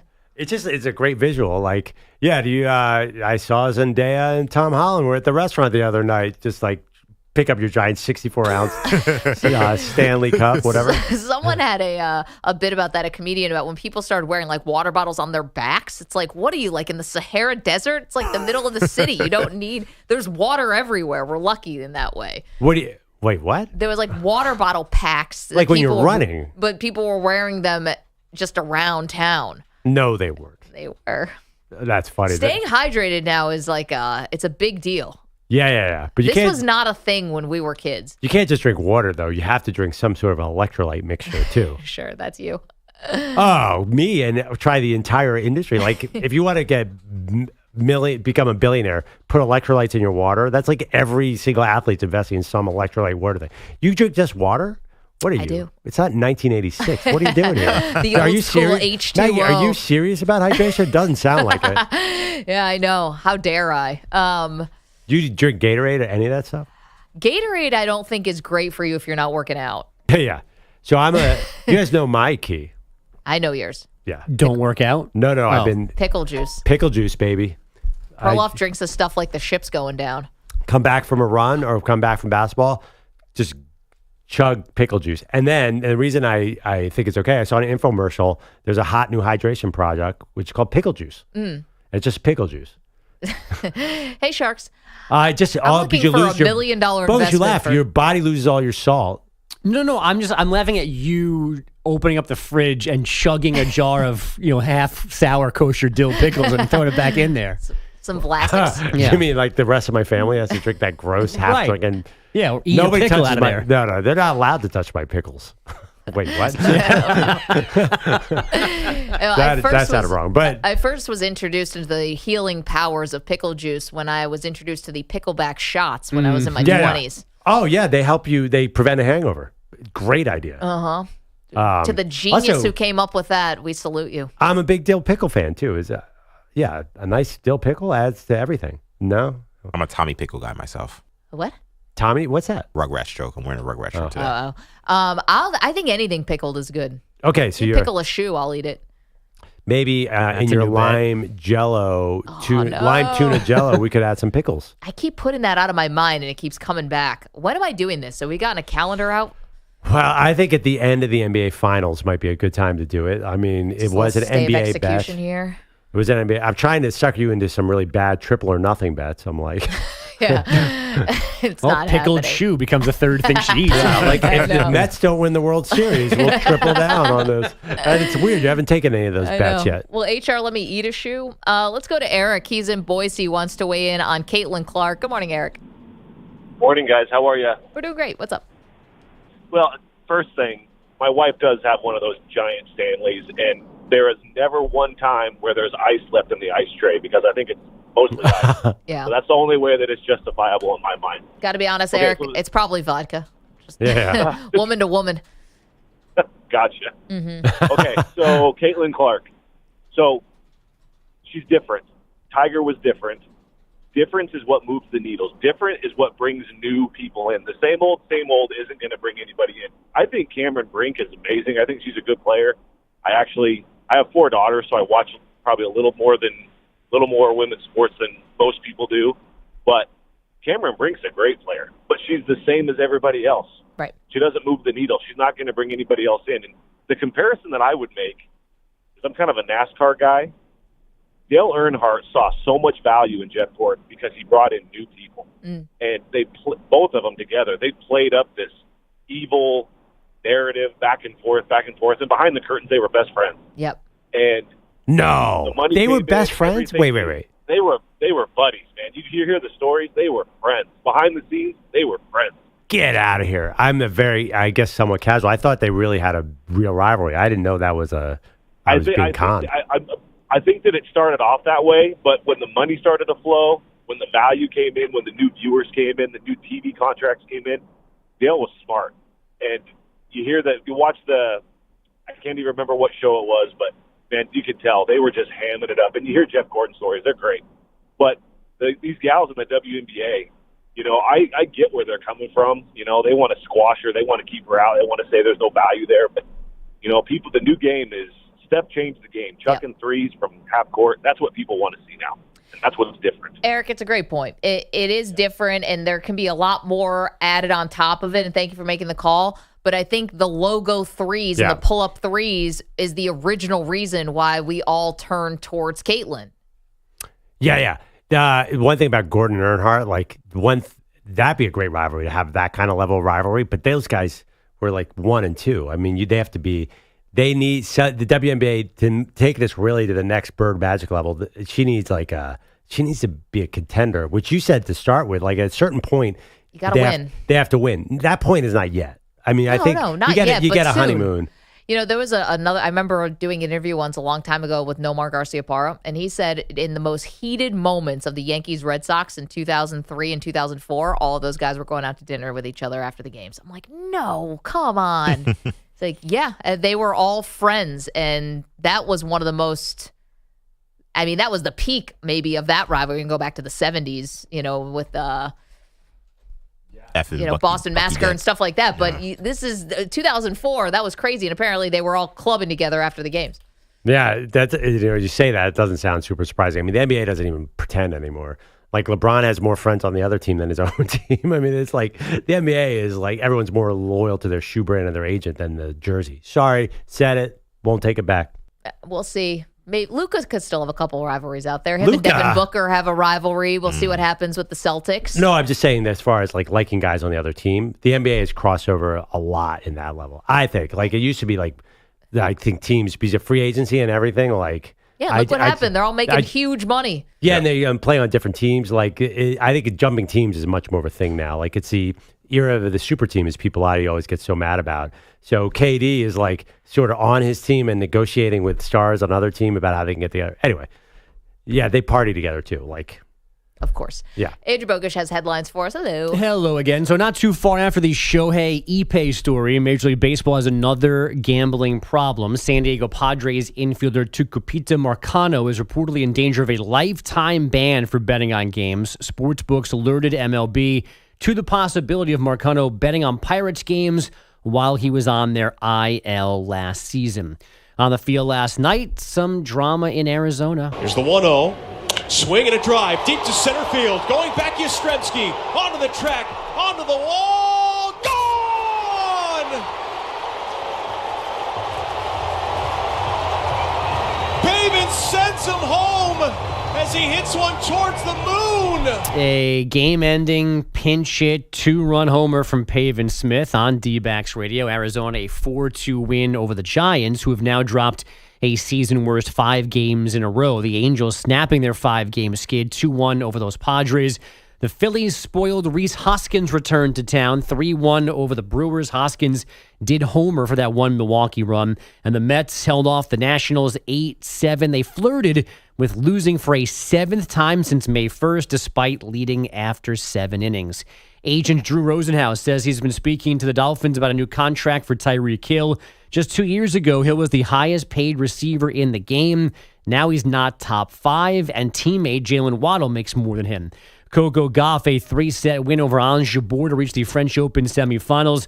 Up next is top-seeded and 2-time defending champ Iga Swiatek. Texas outlasted Stanford 1-0 to reach the Softball World Series best-of-3 finale. Florida or Oklahoma joins them at 1 Central today. Golfer Adam Scott did not qualify for the U.S. Open yesterday, missing out on the final spot in his event in Ohio in a playoff. He could still sneak into next week's field of Pinehurst. Doing so would make it 92 consecutive majors played. 91's the longest active streak in the sport and the second longest all time. The U.S. Women's Open was this past weekend. English golfer Charlie Hull first went viral for signing autographs on the range with a cigarette in her mouth. And then this happened. And it's been crazy. Like, the fans have been shouting my name this week. Someone said I've dropped something and handed their phone number in my hand, on a piece of paper in my hand. And I thought it was so funny. I was like, "Here's my number. Text me so we can figure out where I'm taking out for dinner tonight." I never text them, obviously, but it was just so funny. But yeah, no, it's been a bit of a wild week. Like, pretty cool. And I wish the crowds were like this more often. I don't know if she specifically wants phone numbers thrown at her every weekend, but someone's gonna have to explain this to me, because I was under the impression that like young people, which she is one, don't really smoke cigarettes anymore. I felt like that's not. I think in Europe they still do. Okay, so maybe in Europe, but like but I was kind of the thought that cigarettes were kind of passé, or that they weren't sexy or appealing. This is not like the Mad Men era where people are like, you're only cool if you smoke Lucky Strikes. Why her having a cigarette in her mouth signing autographs? Why is that now suddenly people want to take her out because of that? I mean, I don't know. I don't know if it's one led to the other. She's an attractive lady. Yeah, I think that's why a guy wanted to give her. But she made it seem like that hadn't happened before until somehow the video went viral of her with like one of Marge Simpson's sisters with the cigarette hanging out of her mouth, signing autographs at the same time. Yeah, I mean, my guess was the dude was going to give his number to her, cigarette or not. Oh, okay. That's the way I read it. I don't understand, like, cigarette, like, it takes away your fitness. How did she have the energy to walk around that course? I mean, you guys think of walking a golf course. Golf isn't a sports. There might have been an 83-year-old who was walking faster than her, because golf is so strenuous. It's like, I mean, man, amazing that she could smoke a cigarette and complete the marathon that is 18 holes. You realize hockey players smoked until like not that long ago. Oh, I totally understand. But you realize people actually get drunk and smoke cigars all over golf courses all over America and still walk 18? And we made it sound like Tiger was climbing Mount Everest by getting through Augusta. So when they do that, are they winning the Masters? Yes. Okay. Yes, in John Daly's case? Yes. Yeah, right. Okay. That was why they called it was Scotty Scheffler. Yeah, when the guys in Marine Park in Brooklyn do it on a Sunday morning, they're not playing for anything. So that's not exactly the same comparison. I couldn't tell if there was some like ipso facto, like she's smoking a cigarette and all of a sudden now all these men are fawning over her. That didn't. No, make I think sense she had fans before the cigarette. Yeah. I think the cigarette on the golf course while she's like leaning over kids was like, that's a funny picture. There's like a lot of ash on it. Yeah. It looked gross. And then separately was the dude hitting on her. Is there any other like John Daly stuff? I know she's been called the John Daly of the women's tour. Does she do any other crazy things? That's not a compliment. I don't know why we're looking at Bogus like he's a Charlie Hall expert. She's got no beard. I know that. Because Daly's got like a Santa Claus beard now. Yeah, he does. I think all of her hips and joints work unlike Daly's as well. Has she been seen at Hooters? That I don't know. What's with the Santa Claus beard that are coming in? What's with the Santa Claus beard? You got Letterman, Daly, Jon Stewart was rocking it before he went back to Daily Show. Like, it just, I don't know. I just feel like it's defiance from the TV people. Yeah, it's just like, I'm done. So the first thing I'm going to do is grow a Santa Claus beard. Daly, though, how long has Daly had? I feel like it's been a little while now. Imagine what's stuck in that beard. Oh, my God. So talk about ash, like maybe some mini M&Ms. Does he still do the thing where he Bottle of sets Jack. up the table outside the Masters and sells his own stuff and like his pants and things? Probably. I think he does. I thought that was Pete Rose. Yeah, no, he does a Pete Rose. Like he's not allowed in Augusta, so I think he like sets up outside and sells those funny pants like the Zubaz. Why is he allowed at Augusta? Well, he's not allowed to sell at Augusta. Oh, like yeah, sell that his makes goods. I don't know. Goods. I don't know. He's not allowed to barter his goods. John Daly. John Daly's got a lot of things to sell. I got spice, people. General store. Cinnamon. Flour. Cardamom. No. John Daly's on the Paprika. trading route. Letters too. Just random incense. Yeah. Who wants a little patchouli? It's like set up like he's outside of some college campus. He's got goods and services to barter. Crushed basil. Anybody want any crushed basil? Sure. He's also an undertaker, a lawyer. Yeah, it was okay, we got a question. Thank you, Bogus. We got a question for you coming up, and it must be answered immediately. Get to it next.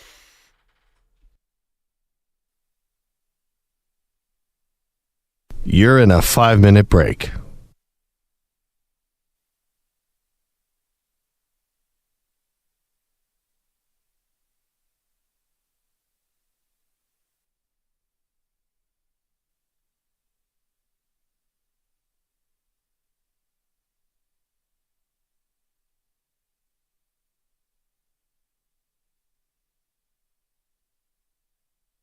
Four minutes, 30 seconds remaining.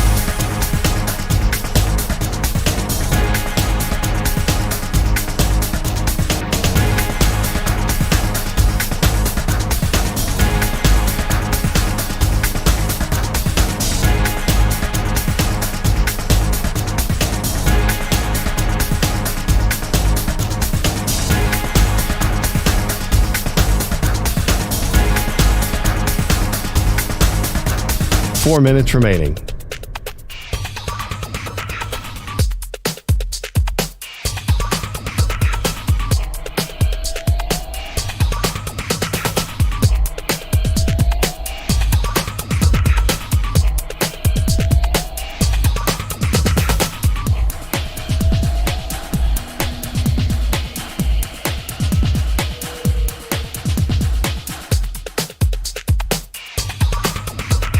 Three minutes, 30 seconds remaining.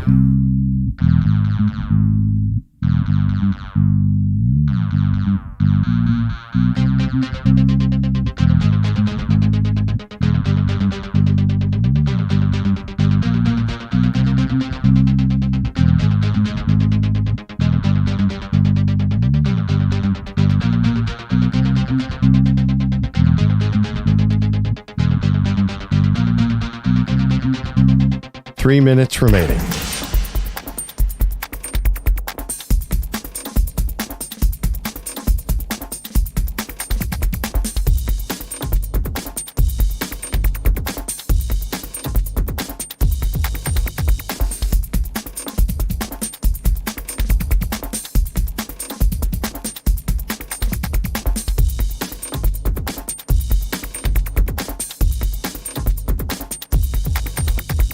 Two minutes, 30 seconds remaining.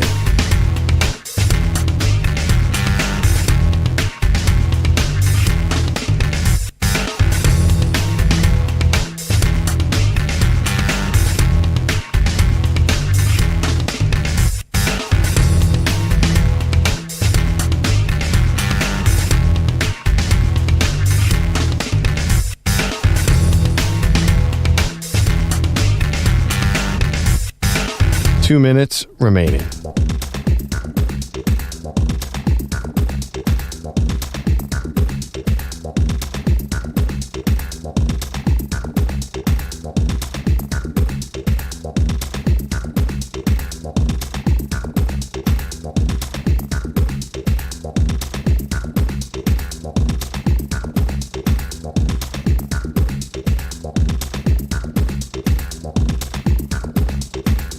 One minute, 30 seconds remaining.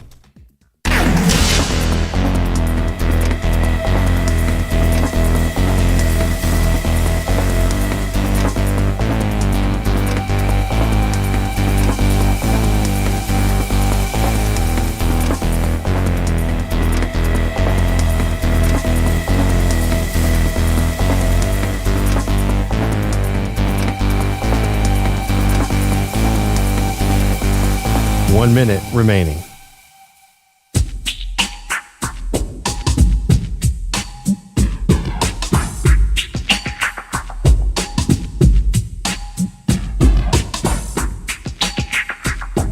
"45 seconds remaining.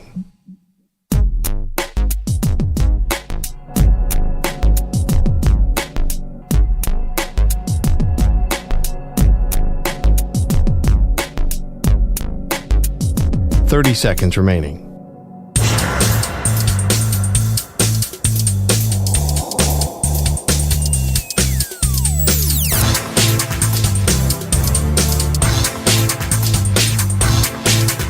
"15 seconds.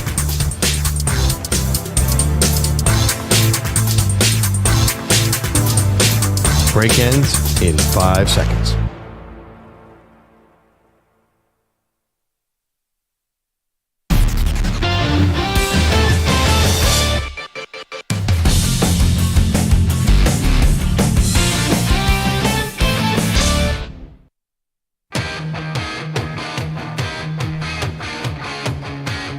All right, I got two questions here for Perloff. One, I was planning to ask him. One, I was not planning to ask him.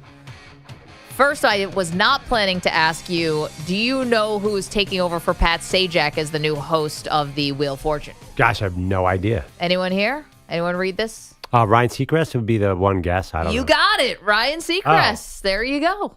Oh, my God. Was there ever a doubt? Is there anyone who could possibly take this job? I'm surprised Seacrest wasn't up for the Jeopardy gig. Yeah, I feel like this is more his intellectual level as far as, like, he's probably very smart. I've heard he's the nicest guy. I've heard that so many different times. Yeah, because he kind of looks like Pat Sajak, right? Like, maybe. You know why I was on my mind? And I didn't cheat. I did not look it up. Because I watched Knocked Up the other day, and Ryan Seacrest has a hysterical scene in that movie. Definitely. Where he's like, he has a nervous breakdown because, like, Nicki Minaj is late or something. Anyway, that's good. That's a really good get for Wheel of Fortune. Ryan Seacrest is among that, like, Pat McAfee situation of guys who definitely have cloned themselves. Yes. Oh, my God. He's the original. How are they so many different places No at idea once? how It's he can do impossible. everything. And then this is another question, which is from Philly fan, who's in our chat, youtube.com/infinitysportsnet. Has there ever been a professional team that was fun to watch, even when they sucked? So this about off Caitlin Clark and the Indiana Fever being bad? Yeah, I think so. But they're actually not that fun to watch, but yes. It's not that fun, especially when Caitlin's going 1 for 10. Yeah. When they're close, it's fun. I throw Wemby right into the mix there. Like, I kind of enjoyed watching the Spurs this year. Yeah. They were terrible. They were awful. I think they're probably basketball examples. Like, I think like KD's like the first year with him, Russ, they didn't win a lot of games, but they were a fun team to watch. This would be tough to do for football. Yes. Very tough. Bad I think it's tough for football baseball is just too. bad. Bad baseball is really unwatchable. Well, Delta said the Mets in the 60s. I mean, yeah, a team that is just getting started and, can't nobody here play this game and stuff like that. A famous book. But really bad baseball team just feels like the long goodbye. Good baseball is hard to watch. I knew that was coming. I can't wait until he's wearing the Phillies gear in the playoffs. I'm trying to think of... Nico, clip that. So, you know who's the best rookie I ever watched? Vince Carter when he came in the NBA. Because I don't really remember Jordan, but Vince Carter when he came in the NBA, it was like, oh my God, you have to watch every game this dude plays. Yeah. They Toronto? were 23 and 27. Remember, like, the NBA tried to do that to Zion. They're like, Zion's here. Let's put them all. Like, he's fun to watch when the Pelicans are like. I think NBA, you can watch individual stars. Like Wemby, I'll watch Wemby next year. I can't wait for Wemby. I was wrong. He's not a bust. Yeah, we know you were loud wrong about that. But I think star power in basketball can take you to the next level, especially if you could do something different. Like, I don't know. Football, yeah, that is. What if there was a star player in football whose team didn't win, but they was spectacular? There could be like a morbid curiosity, like when a golfer's melting down. Or a tennis player, but or somebody's like having this like Rory, when he's just totally melting down on a back nine and hitting shots. Be pretty great to get into that. You just said Rory, for example. Rory's one of the all-time great golfers. I'm just saying, is there ever been anything fun to watch that sucked? It's like, well, somebody who had a very high and now the low. I wouldn't characterize that as fun. Again, that's a little more morbid curiosity. Well, yeah, but I think that's a different dynamic. Like, I think he's talking about Caitlin Clark. Like, if she never wins, it's still gonna be fun. I mean, if she scored 50 a game and they were bad, that'd be fun. But that's not happening. There's a Bleacher Report article from 2015 that says the most fun, awful teams in sports history. Oh, let's hear it. Among them, the Chicago Cubs of 1999. We had Sammy Sosa hitting 63 home runs. Wait, they weren't good that year? They won 67 games in 99. Get out of here. brutal. In my mind, that they were like in contention. I had no idea they Why were would terrible. you ever pitch to Sosa if you have a team this terrible? He hit 67 homers and they only won 67 games or whatever. That's great. They put the Dallas Mavericks of 96, which had Jason Kidd, Jimmy Jackson, and Jamal Mashburn. Oh, that's They famously prime fell Tony out Braxton over, Tony drama. Braxton. Yeah, Yep. big Tony Braxton them. energy. The Buccaneers of 1976. Yeah, the highlights are fun, but I'm sure watching them in reality was not fun. Yeah. And they have Wilt Chamberlain, 1963 San Francisco Warriors. Oh, man, that was a great year. Wilt was on fire. No, I have no idea. That feels like they're Well, it's stretching. like you couldn't have known the He Magic. averaged 44 points a game. So they're just doing great individual performances on teams that did not win. Or dramatic things because of behind the scenes, like the Mavericks. Yeah, Well, Barry the Sanders, 1996 But why Lions. does Tony Braxton possibly dating two guys make them more fun to watch on the court? I don't know if I agree with Kid's that. an exciting player. Yeah, that was first of all, that team wasn't good with those three players. That's I shocking. think 96 was kind of a disaster, right? I think that's when it fell apart. Man, this show flew by. Yeah, I know. Thank you so much to EJ Stewart. Nico, fantastic job. Pete Bellotti, of course, is always a presence. Bogish, Andrew Bogish, that is. Andrew Kaplan is back with us. Guido's Coffee Drinkers, you guys could do the show without you. Appreciate you so much. We'll see you tomorrow.